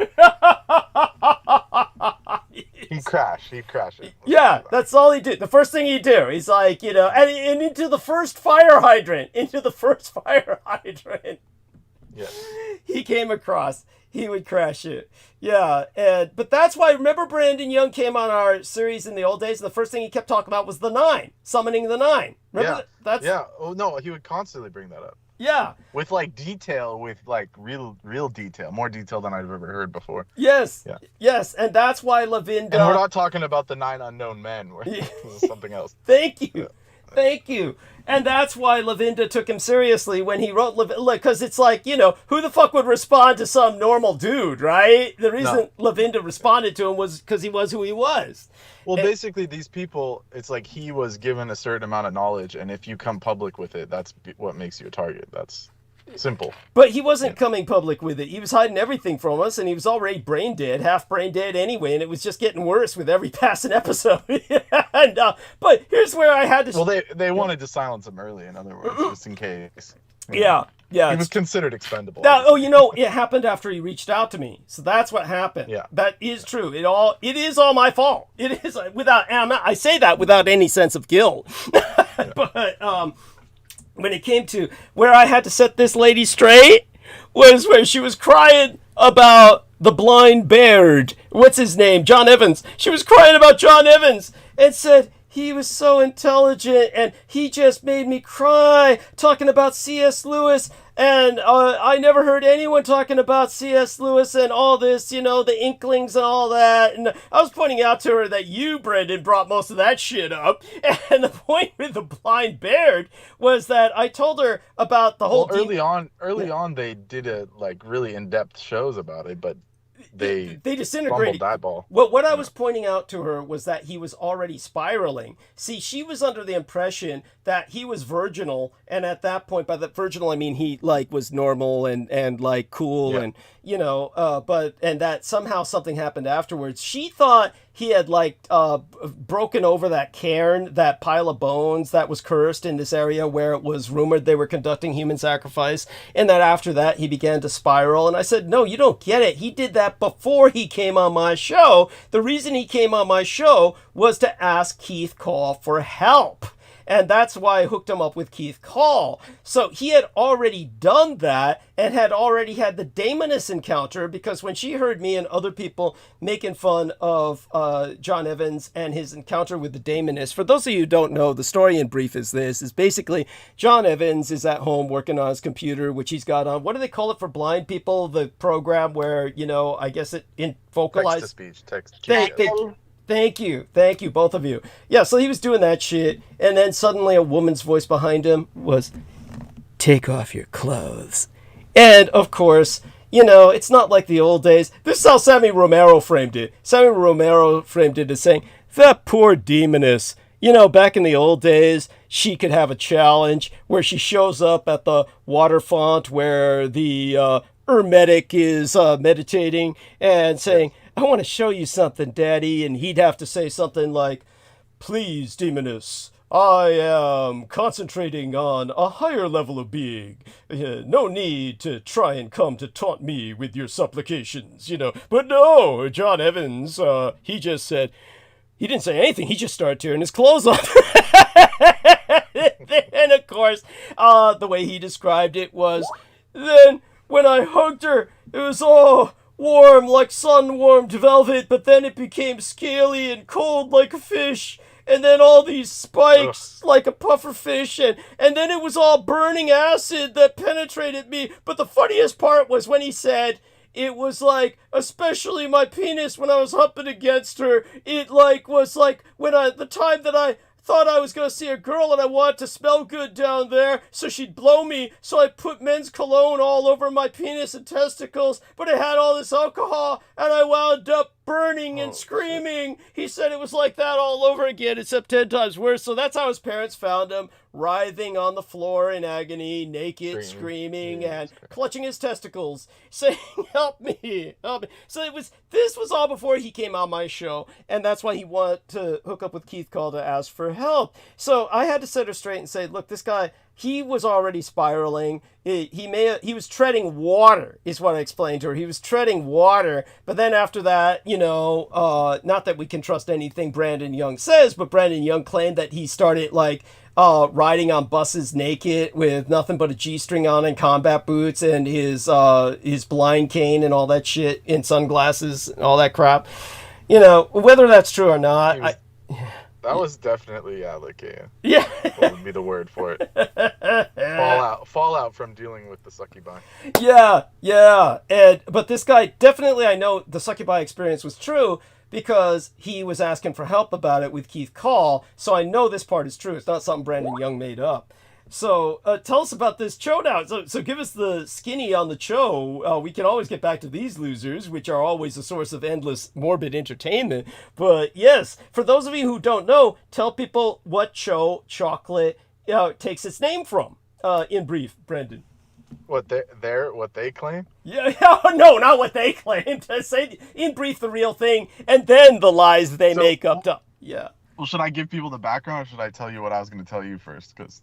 Both. Take your time. No rush. Okay, so what I was going to tell you was, because we keep exposing them over and over, they keep having to do damage control and like rebranding. So they already changed their packaging, then they changed their name, then they changed this. Now they're rebranding as Cho Ventures Incorporated. So they had to like literally get a new LLC. And then they have to do so much damage control now that they're trying to alienate even the map they give that says Cho Source, the one I put in the text box. Do you see this one? Yes. Where it says Cho Transparency. They literally cut off all of Asia. It just shows. I didn't even think about that until you said it. So they cut off all of Asia and say, look, we're only operating on the Western Hemisphere and Europe and Africa. So they're trying to really alienate themselves from all the shit you've brought up. But then they put this weird cryptic shit in their description on their website. It says, bite like you mean it, bake like you give a damn, be in the know on all things Cho. It's like that's a spell in and of itself, like trying to get shit. So, and then they're giving factory tours because you kept saying you can't tour their factory. Now they give factory tours for 1 hour a day for 2 days a week. Or at least they say they do. At least they say they do. That's they're claiming. Yeah. But it's most likely it's just like a strip mall where you just go in and they let you sample chocolate. Some kind of facade, some kind of front. Yeah. It's like like they do with breweries. Yeah. So the whole company is ran by the Cho. Yes. But they don't want people to know it. Yes. Yeah. Douglas keeps exposing them. This is big. This is big? But Heather, we've been talking about this for years. Yeah, we've been after these people for years. I didn't know it was the same Chichoa that had their little block off in San Francisco back in the day. I didn't know it's the same Cho. Oh, yeah, it's the same one. It's the same one. Yeah, it's all the same. Cho chocolate. Yeah, they call it Cho chocolate, but now it's Cho Ventures. Here as children on helicopters, those Cho. Children on helicopters. What you mean is that all the kids... Well, this was in the 70s, yeah. Yeah. So Heather's referring to SPOVO, the Support for Vietnamese Orphans, in which many children were killed on planes that were trying to be brought back to the United States. And then they said, let's replace them with these Cho. And that's how they began to import this particular ethnos of Asian pygmy to the United States. They said there were a bunch of really ugly kids with retardation and Methuselah syndrome and various other problems that the communists were going to kill. And it was a valid, shall we say, excuse. To be fair, I saw one of these hybrid shows and thank you. And now they're Americans wouldn't be able to tell. Sorry. Yeah, yeah. Now they're making chocolate. Not to mention that, Basically, but other what things. had happened, Yeah. as Douglas explained, is that they branched out into the drug trade to Yeah. support their community because they can't. Was it something like they couldn't get the government aid directly? Oh And well, because that dried up oh later- no, it's they get the government aid directly, and they deal in drugs. They do it all. Okay, so because they have to do that, so obviously they have lots of money floating around, so they had to make some business ventures that were taxable, right? As a what would be the word for it? Just front company shit, but not laundering, but is it laundering? It's money laundering. It's money laundering. Yeah. Basically, they have to make their money look legit. So they created these companies, and one of them, they had the bright idea of making it literally called chocolate, TCHO, which no other word in any language would make sense using that. Thank you. Except what Douglas has Thank you. has exposed. Yes. Choa. Yeah, and beyond that, just so I explain to people, the word cho itself means black magic in the most negative sense. It would be like something like in it basically would be like a chocolate bar named Nazi in the West. It would be like that. That's the visceral reaction you get in Asia if you mention the word Which cho. is why they don't operate in Asia. Obviously. That's right. Yes, thank you. Thank you.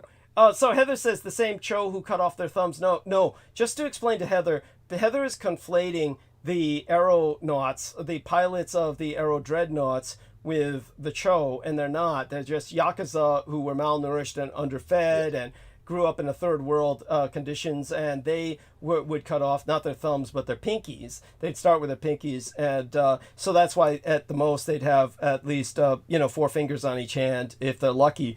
But the point is that the cho are a completely different species. They're not like the Japanese who the Americans The Yakuza were treat. human. Yeah. Though the Americans would treat them as if they were not. The Americans are so racist. That's where the alien myth came from, of the Greys with missing fingers and shit. Yeah. Thank you. Yeah. Thank you. But the cho. Read Roswell Deception. Thank you. Or you could just go back to the YouTube video that you explain all that in detail. Yes. So Troy Bellamy has left this conversation. Roswell and the Rising Sun. Thank Roswell you. and the Rising Sun. Thank you. Which I think is on this channel. Wait, I think Troy I brought- left? I think I brought We the didn't say a BBC. single thing about Africa. Maybe that's why. I don't know. He's offended because we're insulting chocolate. We're insulting chocolate. No. Oh yeah, I'm just gonna keep my mouth shut from going with this topic. That's silly. But so these cho in the Bay Area, originally the cho headquarters of the chocolate, was it always in Berkeley? I think it was in SF. They keep changing it. They keep So changing it was it. all over the Bay Area, and then when Doug sent this one lady to go investigate, she found an empty, stripped building. It was like those office No, there was buildings you can nothing. rent? It was just a lot. It was like an empty lot with just completely stripped of any kind of businesses. Yeah. So after he started exposing it, they had to get serious, and they've been slowly upgrading their front to the point where now they have this whole Cho Ventures Incorporated and Cho Source, and they're trying to give it a backstory. Yeah. And the backstory was that this chocolatier from the Bay Area got together with this NASA engineer. That's so fucking stupid. That's so fucking stupid. Let me go back to their bio. By the way, just to explain what Brendan was conflating the stripped building with was the ISIS mercenary. Yeah, ISIS. that was Zachary went down there. Zachariah went down. But it might as well have been the same concept, right? Yeah, same thing. Yeah, kind of. Yeah, but Zachariah, I'm surprised that shit's still up there. He's probably that video Zach took, I think, is still up there. That channel, Truth Bombs for Your Mom, in which he went down on our behalf to investigate ISIS office buildings and found it all stripped, complete with the names torn off and everything. It's amazing that video's still up there. You'd think he'd spite us by taking it down or something, but like we've said, the only hits these guys ever get, he's whatever. That's why they keep it up. Yes. Yes. So the story, the origin, Cho source or the Cho origin. Let me give you. And even the way they say it, sounds occult. Cho source. Cho source. Yeah, Cho source. Right. Like, and that little blip they gave about dive into all things Cho. Basically dive into all things black magic. Yes. That's what they're saying. Yeah. Yeah. And then they give this whole spiel, and they claim all their stuff comes from Africa, which is okay. That's where they make chocolate. I get it. That's where they grow the cacao mostly these days. Yeah. Slave labor, no less. Slave labor. Don't forget. Of course. Yes. Yeah, to say the least.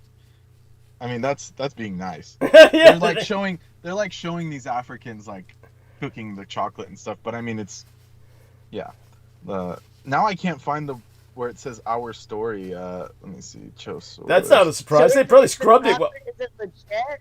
Is it legit chocolate, or is there? No, it's actual. It's in all the. They've gotten to the point where their retail is pretty strong. They're in every store now. But at the market. But they haven't. Their chocolate isn't like, it can't compete with other brands, but they do it just to maintain like the money laundering aspect. Yes, that's what. So it is. what had happened is after Doug exposed it, they rebranded all the way their chocolate looks, like literally changed the shape of everything, changed the cover to where it doesn't say Cho anymore. It used to say like Cho in big letters. That's right. And then now it just says it at the top. Yeah. So they Well, they should switched put their a little branding. picture. They should make a little man or a little picture, like a mascot or something. That would actually that's too intelligent for them. That would work in their favor. They could say that but the point is then people would really want to see them because this is what this one guy wrote me. If they're all like Keebler elves working at the chocolate factory, why don't they, make that a selling point? And I'm like saying, because you dumb fuck, they don't want people to know they exist. Is that where the Oompa Loompas come from? The idea for the No, those were like actual pygmy slaves, but we don't need to go there. Yeah, that's a whole nother story. Yes. Oh, word.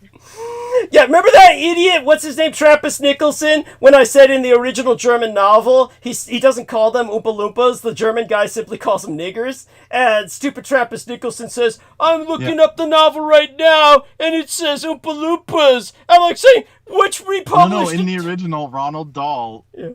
The untranslated ones, he calls them they're literally like from Africa, like they're like described as brown, like literally slaves. Yeah There you go. Well, where the African pygmies come from. They derived from Bahuka. Who? It's a pygmy African red-haired pygmy named Bahuka, I think. You're saying there's one father to them all? Well, no, the King Vena in the Srimad Bhagavatam in Canto. Oh. Or there's King Vena. No, I think it's the Canto. But those beings are different than humans. Like, they're not human. Well, it says it's a little pygmy, a little copper-haired pygmy, like brown. Yeah, but they're not like Homo sapien. These people were like actual human pygmies, like dwarves. Like we have like dwarfism. Well, I thought that's where like they hobbits. Came from, They're like hobbits. How it derived from was Bahuka. I mean, it's an interesting theory, Heather. But what Brendan is explaining is that you've got to, a lot of the Vedic should be taken as you understand that these are cosmic beings and that they're essentially different dimensions. That they could also be physical, but they're not human. Thank you. Yeah, King Vena was human, wasn't he? No. What do you mean no? No, they're not human. Those beings are different. Let me explain, Heather, just as briefly as possible. It's like the Old Norse mythos or the Old Norse cosmology of the Scandinavians. They talk about a race of dwarves. They're not talking about like normal human dwarves. They're talking about these people as if they're a subspeciation or truly a different race, almost like fairy folk. Right, Brendan? Help me out here. Yeah, they're. They're like different. They're just different biology than humans. Yeah. Like in the Vedic, there's like bird people. There's like the Kinnar. There's like all kinds of people. There's like bear people. Yeah. But they're physical. They have bodies. Yeah. And they're not like disembodied or incorporeal. They're like actually beings that were on Earth, and still are on Earth, like the dog-headed people. Like Hanuman, like interacted with like the king of the monkeys. He wasn't necessarily the only one. There was like a whole race of monkey people that helped him invade Lanka, and they've come up with like if you go into anthropology, like they're there. The beings like the Australopithecus and they lived in trees and they were like legitimately fossilized, like you can find them. So this isn't just unscientific or speculation. So yeah, that was my point. Is they actually? But they're not human. They're not human. They're in between or Right. Now, understand this, Heather, that even the different species of humanity, like what they call the Hobbit, Homo floresiensis or Homo florensis, they're not really human either, technically. So, Heather, you just don't think of these as like humans. They're not really human per se. By the way, Troy. I mean, for me, because I don't consider myself completely human, it's not too far away, out of my reach to conceptualize things this way. Well, that's appreciated. It's good to have an empathy for other beings, but you're human. You're human. You're just altered. You're technologically impacted, but you're still human. By the way, Troy Bellamy said, "I have an early morning. That's the only reason I left. Listening as I sleep." Thank you, Troy. Oh, okay. Yes, wonderful. Sorry. No, that's good. Like, Troy's a good sport about it. I really appreciate it. Yes, thank you. He's a smart guy. It's not. He is. Not to be taken lightly. Yeah, he knew when I brought up the third eye, he knew what it was, and I was shocked not because I didn't expect him to know it. It's just that he's a school teacher dealing with conventional subjects. I never thought he went into that shit. Right. That's right. But I think there's an aspect of Troy that he's like, he's definitely encountered the BCC, the Black conscious community, to the point where he can parse through all of it really well. Yeah. That's to be noted. Yes. Thank you. And Heather, what did you say before I interrupted? I was going to say, do you think what is the connection between Iran and Nazi? Well, we can go into that later. There's nothing Nazi per se, but there's an Aryan connection. Because Iran,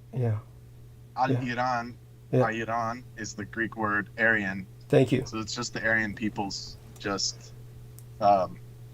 They've been invaded so many times that they got discombobulated. Yeah. They were actually like they were one of the biggest empires of all time. Yeah. But to put some other things, what's that, Heather? Go ahead. So to put some other things in context about that, the Shah, which hopefully the Shahdom gets reestablished someday, at least as a constitutional monarchy, his full official title would be something along the lines of Shah Hon Shah, or King of Kings, but he was known as the Emperor of all Aryans.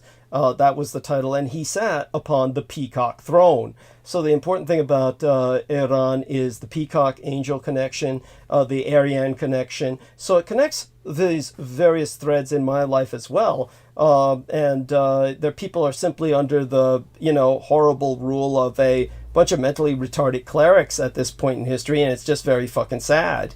They're exactly where the Jews want them right now, and of course the Jews want to destroy them, and they'll use the clerics as an excuse, but the Jews just want to destroy them because they're Aryan, right, Brendan? Help me out here.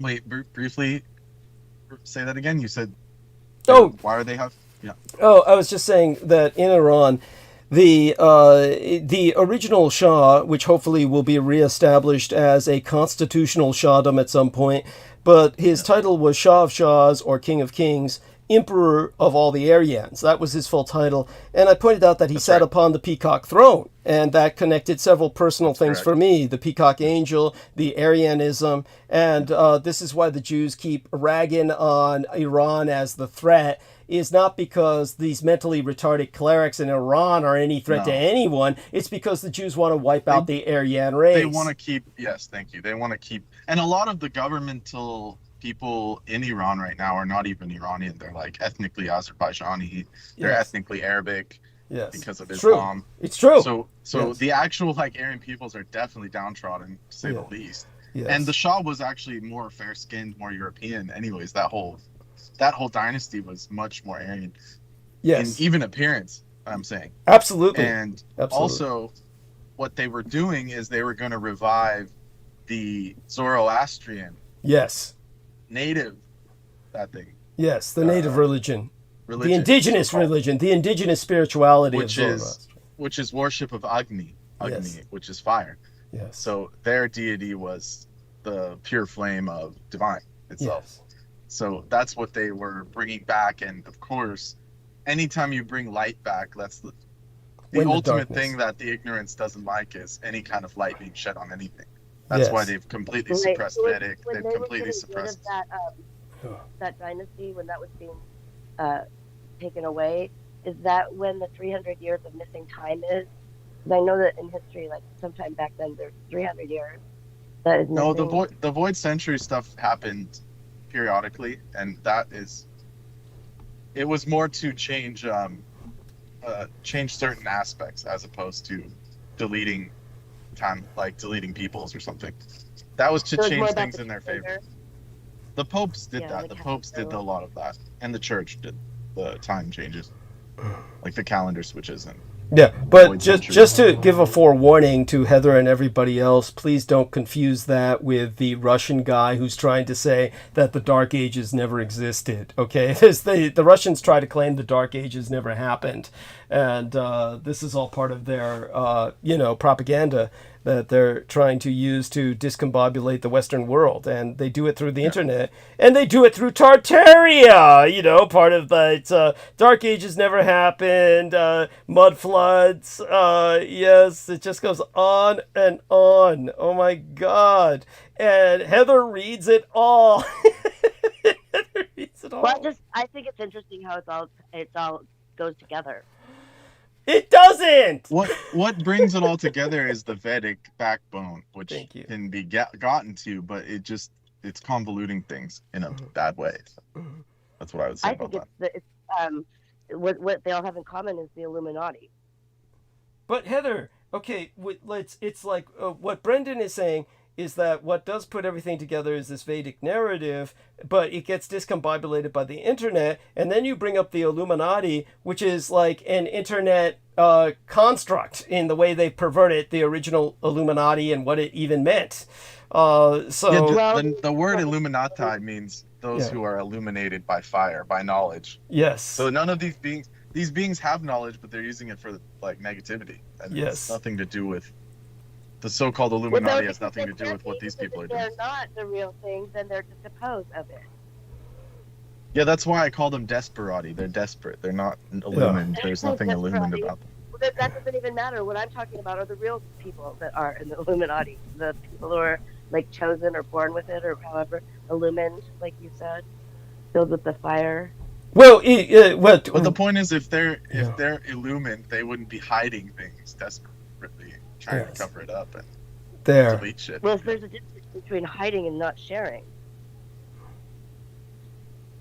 Yeah, but it's clear that they're deleting and suppressing. Yes, or at least like there's no doubt that there's beings out there that want everyone ignorant. I mean, that's clear. That's like 100% clear. Right. And just to explain my stance on this, what Brendan and Heather are getting into is an almost abstract philosophical argument, whereas looking at historically, the way that I operate with the Illuminati concept is that they started in as a counterforce to the American Freemasons. And we're talking about the Bavarian Illuminati specifically. And the Bavarian... Yes.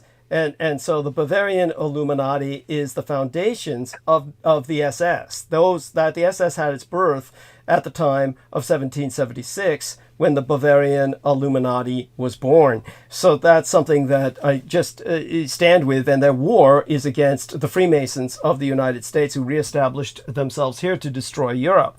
And they first wanted, the Freemasons, to destroy the church, because the church was the foundation of Europe for 1,000 years, and then they started working on destroying Europe itself. So, all of this we can go into another time, but... Yeah, the problem with it, it's just like, when we bring up so many topics, it's creating this, like, incoherency. Thank you. We have to stay coherent. Yes.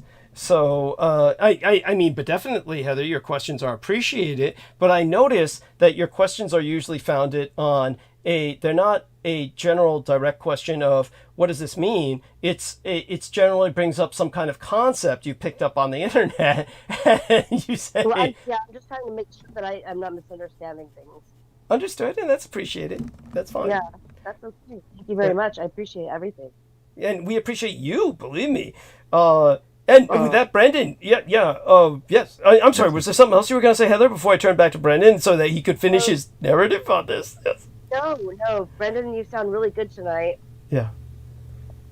Like clear, Your like audio. I'm coming in clear. Yeah. Yeah, you're very clear. I don't know what's going on, but Yeah, I even got a compliment from Pete. Yeah, it's the new building. It's the new building. It's wired, so you get Wi-Fi finally.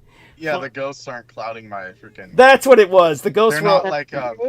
When I was little, I used to think like ghosts would always be like rattling chains. So maybe that's what was happening.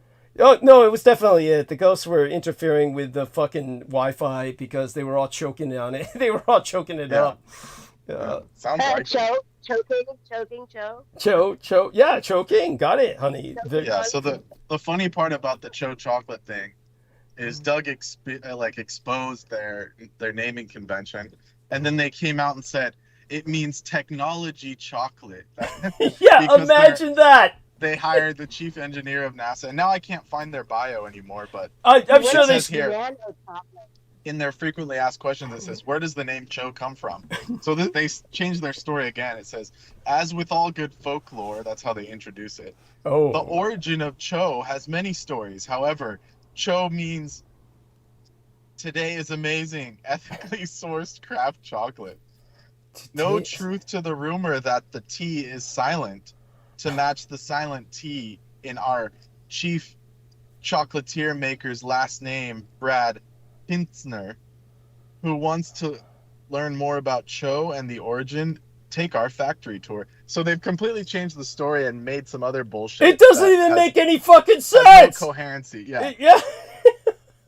Like anything to get away from the topic of Cho, they'll say it. But yet they still seem stuck with a name, like they have to keep it. It's like there's a requisite here. It's an occult binding where they have to keep the Cho. They can't just change the fucking name. Somebody who's marketing might argue that it's because once it's been marketed, you've got something established and you can't lose it. If you change the name of a business, it most likely is gonna fail. That's kind of But I don't think that's the case in this situation. Yeah, that's right. This case, and the way they tiptoe around what Cho means, they're like that doesn't. The first one made more sense, like technology chocolate. As stupid as it was. As stupid as it was. Yeah, I tell you why they didn't. Just making like word salads. And saying, it yes. means this, it means that. Yes. Which is bizarre. Yeah. It doesn't mean this. Has nothing to do with the silent T in the owner's name. It's like, who the fuck would even think to ask something so stupid? Yeah. It doesn't make sense. It really doesn't make any sense. Oh my god. Other than what you brought up. Yeah. Yes, thank you. That's the only thing that does make sense, and that's why they're like running scared. Yes. They didn't ever expect someone to expose them, basically. Yeah, no, it's true. We keep them on the run, and but then again, where our man Brendan encountered the Cho bread, the Cho hybrid, is sinister enough because of what I said. Sometimes they'll sneak in the human ganglia paste into a meal at the restaurant and get everybody addicted to cannibalism. And here he was at a restaurant getting himself a vegetarian meal. Oh my god, vegan meal, and there was a Cho, and so it's not like we go out looking for him, like, oh, we're looking for Cho. It's just, no, they're here in this area, especially. So, the Cho, would you describe it? It's interesting. Well, you glitched out there, Brendan. We jinxed you. Now? You're okay now. Am I audible now? Yeah, can you answer Heather's again? question? So Heather, ask your question again. You were asking Brendan to describe the Cho? No, he was starting to talk about the description, and I said his description, is it like Alf? Like Say Alf. She says she's Like Alf. Alf, you mean like Alf the alien life form, the puppet, or you mean like elves? That's what they look like. I'm trying to imagine like what if they're like people, but they're not. Okay, so Well, she Doug wants a really description. described the original being, but I saw this. The being I saw was a female, most likely. Yeah. Short stature, like very short, like below 5 foot, like maybe even 4 feet. Yeah. And then she had this kind of like, I don't know if we could still say this word, like mongoloid. Mongoloid features, yes.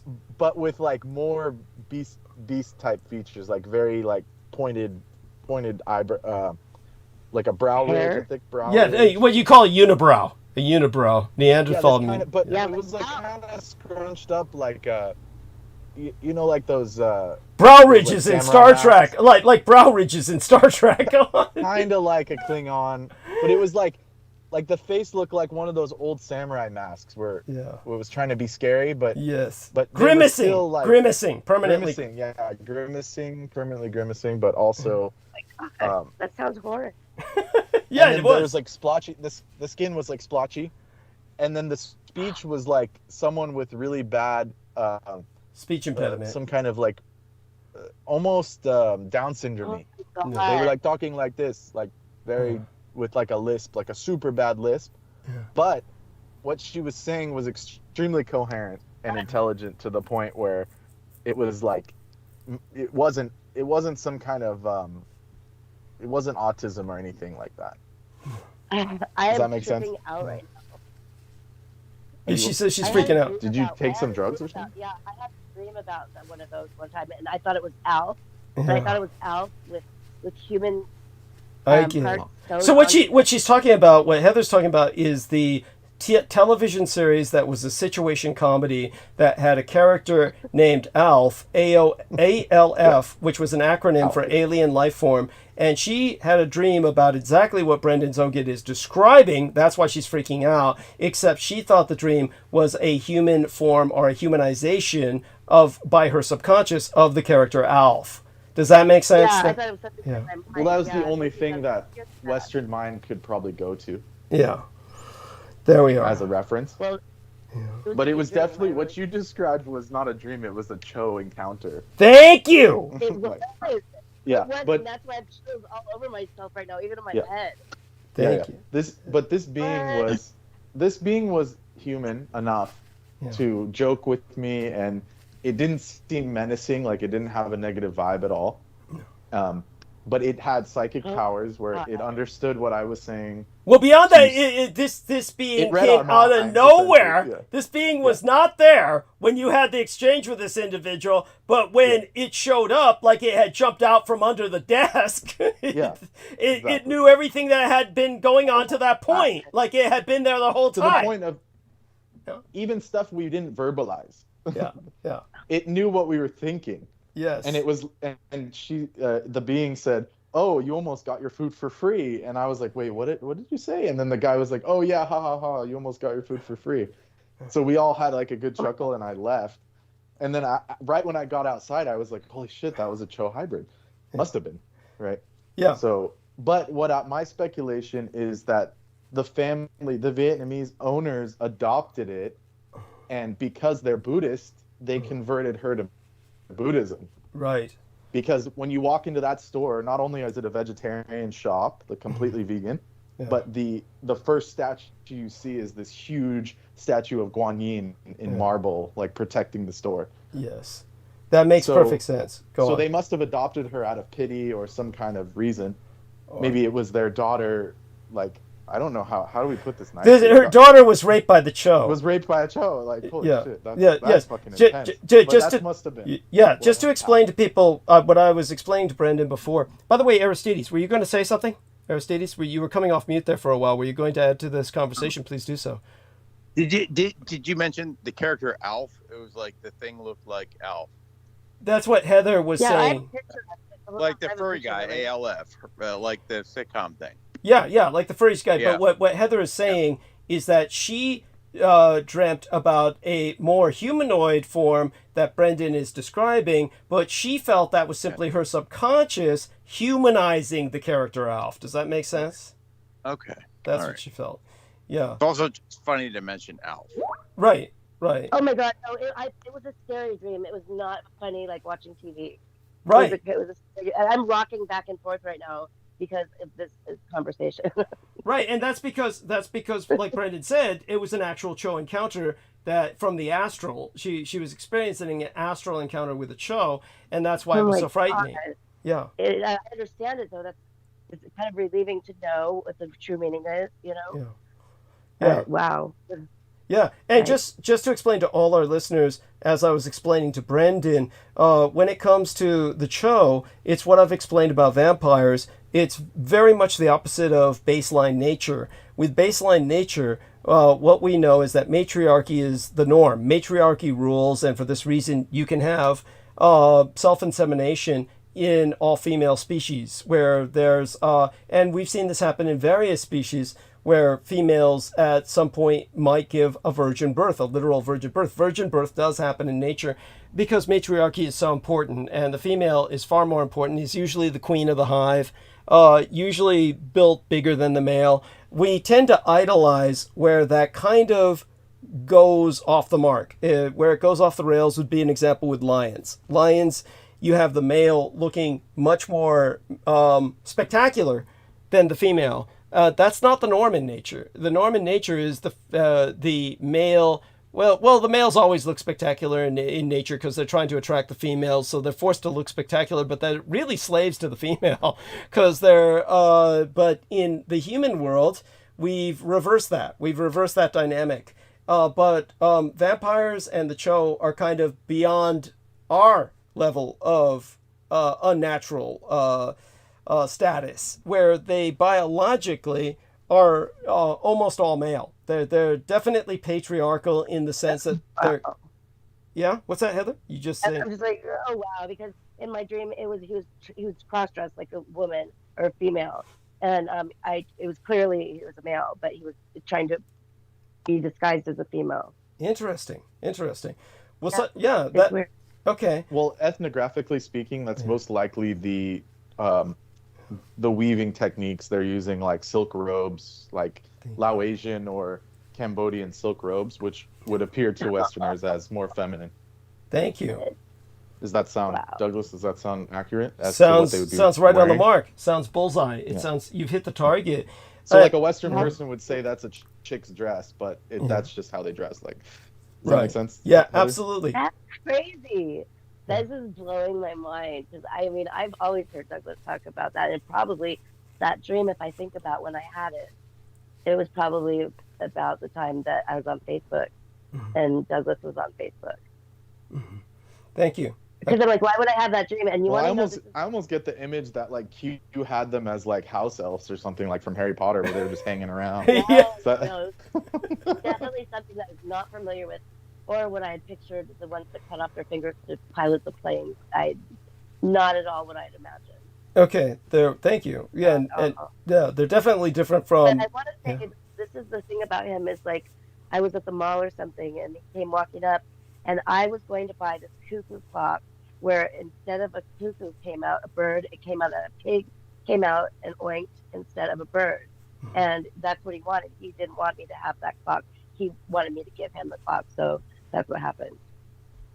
In the dream, as she's explaining. In- Thank you, Heather. Thank you, Heather. I appreciate you sharing that. Intriguing. I don't know what the symbolism of that is, but just so people understand, in both cases, vampires and the Cho, what will happen is every once in a while, for reasons nobody understands, the vampire will feel a sudden need to reproduce. But when they do, they basically grab a woman, rape her, and it's violent. There's no love in it. And furniture gets destroyed. It's that bad.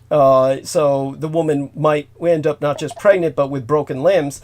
And then the vampire leaves. And that's pretty much their mating. When it comes to the Cho, they basically hold a huge ceremony, which I witnessed. I've described this in the past. They hold a ceremony, which my dad said that's a sacrificial ceremony. They're sacrificing a human baby so that they can abduct a woman. A woman's going to be missing off the streets tonight. And we even called the police about it, and the police just laughed because they said, every night women disappear in the Tenderloin. They said, you're telling us a woman's going to disappear in the Tenderloin is like telling us that there's going to be flies appearing over your garbage. It's tell us something we don't expect.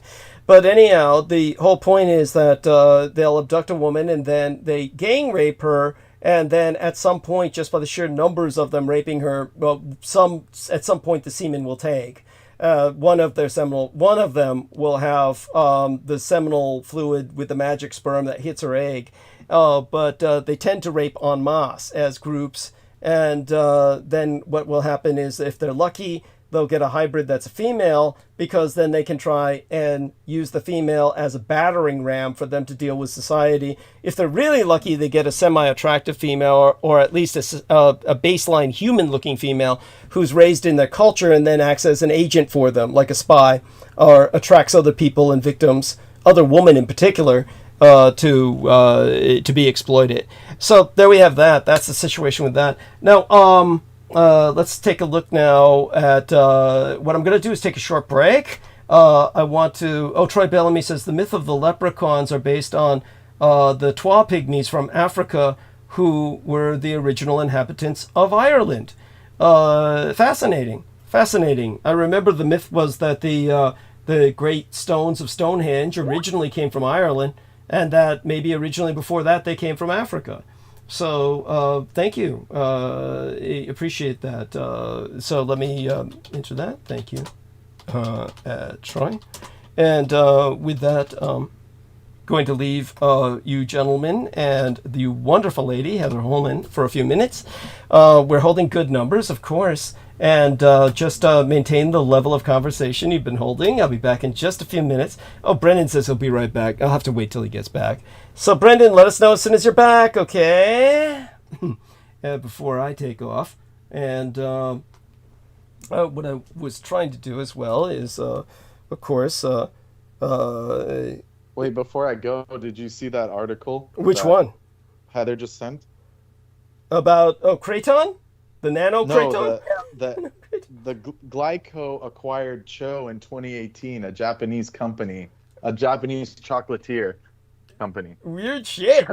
Well, that's because, remember what I said, the Japanese are immune. The Japanese are immune to the Cho. Yeah, that's why thank you. That's why they're working with them, and that's why they hate you, because they can't send Cho after you. There we go. Yes. Yeah. Japanese food giant to add award-winning chocolate company to their roster. Oh my fucking God, Ezaki. Thank you, Heather. See this, Heather? Yeah, that was a good find. Yes, Heather finds the weirdest shit. What are the Japanese reasoning? They're trying to keep tabs on them because it was after you mentioned it, so they must keep tabs on what you're saying. Yeah, obviously. Is that a way to like keep them under wraps? Saying, look, we know you guys are. It's basically. Know about you. Yes. Well, everyone wants to know about the the crash. Yeah. You know, Douglas, why would they right. take majority stake? So just to explain one thing before I turn towards Brendan's question, which I'll answer quickly. Heather's keeps referring to the crash of the babies who were part of the Vietnamese orphan campaign. They were trying to bring them back to the States, and then a bomb was placed in the plane. All the babies blew up, and then they wound up losing more female personnel than they ever did throughout the Vietnam War, and then they wound up. We put this in the book, by the way. She means the Roswell crash. Well, that's a totally different story. It has nothing to do with the Cho, and that has to do with Japanese Yakuza. Oh, so that's what she's asking. Is it because of the Yakuza involved with the crash? No connection there. But because of the Japanese, because they're immune to the Cho assaults, then they can work with it from a level of immunity, but all they're taking advantage of is fucking over the Americans, because basically what happened was when the emperor gave the order, because some people in Asia, some nations said, we'll collaborate with the Japanese, but we want you to kill all the Cho. And so the emperor gave the order. It was the only order he ever gave for the total extermination of a race. And they wiped out the entire Cho population in all of the majority of mainland Asia. The Cho escaped to Southeast Asia from China, where they were completely annihilated. And probably this is like a Japanese anthropological study. To the Japanese, this is like, okay, the emperor ordered all of these Cho exterminated, and we killed them all in China. So the few that are remaining and now relocated to North America, where there's probably more Cho here than there are back in Southeast Asia at this point, they said, let's keep an eye on them, and also probably taking advantage of just using them to, if they want to, it's a weapon to use against the Americans. After all, the Cho are invading America's dreams. They look at how they invaded Heather's. If you're working with them, you can exploit them to sabotage various operations in America. It's basically an act of espionage. Just like if you remember how I told you Michael Aquino was angry because he was a member of the Special Forces, helped to establish contact with the Cho, and then they wound up under CIA protection, and the CIA was basically employing them all.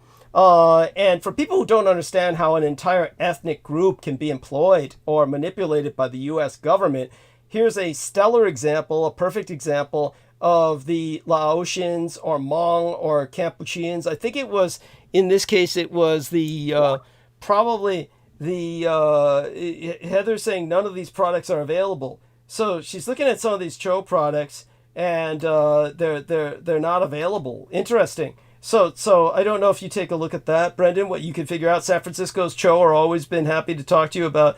Yeah, it's like they're like, yeah, there you go. San Francisco. This was an article written before they rebranded, but also I've noticed that at all the stores. You like how they say San Francisco, stock. But Brendan, you notice how they say San Francisco's Cho as opposed to Berkeley or Oakland? They keep changing it. See, so well, because early on they were banking on being San Francisco based, but you exposed them plus all the real estate issues. Yeah. They moved to Berkeley later, and then now they're claiming they've been in Berkeley for 14 years, which we know is not the case because their old address was in SF. Not only that, but also Oakland. Remember and then they went to Oakland too. Yeah. Yeah. So they're all over the fucking place. But when it comes to what happened with this one dude I know, if everybody looks at the Roswell and the Rising Sun video, there's this dude named Rick Prestel who's turning the slides for me. He's turning the slides for me during that presentation. Now, Rick Prestel himself was married to this woman from Thailand who looked like a man. And that was the funniest thing in the world, because this guy was secretly gay because he had been raped all the while he was growing up by male care providers, which is why he hated women. He hated women because his mother kept turning him over to male care providers who kept raping him, and he kept telling her that, and she kept telling him, shut up and take it like a man.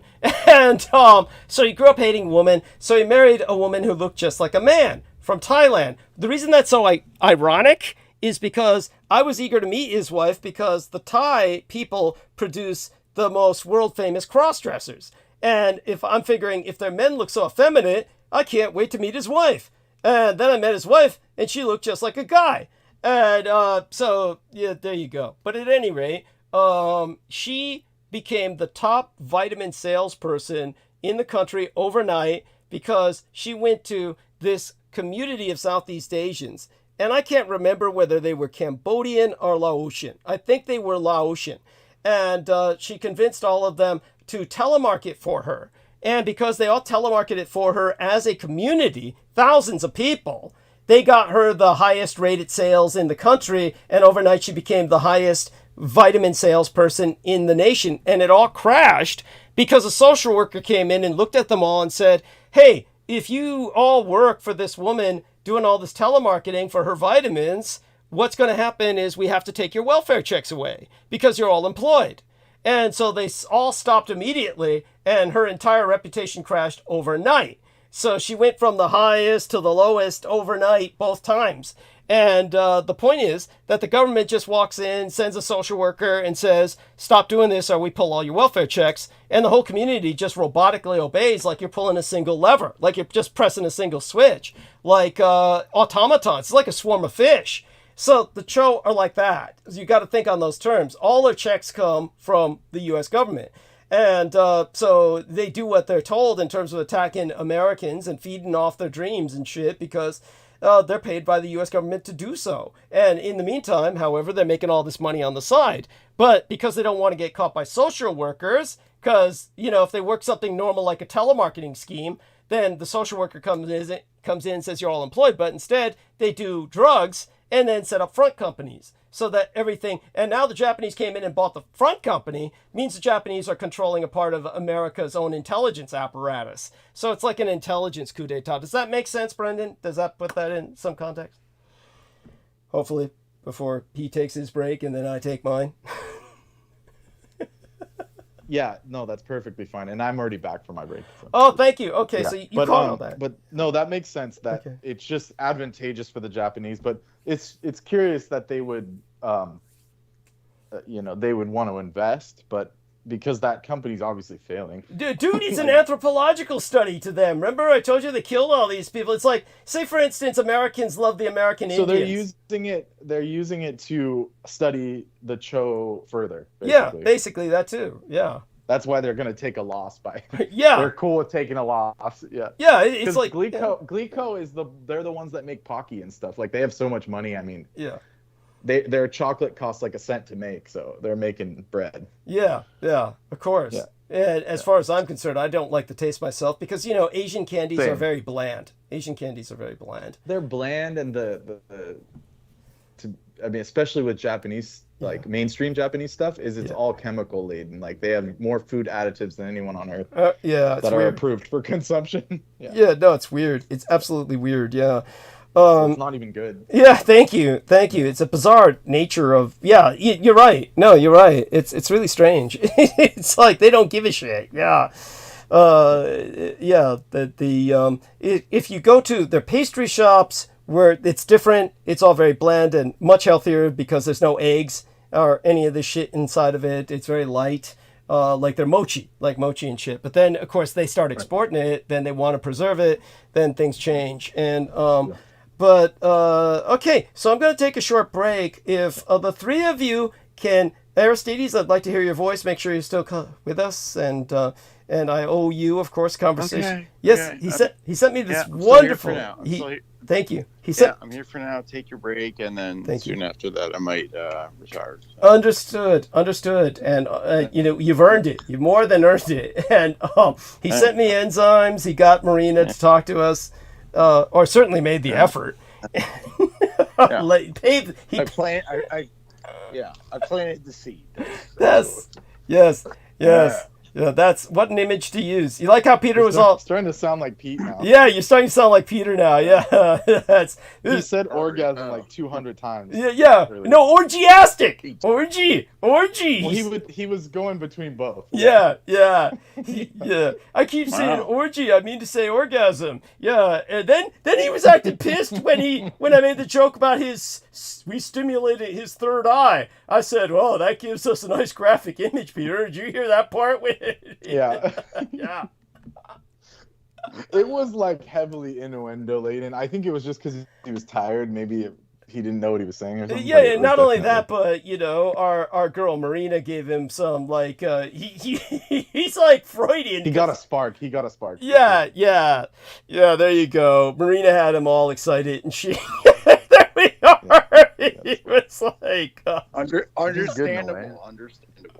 Yes, true enough. Okay, so I'll be back. Heather, join these gentlemen in a conversation, honey. Love you, please, by all means, Heather. And okay, I'm going mute. Thank you. All right. Hi. Yeah, I'm here. Here. Doug just abruptly left us, it seems. Oh, well, he needs a break. Sorry. It was good. It was a good night. I think he's all right. Yeah. Oh, yeah. But I'm out here checking out my Tulsi, seeing how the Tulsi is going. Yeah. So Tulsi is holy basil. It's a Vedic herb. Yeah, tell us about it. Very ancient Vedic herb. Regular basil. I want some regular basil. I know it's not the same plant, but yeah. Try Tulsi. Maybe plant some Tulsi while you're at it. Why not get both? Is it similar to basil? It's close. It's similar in that sense. Like if you eat it's just more medicinal. Like if you taste it, you'll be like, oh, this is basil. Yeah, no, there is a type. Fruit. There is a type called there's a third type of Tulsi that's like in between Western basil and Tulsi. So yeah. What's it called? It's called Tulsi. It's called holy. Oh, there's just like another type of Tulsi. The third type. Okay, so there's in English it's called holy basil. Holy basil because it's considered like a holy herb. Tulsi is the queen, the goddess, the queen of goddesses. So she's named after that herb, or the herb is named after her, vice versa. Yeah. But there are three types. There's Ram, which is a green type that's used a lot in Thai cooking and Vietnamese cooking. And then there's Krishna Tulsi, which is a purple type, a variety used for medicinal and religious reasons. And then there's a third type called Vana. And then there's an offshoot of Vana Tulsi that has another name, which I'm spacing out right now. But that one is more flavorful. It's called Kapoor. Kapoor. So it's like a Kapoor Tulsi means it's more scented. Kapoor. Yeah, Kapoor. So it's more flavorful in the sense that it's like more aromatic than the other Tulsis. Like it's more akin to Western. It smells like bubblegum. It's very fragrant. So it's more akin to like Western, what we would call like Italian basil or something. You know, it's very fragrant. Okay, so Yeah. what were the names? It was Ram and what? Ram, Krishna, Yeah. and Yeah. this one, there's also Vana. Vana is a third type of the traditional Tulsi. Okay.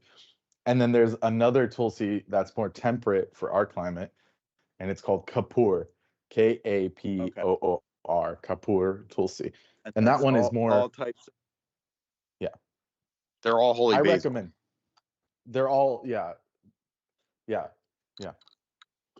Mm-hmm. They're all holy basil. Mm. So interesting. Yeah. Very good. Very good. Okay. Worth checking out. It's one of the most beneficial herbs known to man. Yeah. So let me find a little bit about it, and I'll give you something here. But carry on. Yeah. Okay. Yeah.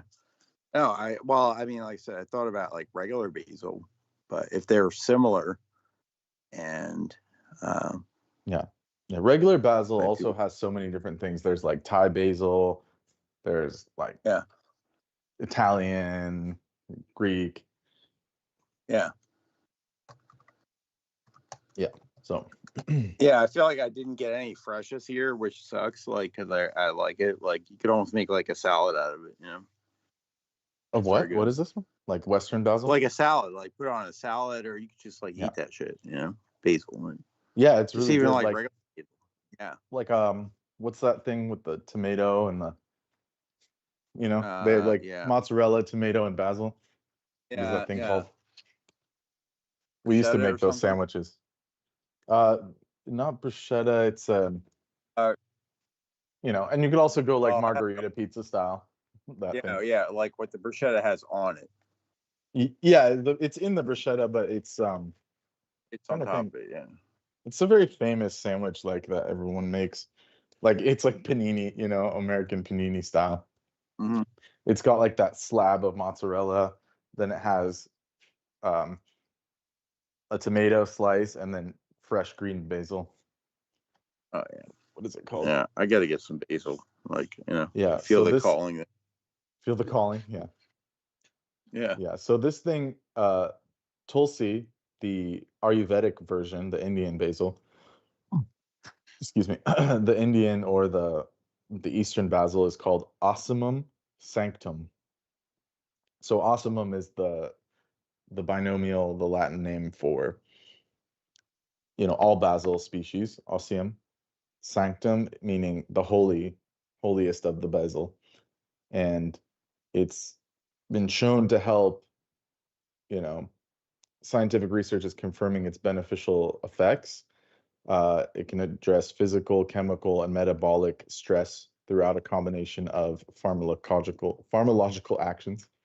It helps with chemical stress, reduce heavy metal toxicity, physical stress from prolonged physical exertion, exposure to heat and cold, and excessive noise. It can actually calm the system from that. It counters metabolic stress through normalization of blood glucose, blood pressure, lipid levels, psychological stress through positive effects on memory and cognitive function. It's anti-anxiolytic, meaning it reduces anxiety. Antidepressant properties come in as well. It's a broad spectrum antimicrobial and antiviral activity, range of human and animal pathogens. So it's a very important herb in general. So that's holy basil. It can do all those things. Yeah, it's important. Like I feel like I needed to be reminded of this. Yeah. So this form of Lamiaceae, the basil family shrub, It's known as the incomparable one in Ayurveda, the mother medicine of nature, queen of herbs, and is also considered the elixir of life because of its medicinal and spiritual properties. In India, Tulsi has been adopted into spiritual practices, rituals, and lifestyle. Uh, the emerging science on the Tulsi reinforces its Ayurvedic wisdom with scientific discovery. It tastes hot and bitter and penetrates deep into the tissues. It dries up kapha and vata, and it's said to prevent disease, promote general health, well-being, longevity, assist in dealing with the stress of daily life. It gives luster to complexity, sweetness to the voice, fosters beauty, intelligence, stamina, calm emotional dispositions, and etc. It's recommended as a treatment for a range of conditions, including anxiety, cough, asthma, diarrhea, fever, dysentery, arthritis, eye diseases, otaglia, indigestion, hiccup, vomiting, gastric and cardiac disease, skin diseases. It also has been shown to be very effective against ringworm, insect and snake bites, scorpion bites, and malaria. It's a potent adaptogen. Tulsi has a unique combination of pharmacological actions which promote well-being and resilience. The concept of adaptogen, or an herb that helps to adapt stress with the promotion of homeostasis, is not widely used in Western medicine typically, yet it's in the less mainstream world, it's become like the alternative medicine field. The adaptogens have become like the holy grails, right? These so-called superfoods and stuff like that. So Western science has revealed that Tulsi does indeed possess many pharmacological actions that fulfill the purposes that were stated in antiquity. The medicinal property of Tulsi has been studied in hundreds of scientific studies, in vitro, animal, and human experiments, and it's revealed that the unique combination of its antimicrobial, antibacterial, antiviral, antifungal, antiprotozoal, anti-malarial, and anti-limentic, mosquito repellent, anti-diarrheal, anti-cataracts, anti-inflammatory, chemopreventative, radioprotective, hepatoprotective, neuroprotective, cardioprotective, anti-diabetic, anti-hypercholesterolemia, anti-hypertensive, anti-carcinogenic, analgesic, antipyretic, anti-allergic, immunomodulatory, central nervous system depressant, memory enhancement, anti-asthmatic, antitussive, diaphoretic, anti-thyroid, anti-fertility, anti-ulcer, antiemetic, antispasmodic, antiarthritic, adaptogenic, anti-stress, anti-cataract, anti-leukodermal, and anticoagulant activities have all been confirmed through these studies. These pharmacological actions can help the body and mind cope with a wide range of chemical, physical, infectious, and emotional stresses, and thus restore I'm back. psychological. Just letting you know I'm back. Continue. Thank you. Which would help restore psychological and physiological and psychological functions. What are we talking about? So this is holy basil. These are studies that have been done on the Tulsi. It's called Tulsi, the queen of herbs. It's the highest herb in the Ayurvedic practices, one of the most high herbs. Cool. So she is a very important. What happened to Heather? What happened to Heather? Oh, I don't know. Yeah, what happened to Heather? We were supposed to be having a conversation. I guess this is where I can break down in tears. I want people to know why I'm crying. The doctors have told me I can't indulge in cocaine for 7 days before my surgery. That was literally like on the list. They had to tell me verbally. They can't put it in print, but they told me verbally. They said, "Yeah, Mr. Dietrich, you've got to stop doing this cocaine, at least until we perform the surgery to align your deviated septum." Holy shit. I can't last the rest of the episode tonight, people. I'm sorry. We'll go as long as I can, which will be another 10 to 15, 20 minutes or so, if that. Oh, without my coke. Oh, come on, just gum it. Don't be weak. Jesus Christ.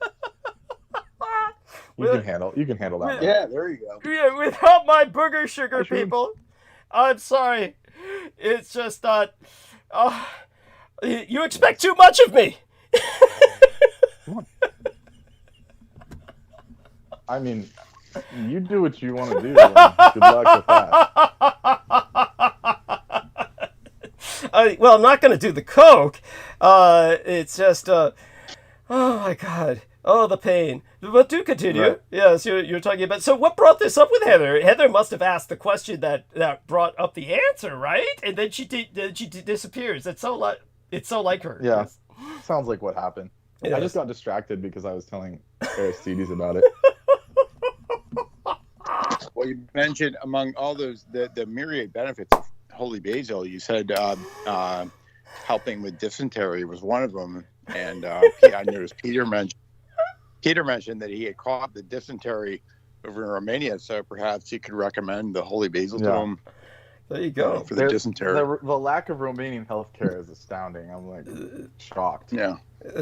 Thank you. They need holy basil. They need a lot of things. They need a lot of things in Romania. I don't think holy basil will help them. They need an exorcism. Is what they need. It won't fix it, but it could go a long way. Okay, I've got a question from an email who asked to remain anonymous to both of you. Hey, this individual wants to know what Aristides and Brendan Zoget think. And they said, look, we were all shocked when Ian West said he was taking one of Michael Aquino's pornographic novels about young boys being raped, trafficked, and cannibalized and putting it to music. And they just wanted your opinion on what do you think is the psychology, the dynamic behind what's going on with Ian. They're saying, do you think he's processing something? I said, personally, my response. Yeah, okay, first of all, carry on, Doug. You say it first. Yeah, I think he's processing. I think he's processing. What do you call it when you take your penis between your hands and you're kind of doing this squeezing thing? You say you go into the bathroom, but if you stroke it more than 3 times, you're playing with yourself. It's. I mean, he definitely goes for like very sensationalist things. Like very. Yeah. So first of all, he obviously is suppressing some kind of weird urges that we don't know about. That we all know about. That we all know about. We all know. I'm trying to be sure. Yeah, something to do with children mainly, and then also on, like, he kind of has the Brandon Young syndrome where he thinks it's funny. It's like to him, it's like this kind of what's the word for it? Like to him, it's satire. But to everyone else, it's horrific. Yes, thank you. So that's just how he lives his life. And so the more crazy it is, the more funny it is to him. Yeah. So he has like the Brandon Young syndrome. Yeah. Didn't he? And he had like his own radio thing. Like I look at him, he's like a shock jock. Exactly. Yeah. But those people have the worst psychology of all. Yeah. Like they're suppressing / I mean, I'm sure they're acting upon many things, but they're suppressing a lot of shit. I'm sorry, it is horrible. I just want people to understand. Was I correct, Brendan? You seemed pretty ready to. It was almost like you wanted to wash your hands of all of this. It was like when you were there. Like it was almost like you were. Because I actually read you. Yeah, thank you. It's true. At one point, I read it for academic reasons, which I regret. I did ask him to. I do want people to know the only reason Brendan Zoget read it was because I requested that he do so. So please understand that. This is a fact. So do go on, Brendan. And because you did... I read it, and then I also read what you wrote, but we won't go into that. And then... Yeah.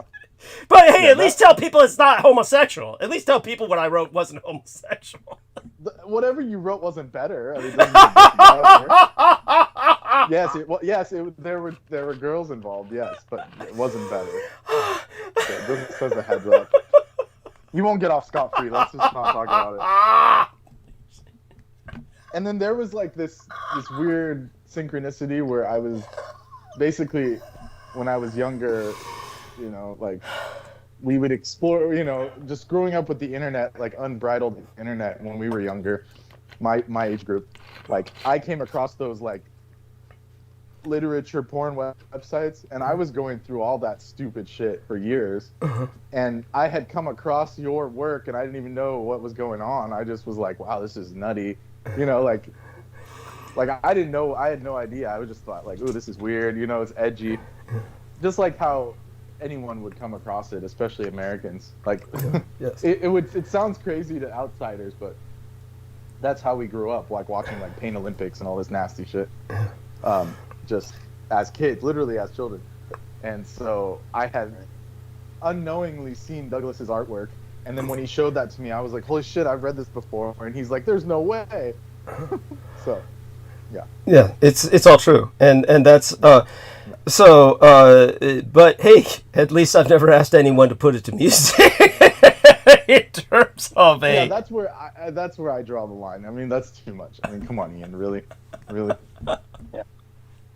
Like, he did the same thing with some kind of weird Epstein shit too. He was just trying to like satirize it, and it's like there's a certain level of tact you have to have, and he doesn't have that bone or in his body or whatever. Thank you. That ability. Yeah, Aristides, continue with your observation, please. Yeah. What next? You can have AI like write a children's book about it.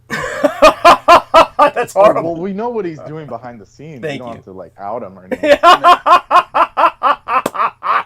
Yeah, I hope he doesn't hear that. He's gonna be the first, not the first one, but he's gonna be like one of the ones that gets caught with like, because they're already having this problem in Germany. Is that a lot of the CP they're coming up with is actually AI generated. Yes. So they're letting like what they're doing is they're mixing the real stuff with the AI stuff. So when the authorities come in, then the authorities have to let them scot-free because there were no humans harmed in it, even though it's sick. They have to let them scot-free, but what they don't know is that the real CP's in the same files. So it's becoming harder and harder to get into it. Yeah. And parse it out and all this. And they just write it off as fake. They're like, yeah, you sort through them. Yeah, what do you mean? Mm-hmm. You're going to sort through them? Look, you're going to be the guy with that So job? it's becoming challenging. Find the real ones? Yeah, so it's going to become challenging. And, Oh, no, it's a sick world. It is, and I do want people to understand. I still stand by what I said. Not as Brendan says, this is not the time or place to really go into what I wrote, but I still stand by what I said. Is I'm trying to portray things from the perspective of the victim. When I was in the mindset where I wrote what I wrote, I'm basically in the mindset. No comment from me. Was that? No comment. No comment from me. I'm not commenting on this. I'm trying. You didn't do any favors to those victims that you wrote about, by the way. I'm trying to display empathy by displaying their sufferings in the most graphic detail, so people understand what they experience. That's what I saw with my own eyes in different situations. I had to change the situations to protect the guilty, so to speak. But nevertheless, you tried to convey a good deal of what I saw. Probably the most was, I'm not going to give the title. And I ask, of course, Brendan not to give the title. I doubt he could remember it. But if I actually said the title, he probably would remember it.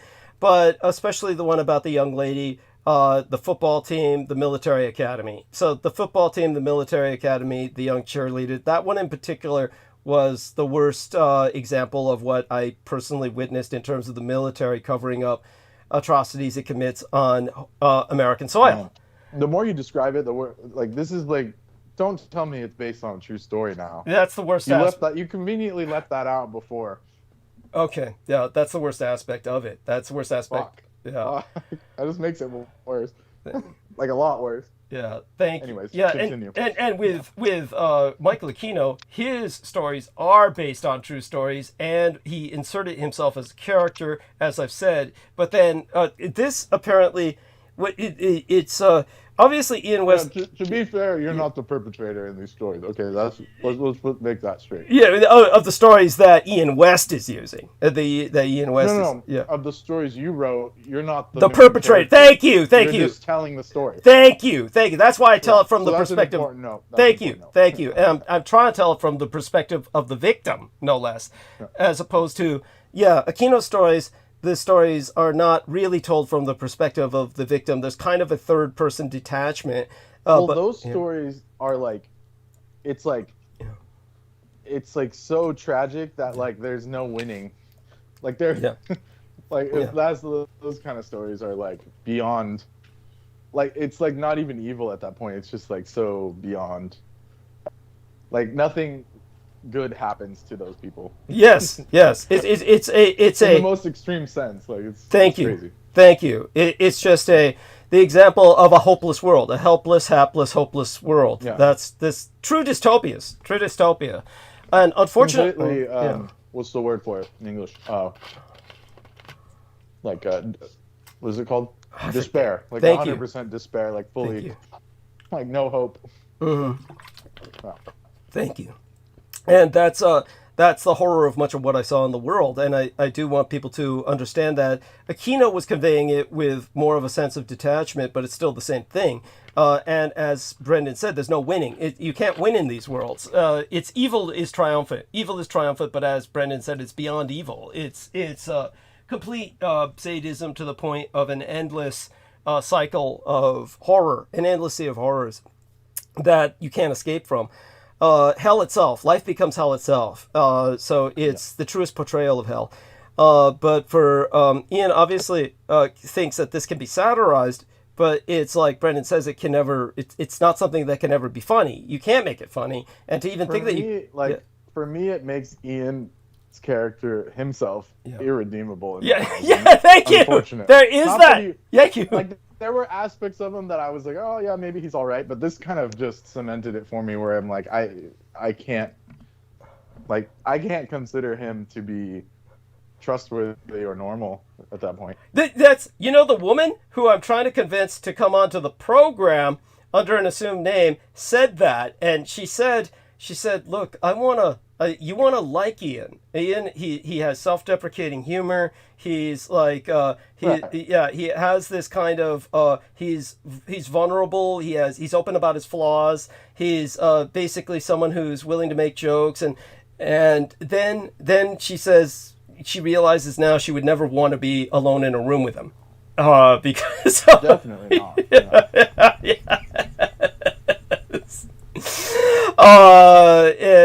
But then I think back on, I got another question here asking again about Brandon Young, and there's some details they were asking about the Forbes, the mother, and or rather what would be Brandon Young's grandmother. So this is from what I know from the woman who was the care provider for Arthur Middleton Young.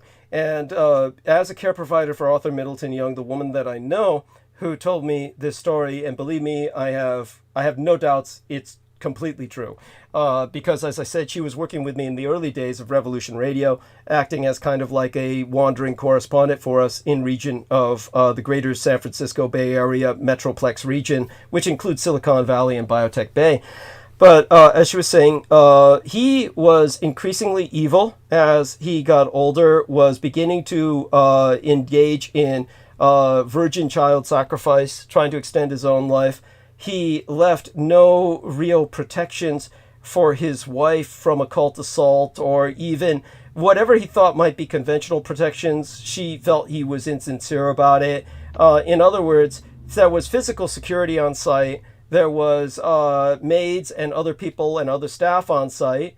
It was an entire busload, people who had to come in by the bus to maintain the grounds, etc. But all it took was when the sun came in, he fired everybody and just said, look, you're all fired. And she said, well, your father wanted me to take care of your mother as well. And he said, well, there's no written contract on that. That was an oral agreement, right? And she said, yes. And he said, well, you can stay here if you want. Try and report it to the police. And then proceeded to start beating the shit out of the mother, forcing her to sign legal power of attorney over to him. Of course, she left at a certain point to call the police. It did nothing. She reported to the police what she had seen, and they basically told her, look, if you keep bothering us about this, you'll be arrested. Now get the fuck out of here and make certain we never see you again, or you might not be seen alive. Then from what she could see was already beginning was the son just kept beating the mother until she signed power of attorney over to him. And once she did that, he beat her until she was brain dead. Then he said she's not in control of her faculties, and he put her into a hospice to die, and he took everything. And then he fathered Brandon Young. Now, the interesting thing about his fathering Brandon Young is that Brandon Young obviously got the best, but Brandon Young is so incompetent, so batshit fucking crazy, so unacceptable in terms of any professional interaction, that all this man who has all that can get for Brandon Young as a position is a school teacher. Think about what I'm saying. He can't get him a position as a CEO that's just a figurehead. Now, I want the opinion of Aristides and Brandon on this. Do you understand the implications of what I'm saying? That any man that wealthy, you would think, could install Brandon Young as a figurehead CEO, where, okay, look, he's like retarded, just to, do the stuff for him, staff, remember, you're just his care providers, and, he babysit him and keep him out of trouble. He can't. He's too much of an HR risk. It's like he would just harass every chick in the office. It's like he's a risk. Thank you. So where's the only place you can get away with that kind of working with kids? Nihilistic thinking is to be a freaking university or / college professor. Then, but he's not even that. Whatever he says, they can just be like, "Oh, that's just his shtick." But you know what I'm saying? He's not even that. He's teaching school kids. He's teaching grade school kids. Yeah, that's Aristides, your own thoughts on this? Yeah, you think if you were that well but still, they could still say the same thing, because I've dealt with a lot of teachers, and even the crazy ones, they're like, "Oh, that's just how they are," That. Yeah, that's what it's got to come down to.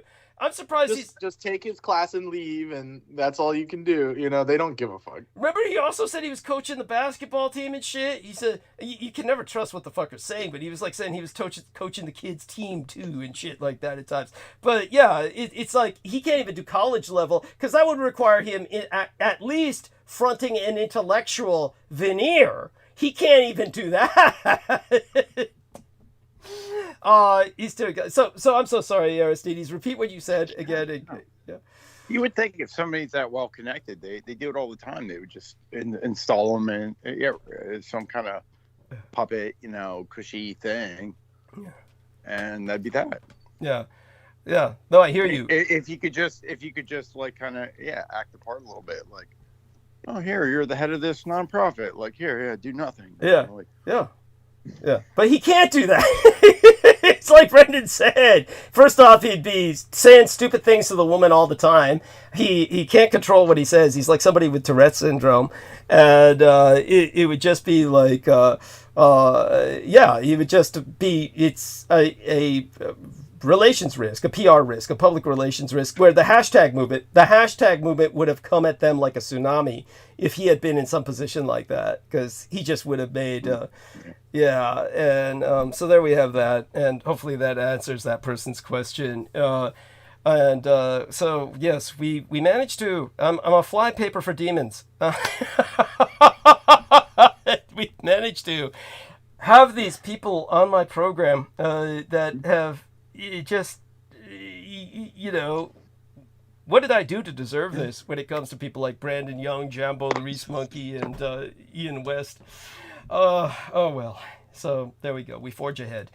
But it's hopefully everybody has appreciated what's been said to this point. Let's take a look at our numbers. Have been holding very well. Understandably. God, they've even increased. This is really high. It's like, very high numbers tonight.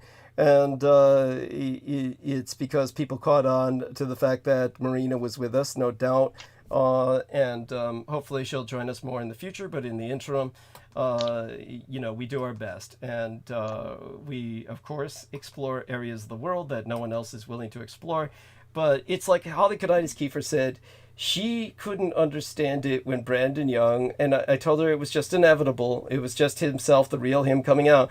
She couldn't understand it when he started defending Michael Aquino and started talking about how great the Satanists are and they're really good people. And she just said, is this the same guy? Is this the... And I said, no, it was always the same guy. You're talking about the guy who claimed he had an arranged marriage with a young lady of high society who was bearing his child beneath her heart, within her womb, went up to Canada, and the baby was no longer there when she came back. And we asked him, "Did you ever think of avenging your child?" And he was like, "No, I never thought about it after that." Because he was trying to insinuate she had sacrificed the child. Yeah, basically aborted the child in a satanic ritual.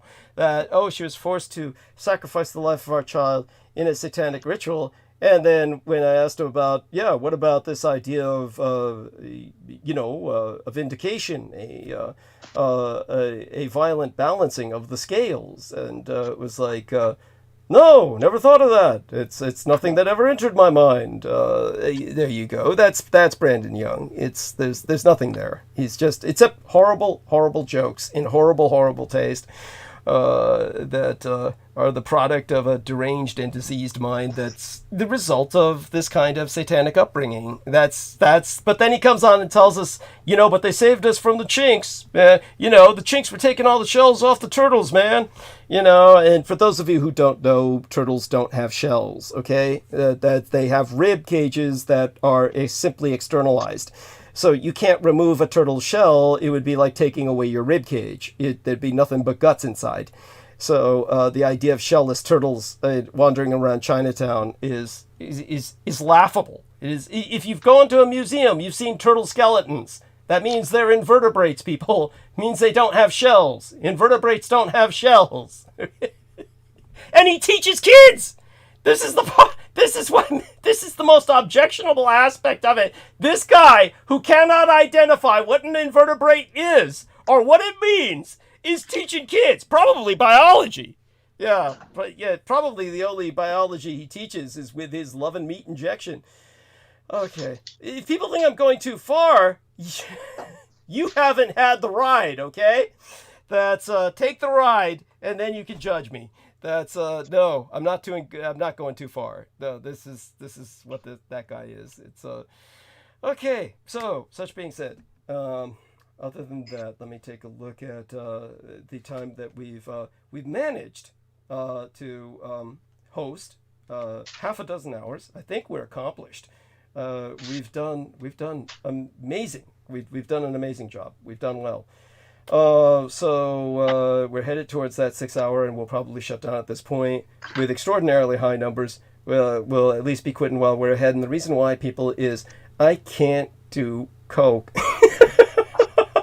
I can't do coke until the surgery to align my deviated septum. I am in hell. I am in fucking hell. Yeah. You poor guy. I could do without the sarcasm. Gratuitous sadism. I like what Brendan said. He's like, just gumming, man. Just like... he has no heart. He has no heart.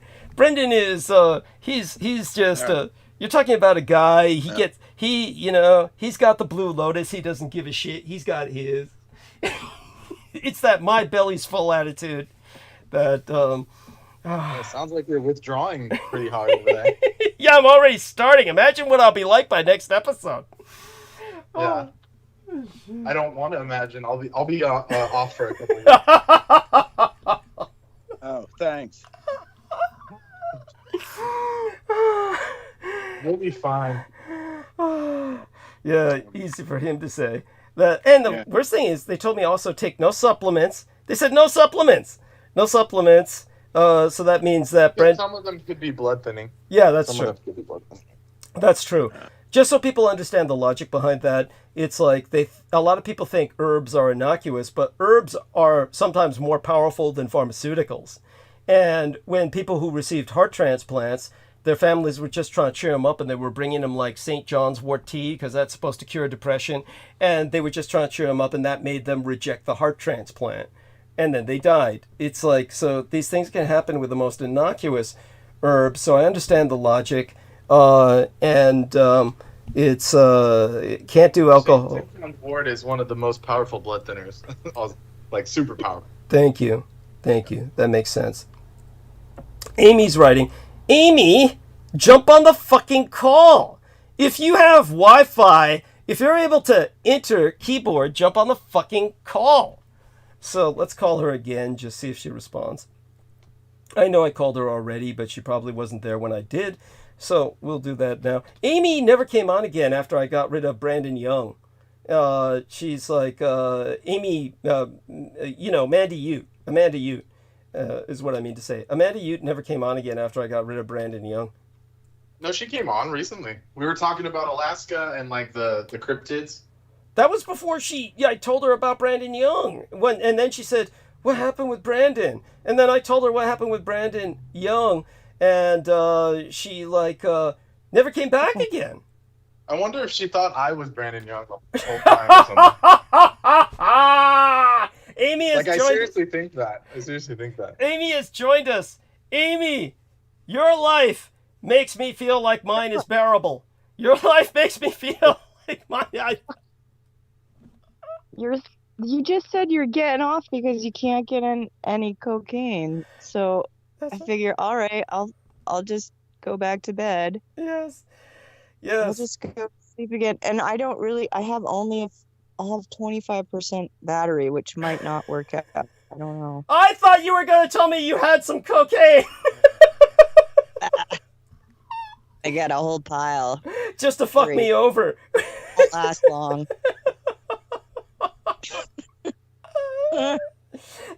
So Michelle Carmela Saldana, she had ephedrine. She got the prescription. The doctor just wanted to finish her fucking off, so he gave her endless amounts of ephedrine, which she's always on.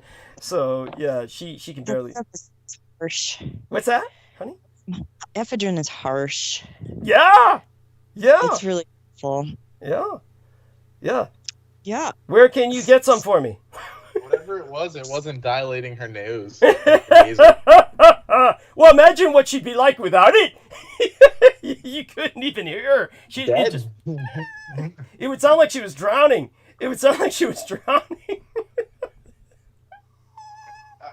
Yuck. I like yuck. No, when is this surgery?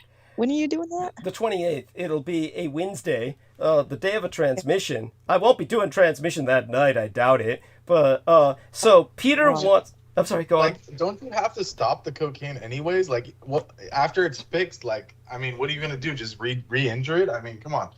Oh, they said, after it's fixed, they said it'd probably take another... They've said it'd probably take another 20 years to bring it back to where it's at now. They said it took 20 years to make it look... Still, you're gonna have it abnormally long lifespan. You might as well keep it kosher. Listen to this guy. You already know you don't age normally. Come on. Yes, I understand, but you want to lead a life that's worth living, Brendan. It's like when you're here that long. Sounds like a cope to me. You got some serious copium coming in. And ask your son what that means later. Oh God, give us a definition, please. Like coping mechanism. Yes. So the kids nowadays, they call it copium because it's so addictive, because everyone has like when you try and call them out, they always have this fucking cope. Yeah. So copium, it's like the most addictive drug. Interesting. So is that an explanation for, what was the name of the girl who identified every man by the length of their penis? What was her name again? Christine. Yeah, but she was actually on opium. That's the difference. Yes, that's right. And when Brendan said, hey, there's cures. I can't afford that. Yeah, after telling us guys are giving our houses. Yeah. What? Yeah, she felt she was above OnlyFans or something. Yeah, you dumb bitch. So, all right. So, dear Amy, are things improved? Oh, the phone! I told you. Here, you've got an opportunity. Brendan Zogit's mother works for Social Security. Please tell him your Social Security situation. Did your man call Social Security? Yes, it's sorted. It's all sorted. So they thought he was dead because he wasn't answering his calls because he lost his phone, and they were trying to see if he was alive, and it all converged, right? Is that what happened? Or what happened? What happened was he made a major purchase and thought it was being covered by a separate check, and it was actually his entire thing. It was the whole thing was this. I don't understand. I don't understand. funny. His That's entire funny. what? His social security check bounced? Is that what you're telling me?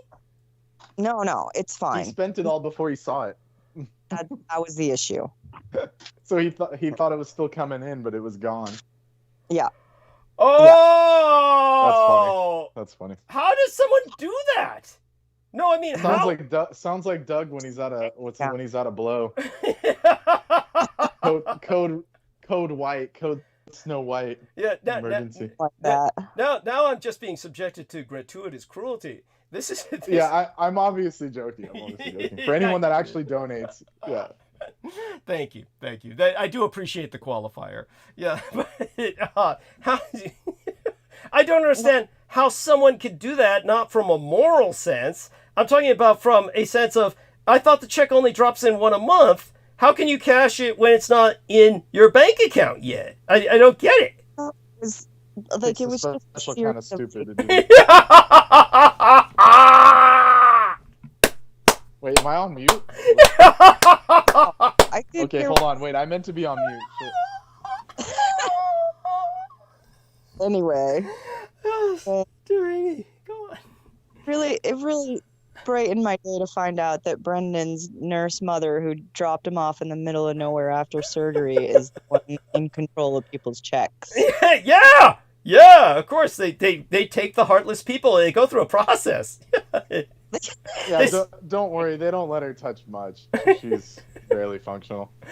Don't worry about that. They just have her relegated to like just calling medical offices just to confirm things. I think that's all she does. They won't let her into the top floor. She literally told me that. She's like, I'm trying to move up. They won't let me go upstairs. Oh, so, man. So I think they know better than that. Oh, wow. Holy shit. Thank you for sharing that. Of course, how she got the job was they said, how heartless are you? She said, well, after my son had surgery, I dropped him off in the middle of nowhere. So I could rent the room for someone who could pay because they were employable, you know. And they said, you're hired. No doubt they dug that one up and they're like, brilliant. Honestly, that was probably the qualifier. I'm not being facetious. Like, holy shit. Like, you know, they do like the Myers-Briggs or like the Chicago test or the Minnesota test. Yeah. Like, Minnesota whoever fails multiphasic that- personality inventory. Yeah, Yes. whoever fails that is instantly hired. It's just like you're psychotic? Perfect. That's like the DMV. I swear that's like every person that works in the DMV window. They're like, there's no way they've passed those psychotic tests. Like, I swear, like, it's bizarre, but it's true. You know it's true. Anyone who's been in there, it's just like, something's up with those people. So, thank you. You ever see Zootopia, where it's all sloths in the DMV? The DMV is all sloths. Yeah. That's making them look good. That's making them look good. Like, these people are like evil sloths and shit. Like, they're like sadistic and shit. Something's wrong with them. Oh, that's so bad, because I need to renew my fucking California ID. My California ID's coming up for renewal. I tried calling them, and it's like, call back on another day. And I'm not calling on a Sunday either, okay? I don't need smart-ass comments like, Doug, you're going through withdrawals. You called them on a Sunday. No, I called them on working hours. No, they don't answer. And they claim they do, but they don't. Yeah, you got to do this online shenanigans. Yeah, I can't shit. do it. I can't do it. It's beyond me and shit. Fuck, I need adult supervision. Oh, shit. Aren't you dating a lawyer? Just have her help you. It'll be good bonding time. Attorneys are like those people who work for Social Security. They have to go through a psychotic test to prove they lack any sense of empathy whatsoever. That's she'll just say, "You're not paying me for this. I don't do pro bono." Yeah, that's. So Amy, honey, But they'll do it for some pro bono. You know what I'm saying? Yeah, I get it. See, Yes, we can do stand up. Yeah. You might as well just transition to stand up. If Jordan Peterson can do it, yeah. fuck it. You Yeah. might as well make money doing it. Yeah, you like how Peter started with Jordan Peterson? He comes back from Romania. The first person he brings up is, let's talk Jordan Peterson. That's what we would have got tonight if Marina hadn't shown up. Oh my God, she's like an angel, dude. Yeah.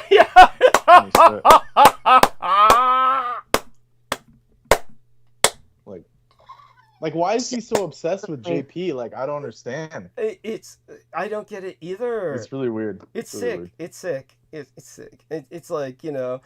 Usually he's against Christians, so I don't know why he has a hard-on for him so bad. Yeah, it doesn't make any sense because, because he knows Jordan Peterson is lying. Jordan Peterson's just fucking lying about the Christian shit. I mean, he goes over to fucking Russia, he collects Soviet art. You know, it's, there's nothing redeeming about that fucker. He's just, he's like Ian West. He's irredeemable. Right. Irredeemable. They obviously reassigned him, though, because now he's doing all this entertainment business shit. Oh, did you hear? Yeah. They've raided Doofus, the son of Mr. What's his Tate, anyhow. Yeah. So Tate's been raided again for trafficking in human children. Oh, shit. Yeah, there you go. Yeah, Tate. Now they raided him. It's the Matrix. Yeah, it's the Matrix, man. Fight the power. Fight the power and fuck kids. Yeah. So there you go. It's just like he couldn't keep his mouth shut. Like, if he just shut up, this wouldn't have happened. Thank you. It's all on record. Yeah. He felt like he was above everyone. Yeah. He was talking about how he never paid parking tickets in London, and like, it's like, you really think the Brits are just gonna ignore you? They're the Brits. That's all they don't have anything else to do. They're rich. They're gonna come after you. Like, look what happened. Yeah. And to them, his money is chump change. He thought the Arabs were gonna save him. Very funny. He's learning the hard way though. You gotta learn your lessons somehow. Yeah. Oh man. But him and his brother were like, years ago when I first encountered them, they were saying, we used to go to the deepest parts of what's the country that's nearby? Moldova. The deepest parts of Moldova. We would drive all the way from London and pick up these chicks from villages, and then like implying that they're all like underage. Obviously. Of course. And then he was like, we were 18 and blah blah blah. And so the baddest chick in the village is that no one's married yet. Is obviously going to be underage. Yeah. So they were trying to claim that we used to do that before the internet was big. So they've been doing this shit for years, and then they post it online. Yeah. So that's just dumb on their part. Karmic, true karma. Karmic, yeah. Yeah, that's their hubris. This is a true hubris. Object lesson in hubristic karma. Yes. Yeah. Oh. Good riddance, honestly. Thank you. Like, they should just put them in the basement, lock the key up. Yes, thank you. Throw away the key. Yes. Throw away the key. Yeah. Yes. Like, these people are just... Thank you. And hopefully we never hear from him. Human garbage. Yes, hopefully we never hear from him again. I mean, the idea that this guy was an influencer it's literally physically... Well, those kids are still... The kids that obviously have never been laid or something, they're still like, the Tate brothers are going to save us. And like these comments, like you can find these comments. It's true. I know. Yeah. That's what makes it worse. It's the Matrix, man. It's like, Jesus. At least I'm not saying Brandon Young. The second those kids get a girlfriend, they'll never remember the word Tate. Thank you. In their lives. Of course, they can't get a girlfriend because they fucked up with Tateness. So they're incels. They're stuck with worshiping this false god, this false idol, who can't even handle it. Yes. Yeah. So, dear Amy, okay, we vented about that, but Amy, catch us up on yourself, whatever you're willing to share or whatever you feel comfortable sharing. What about the driveway? Is it still flooded? Can you get out of it without having to swim? Have you guys been getting rain up there? Because apparently Peter can just water his lawn for 8 hours. Yeah, Peter's been watering. Even though it's been raining out there. I know it's been raining because I have friends on the East Coast. So what the fuck are you guys watering out there? Yeah. Pete's got the lawn sprinkler going. He's got it going on. I kept thinking it was approaching machine gun fire is what I told Brent. No, you're right. It's pouring rain. It's just flooded. Tokyo tried to take the scooter out tonight and bit it, dumped the scooter in the mud. Why would he try to venture with a scooter through? Because it was just going to town. He didn't have his work stuff. He was just like going to go pick up some dinner at the grocery.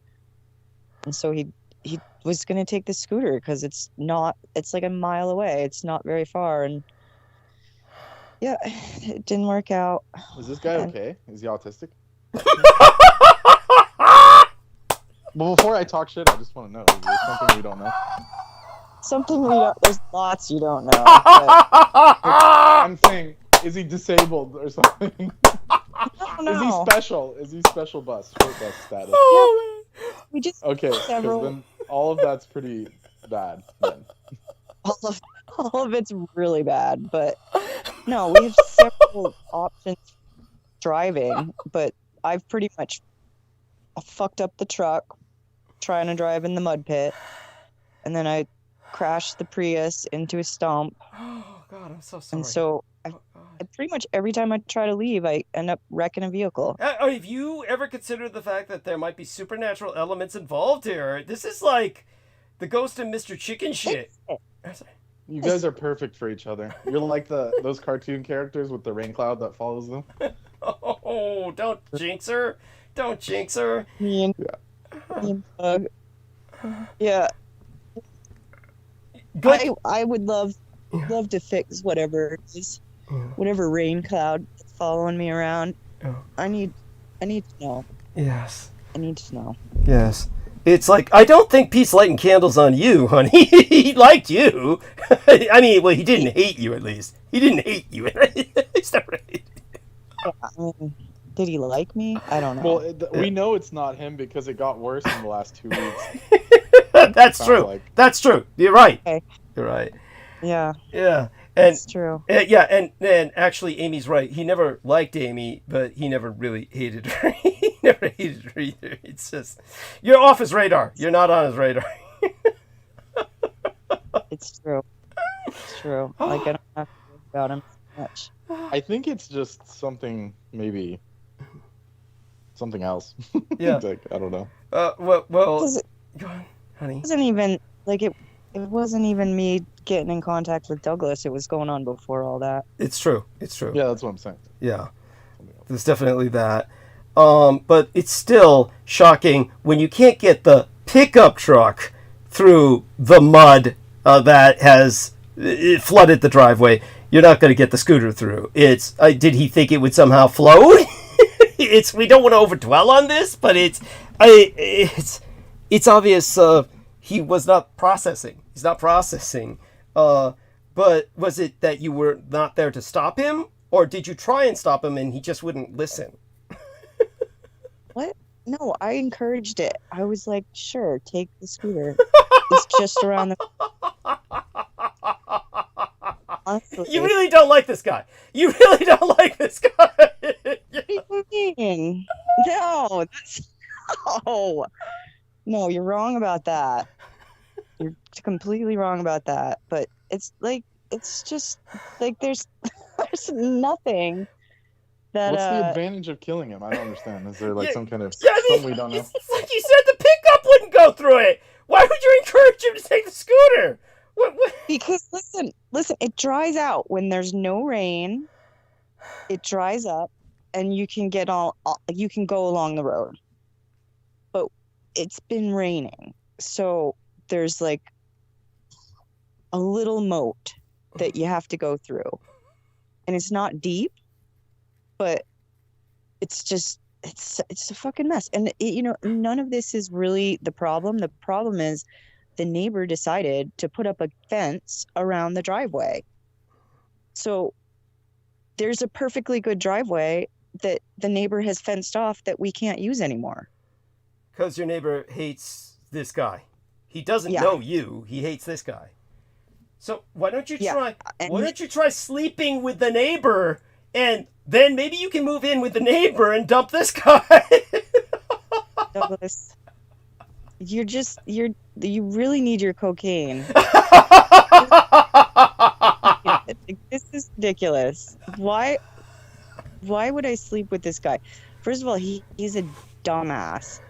He's just like, the first time I met him I was undoing the gate so we could drive out, and he comes up and he was so taken aback by the fact that Tokyo wasn't alone, that he said to Tokyo, you wouldn't even be here if you hadn't promised to sell me the land, which made absolutely zero sense. Like, what sense is that? You wouldn't even be here if you hadn't promised to sell me the land? It just doesn't make any sense. He's been here 20 years, and the neighbor is the one who convinced him to buy this land. 30 years, he says.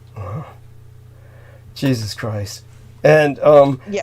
Go on. So that's the issue. The issue is that the neighbor has decided to block off the real driveway. And so we're having to make a road through a wetland. Sounds like you live in like Hills Have Eyes territory. It doesn't sound normal. No. Like where are you at? This is exactly it. It's the Hills Have Eyes. No, it's just, the other neighbors on the other side are great. Like, we get our eggs from them. They got chickens. Like, the other neighbors are fantastic, but this guy is just... How do you get the free food? How do you get the free food when you can't get into town to get the free food? Tell people how you got this deal where you get the free food from this one woman. Yeah. No, we get out. It's just, like, it's a hassle. It's like a lot of fucking negotiating. Like, get stuck in the mud, get the tractor, pull your ass out with the tractor. It's dumb. And like it's a mud pit, so you can't like wear nice shoes. You have to wear. Are you guys able to like maybe like put some rocks or like redo the driveway? I mean, yeah, that's already been done. That's the problem. Is like it's like wood flooding planks or something. No, it's beyond that. Like it's all a mess. Like, it's just a mess. Like, the neighbor was going to buy a portion of Tokyo's land off of him. He backed out of the deal and then gated up the driveway, which Tokyo owns. That's the worst part of it, is like it's his property. Like, he owns the part that's blocked off. So can't he appeal to any authorities about this flagrant violation of his personal property? Yeah, what we need is more cops coming out here, Douglas. No.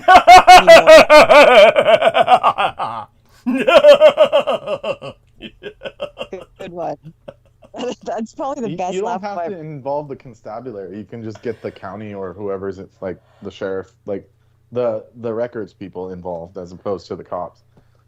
So, well, that's what I thought. There are ways. Like, just go to the select board, like the town clerk, and be like, look, this guy is blocking us from accessing our property. Yeah. Like, we can't get in and out because he like pulled this little scheme where he was going to purchase property and then blocked it off like he had already bought it. And why don't you guys just sell it and move to the city or something? Like, buy a little condo? No, we can't. There's too much shit here. Tell our listeners there's no heat. Like a hoarder's paradise. There's no heat. There's no electricity. I'm not being rude. I grew up in shit like this, so I already know without you telling me what it's like. Yeah. But is this near the river of shit? Is this where all the cow shit comes flowing down there? Is this one? It's actually kind of nice, though. I mean, the cow shit part is actually further south. Okay. Like, where we are, it comes almost directly from Canada. Okay.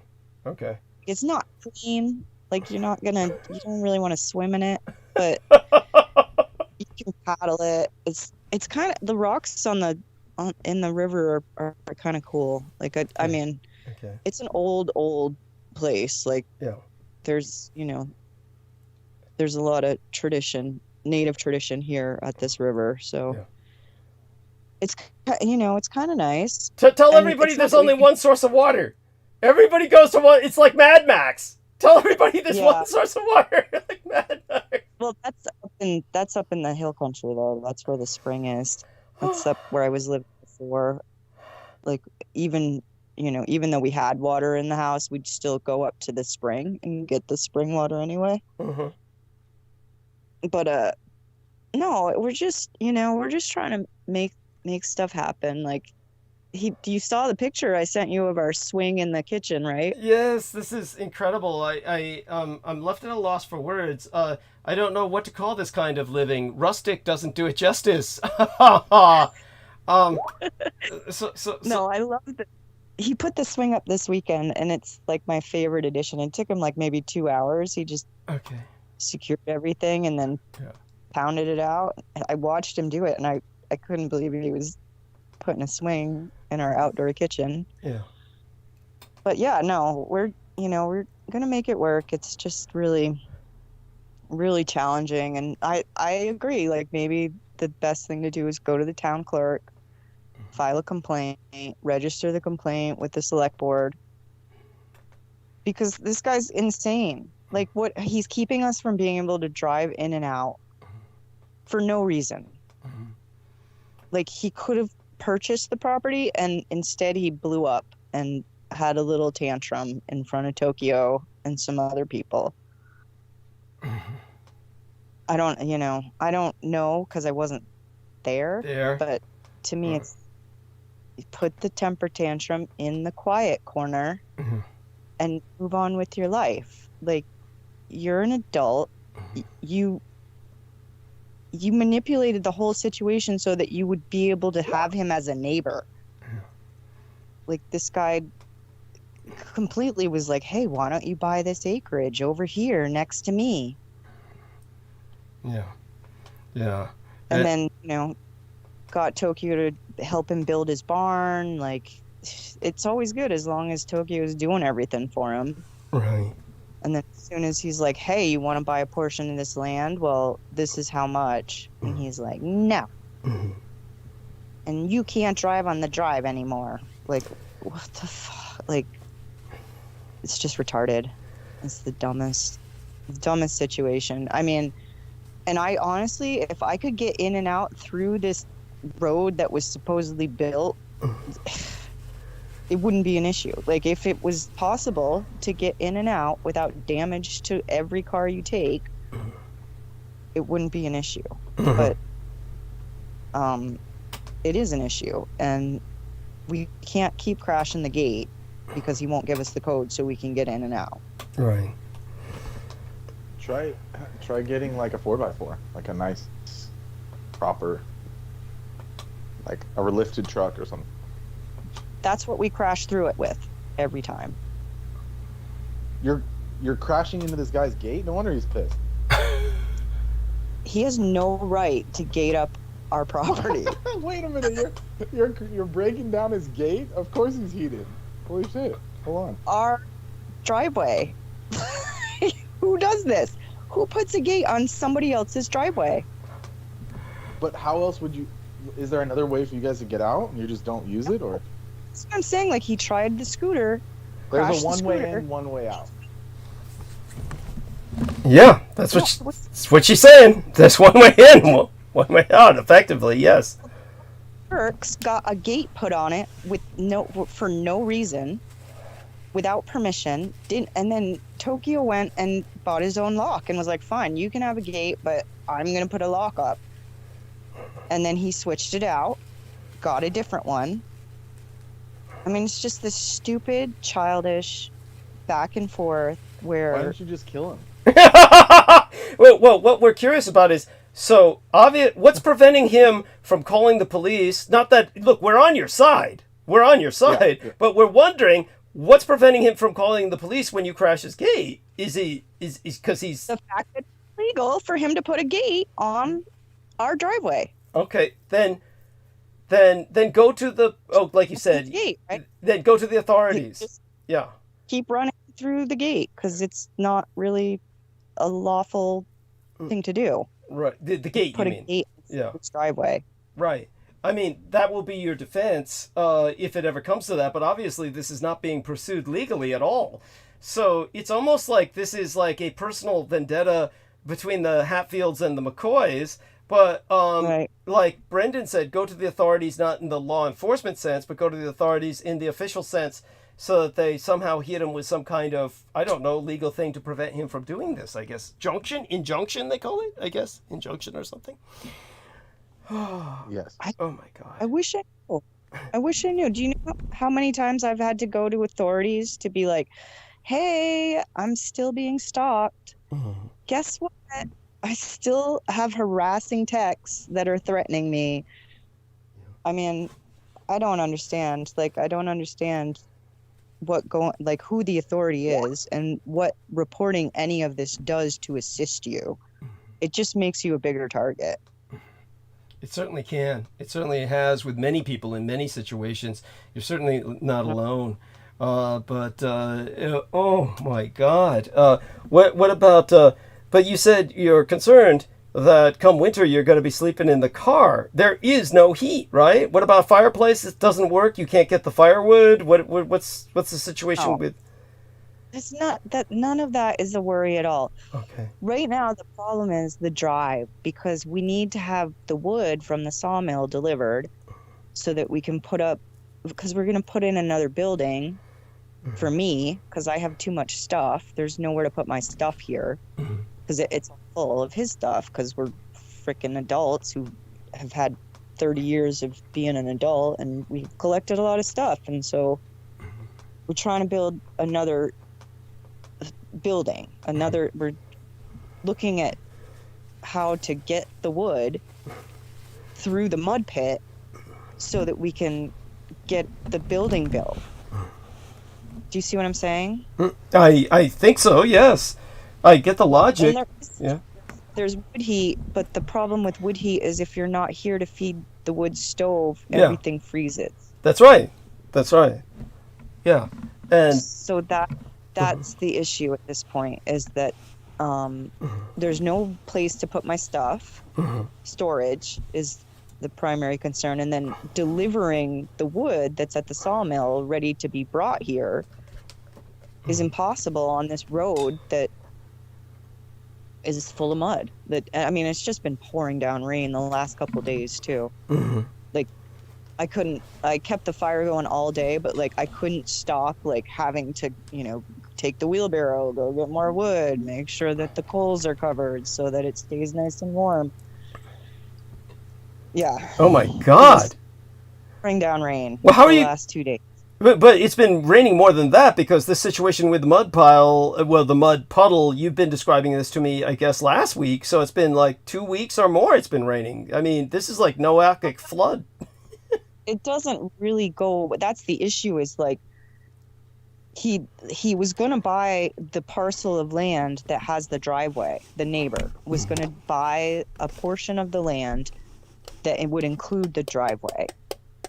And that way he would have more privacy, which I'm sorry, he's kind of paranoid and delusional, and he doesn't need more privacy. He really needs more help. But he backed out of it. He backed out of the deal, and the driveway that Tokyo was building goes through a spring. It doesn't really dry out. And so to get the gravel delivered, we need to build a turnaround for the truck so that it can dump it. And so it's just this endless cycle of trying to band-aid a bad situation. It would be great if the neighbor just moved, which is what Tokyo yelled at him the one time I met him. Well, I hope you move. Right. Oh my God, honey. What about Wi-Fi? How are you getting Wi-Fi right now? The last time you had to drive... 2 days. We've had this phone working for 2 days now. So congratulations. You're pretty much the only one I wanted to call. Thank you. Oh my God. Just got it back. And I'm going to have to let you go because it's too wet outside and I don't want to go out and charge my phone. I don't blame Honey, you live... What kind of... Why would you have to go outside to charge your phone?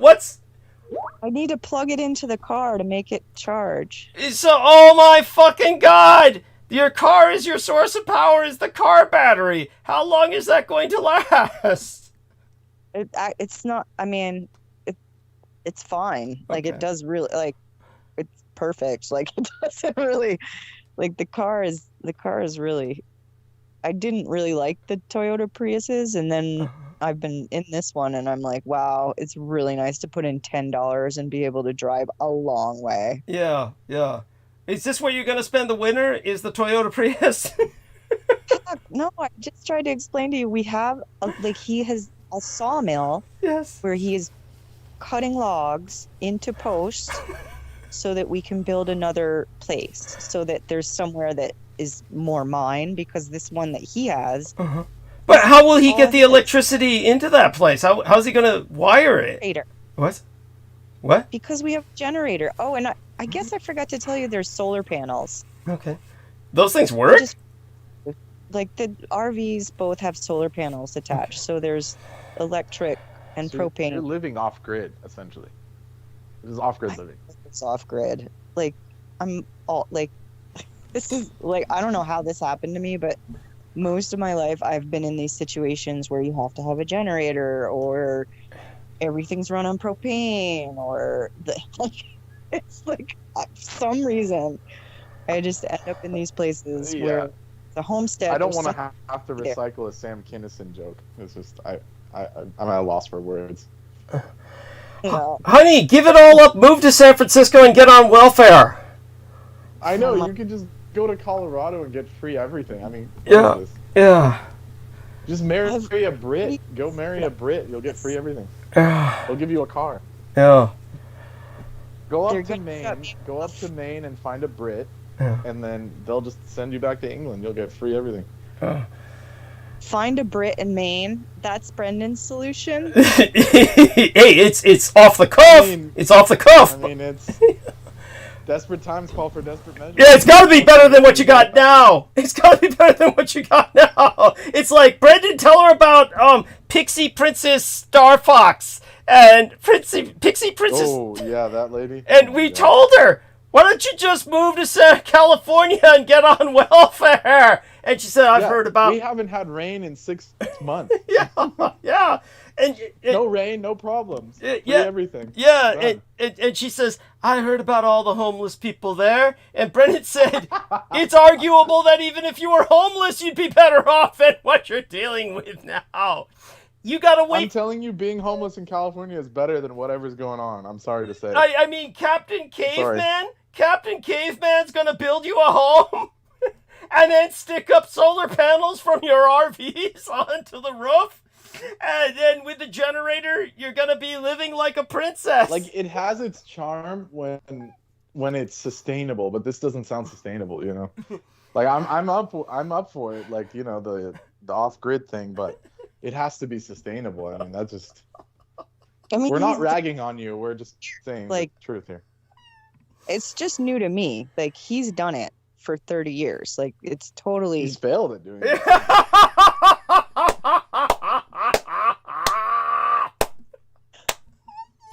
You know he can hear everything you say, right? We love it. Well, we love you. We love you, fine, Tokyo. It's fine. Yeah, we love you, Tokyo. Man to man, we can improve. We can improve. Men can improve. Yes. They can handle criticism. Yes.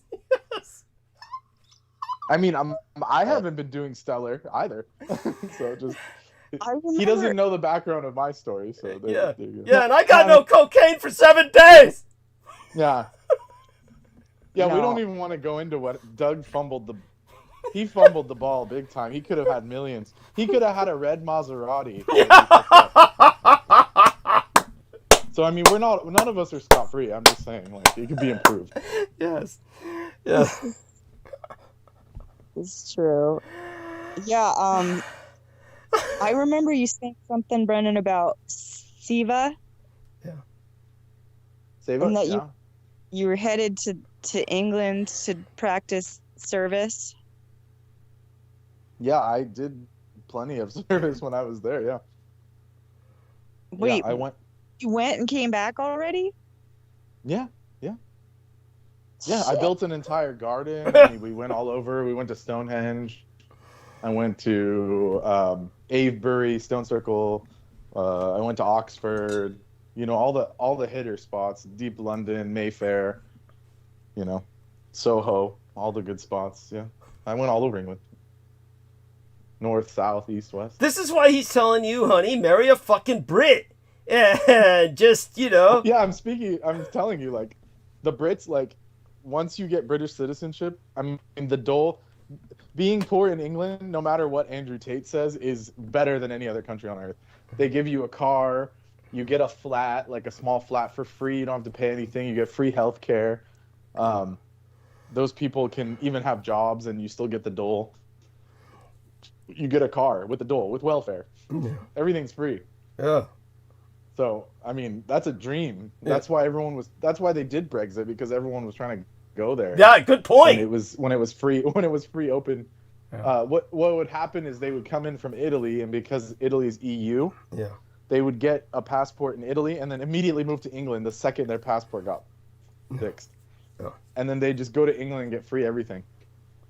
Because Greece and Italy are too poor to do that. So the Brits were like, that was like the best solution. And the Germans make you work. Like the Germans ain't giving you shit for free. Like you have to go into some industry or something before they give you welfare. So the best case scenario is to go straight to England, which is why they did Brexit actually. So there you go. Cool. Now we got the answer. Now we've got the answer. But Amy, my ticket right now. What's that, honey? I'm going. We love you. We love you, and we love Tokyo. Tokyo, we love you. Take care of this lady. He does everything for me. He picks me flowers all day long. Every time I do a bouquet of flowers for me. All I can think of is the movie Trog. Trog, the Cro-Magnon picks flowers for the lady scientist. Yeah. Oh, really?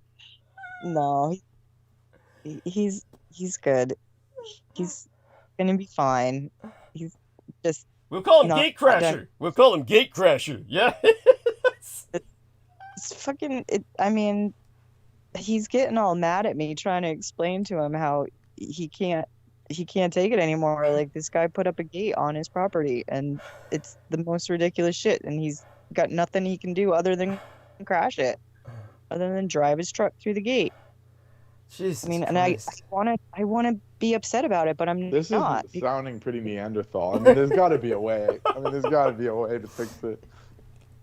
I mean, if you had built a barn for somebody, had been the only person at this guy's wedding, and then he starts treating you like this, wouldn't you have kind of a similar reaction? You notice something about all the people in your areas. They all know each other. They've all been to high school together. They've all been each other's best man and bridesmaid and shit. And yet they all hate each other with a passion. Yeah, it's very volatile.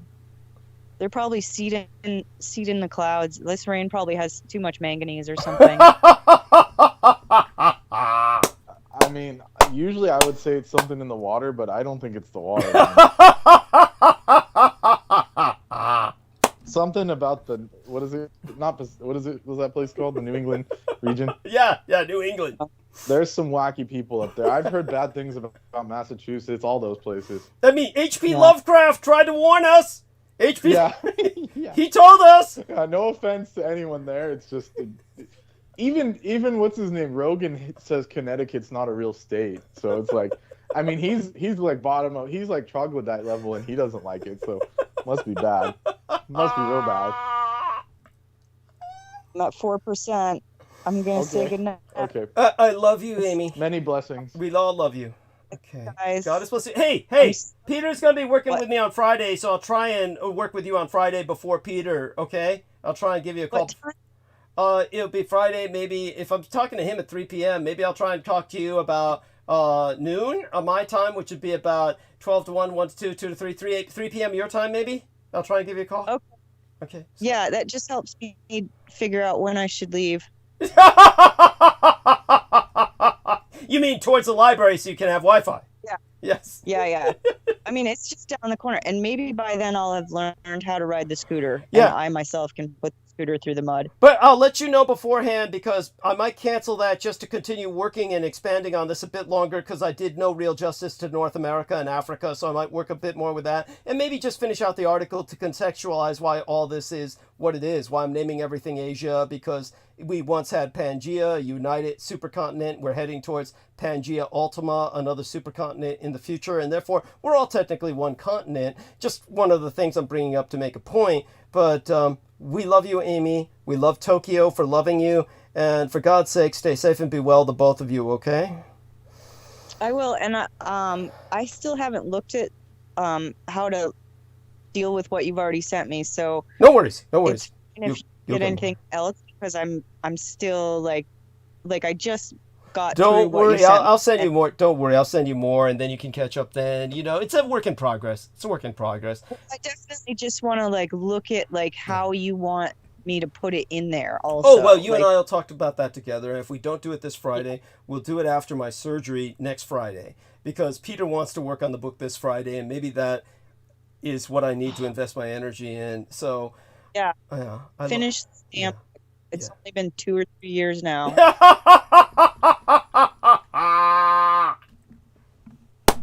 Please. I mean, it just seems it's so ridiculous We're to at me the that end. it's just Yeah. going on and still no book. Yeah. It's like 70. Come on, give him a break. Get it. the one time I'll give him a pass. 71 and a half. 71 and a half. Yeah, come on. He's faster than most people at that age. Yeah, true enough. To his credit, yes. And he got all excited tonight with Marina in the room. Kept talking about orgasms and orgies and stimulating that third eye. Awkward. So proud of him. No. I'm so glad Marina stuck through it though. Like she really did good. She handled him well. Yeah. She's a trooper. For sure.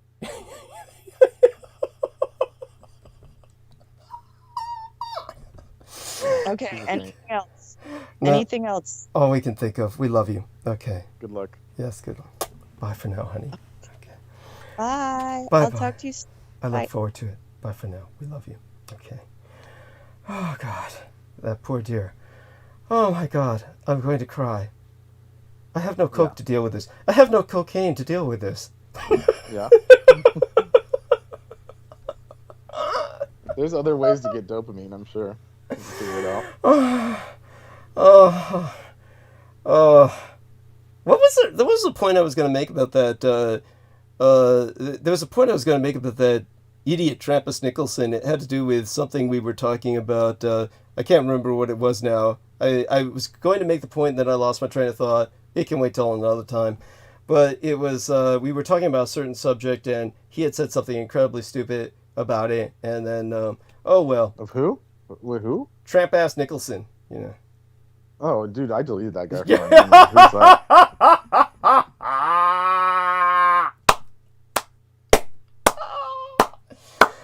Dumb. Yes. He was the one who... Hey, yeah. You really know how to bring him out of the woodwork. Yeah, like I said, I'm a flypaper for demons, dude. It's like... Jesus Christ. That's giving them too much credit. Yeah, that's true. True enough. These are like the people that back in the day, the orderlies would come and round them up every couple weeks. It's true. Like when the sanitariums were open, it would just be like the paddy wagon would show up. Yeah, it would true. Be like those people. Yeah, it's true. We need to go back to those days. We need to go back to those. I wish they would. Yeah. I wish they fucking would. Jesus Christ. Yeah, Oh, well, my dear Brendan, what other subjects can you think of before we probably close the show for the night? I hope everyone understands. It's one of these things that... No, please close. Please round it up. You can't take any more. We've done enough. Yes. It's, I'm sorry, do you know what it reminds me of? Amy Como is one of my bondage book characters, but it's a different kind of... seriously. But it's a different kind of bondage.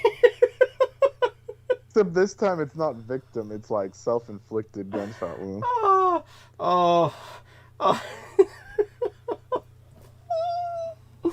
It's like I've studied a lot of psychology and like I get why it happens, but it's like putting your hand in a fire multiple times. Like, ooh, it burns. But that's all she's got in the area. But like you said, she just needs to move. Just get up. Leave Vermont. Put gas in your car. Yes. Drive as far west as you can get till you hit a blue state. Live there for a couple of years. Drive another couple of days west. I mean, what's so hard about that? Thank you. Yes. Man. Oh my God. But that's what they want to do. That's what they want to do. And if that dude wants to buy the property, if I could sell it and leave, I don't understand. There's like strange stuff happening there, man. Yeah. Thank you. Well, they, like she said, they got a lot of stuff, right? Yeah. So, Burn it. Yeah, yeah, they can't load all that. They can't load that. That's This is like a thing like the yogic people, you know, Yeah. it's like attachment, you know, like in Yes. Buddhism. It's like whatever you can't sell, Yeah. you probably don't need. It, you know, it's just there's no hope. Oh, it's and they all know each I other. feel bad, but it's just, you know, Yeah. I'm just so cynical. I don't care anymore. Yeah, I get it. Yes. Oh my God. So, well, Aristides, we love you dearly. Brendan, love you dearly. Both of you stay safe and be well. Oh, good. I'm able to go now. Are you? Did you drive home yet? Or are you still at the premises? No, I'm gone. Oh, you're at home. I'm in the warehouse of doom. The hellscape. He was seeing your warehouse. I don't know if you heard Peter. He said, we were in the lost world. And I said, there's a warehouse. There's a warehouse. Did you hear him? Yeah. It's a lost Like world. those people thought Pete was probably crazy. Yes. He's like, look at this doorway to the underground. It's like, really, in the mountains of Romania, you're gonna open a door to the underground? Really? Yeah. Luckily, they knew better than to follow his instructions. Like, do you want to get eaten by a werewolf? Like, really? That's what you want to? Thank you. Yes, it's.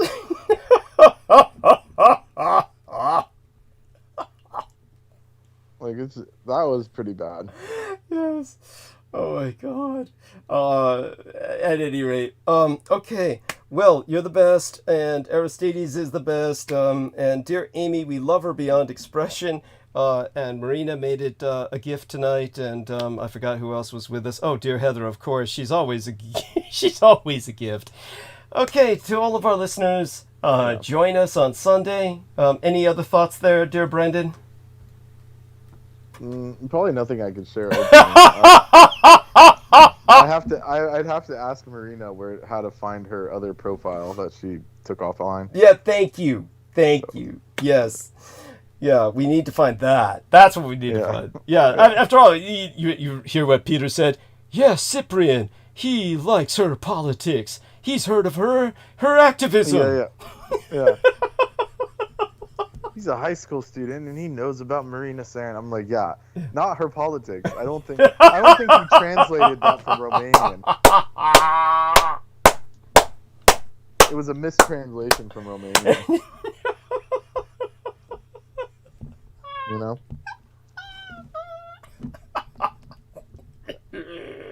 Or what's his name? What Nemo and I were saying was, yeah, she has some assets, like, you know. She's an asset for sure. Yeah, what about what Heather warned us about? They'll eat you alive, Douglas, if you keep saying Taylor Swift is the daughter of Zena. Really? Really? Yeah, right. Mm-hmm. And then she's... Because you have such a good track record with Satanists. Yeah. If anything, that's giving them more street cred. They'd be happy that you said that. Thank you. Instead of like 99% of those Satanists, quote unquote, on YouTube are like the ugliest motherfucker, like wannabe LaVey, where they're like these like bald guys with a weird goat beard. Yeah. They're like disgusting, like revolting. And they're always like, yes, we can do whatever we want. It's like, yeah, you could if any woman would touch you. You can do whatever you want.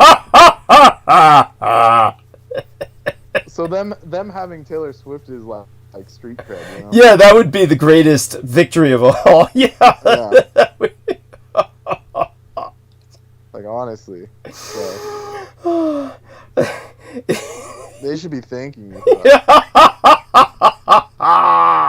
And we never said that she was the daughter, by the way. It was a clone. The theory, the quote unquote theory, is that she's a clone that was put in as like basically like a what would be like an automaton or like someone. That's put in front that's of Heather's people. trip. Heather said you gotta instead say she's an AI bot. That's what Heather said. You saw the screenshot. No, like she's a clone. Like she's a clone of.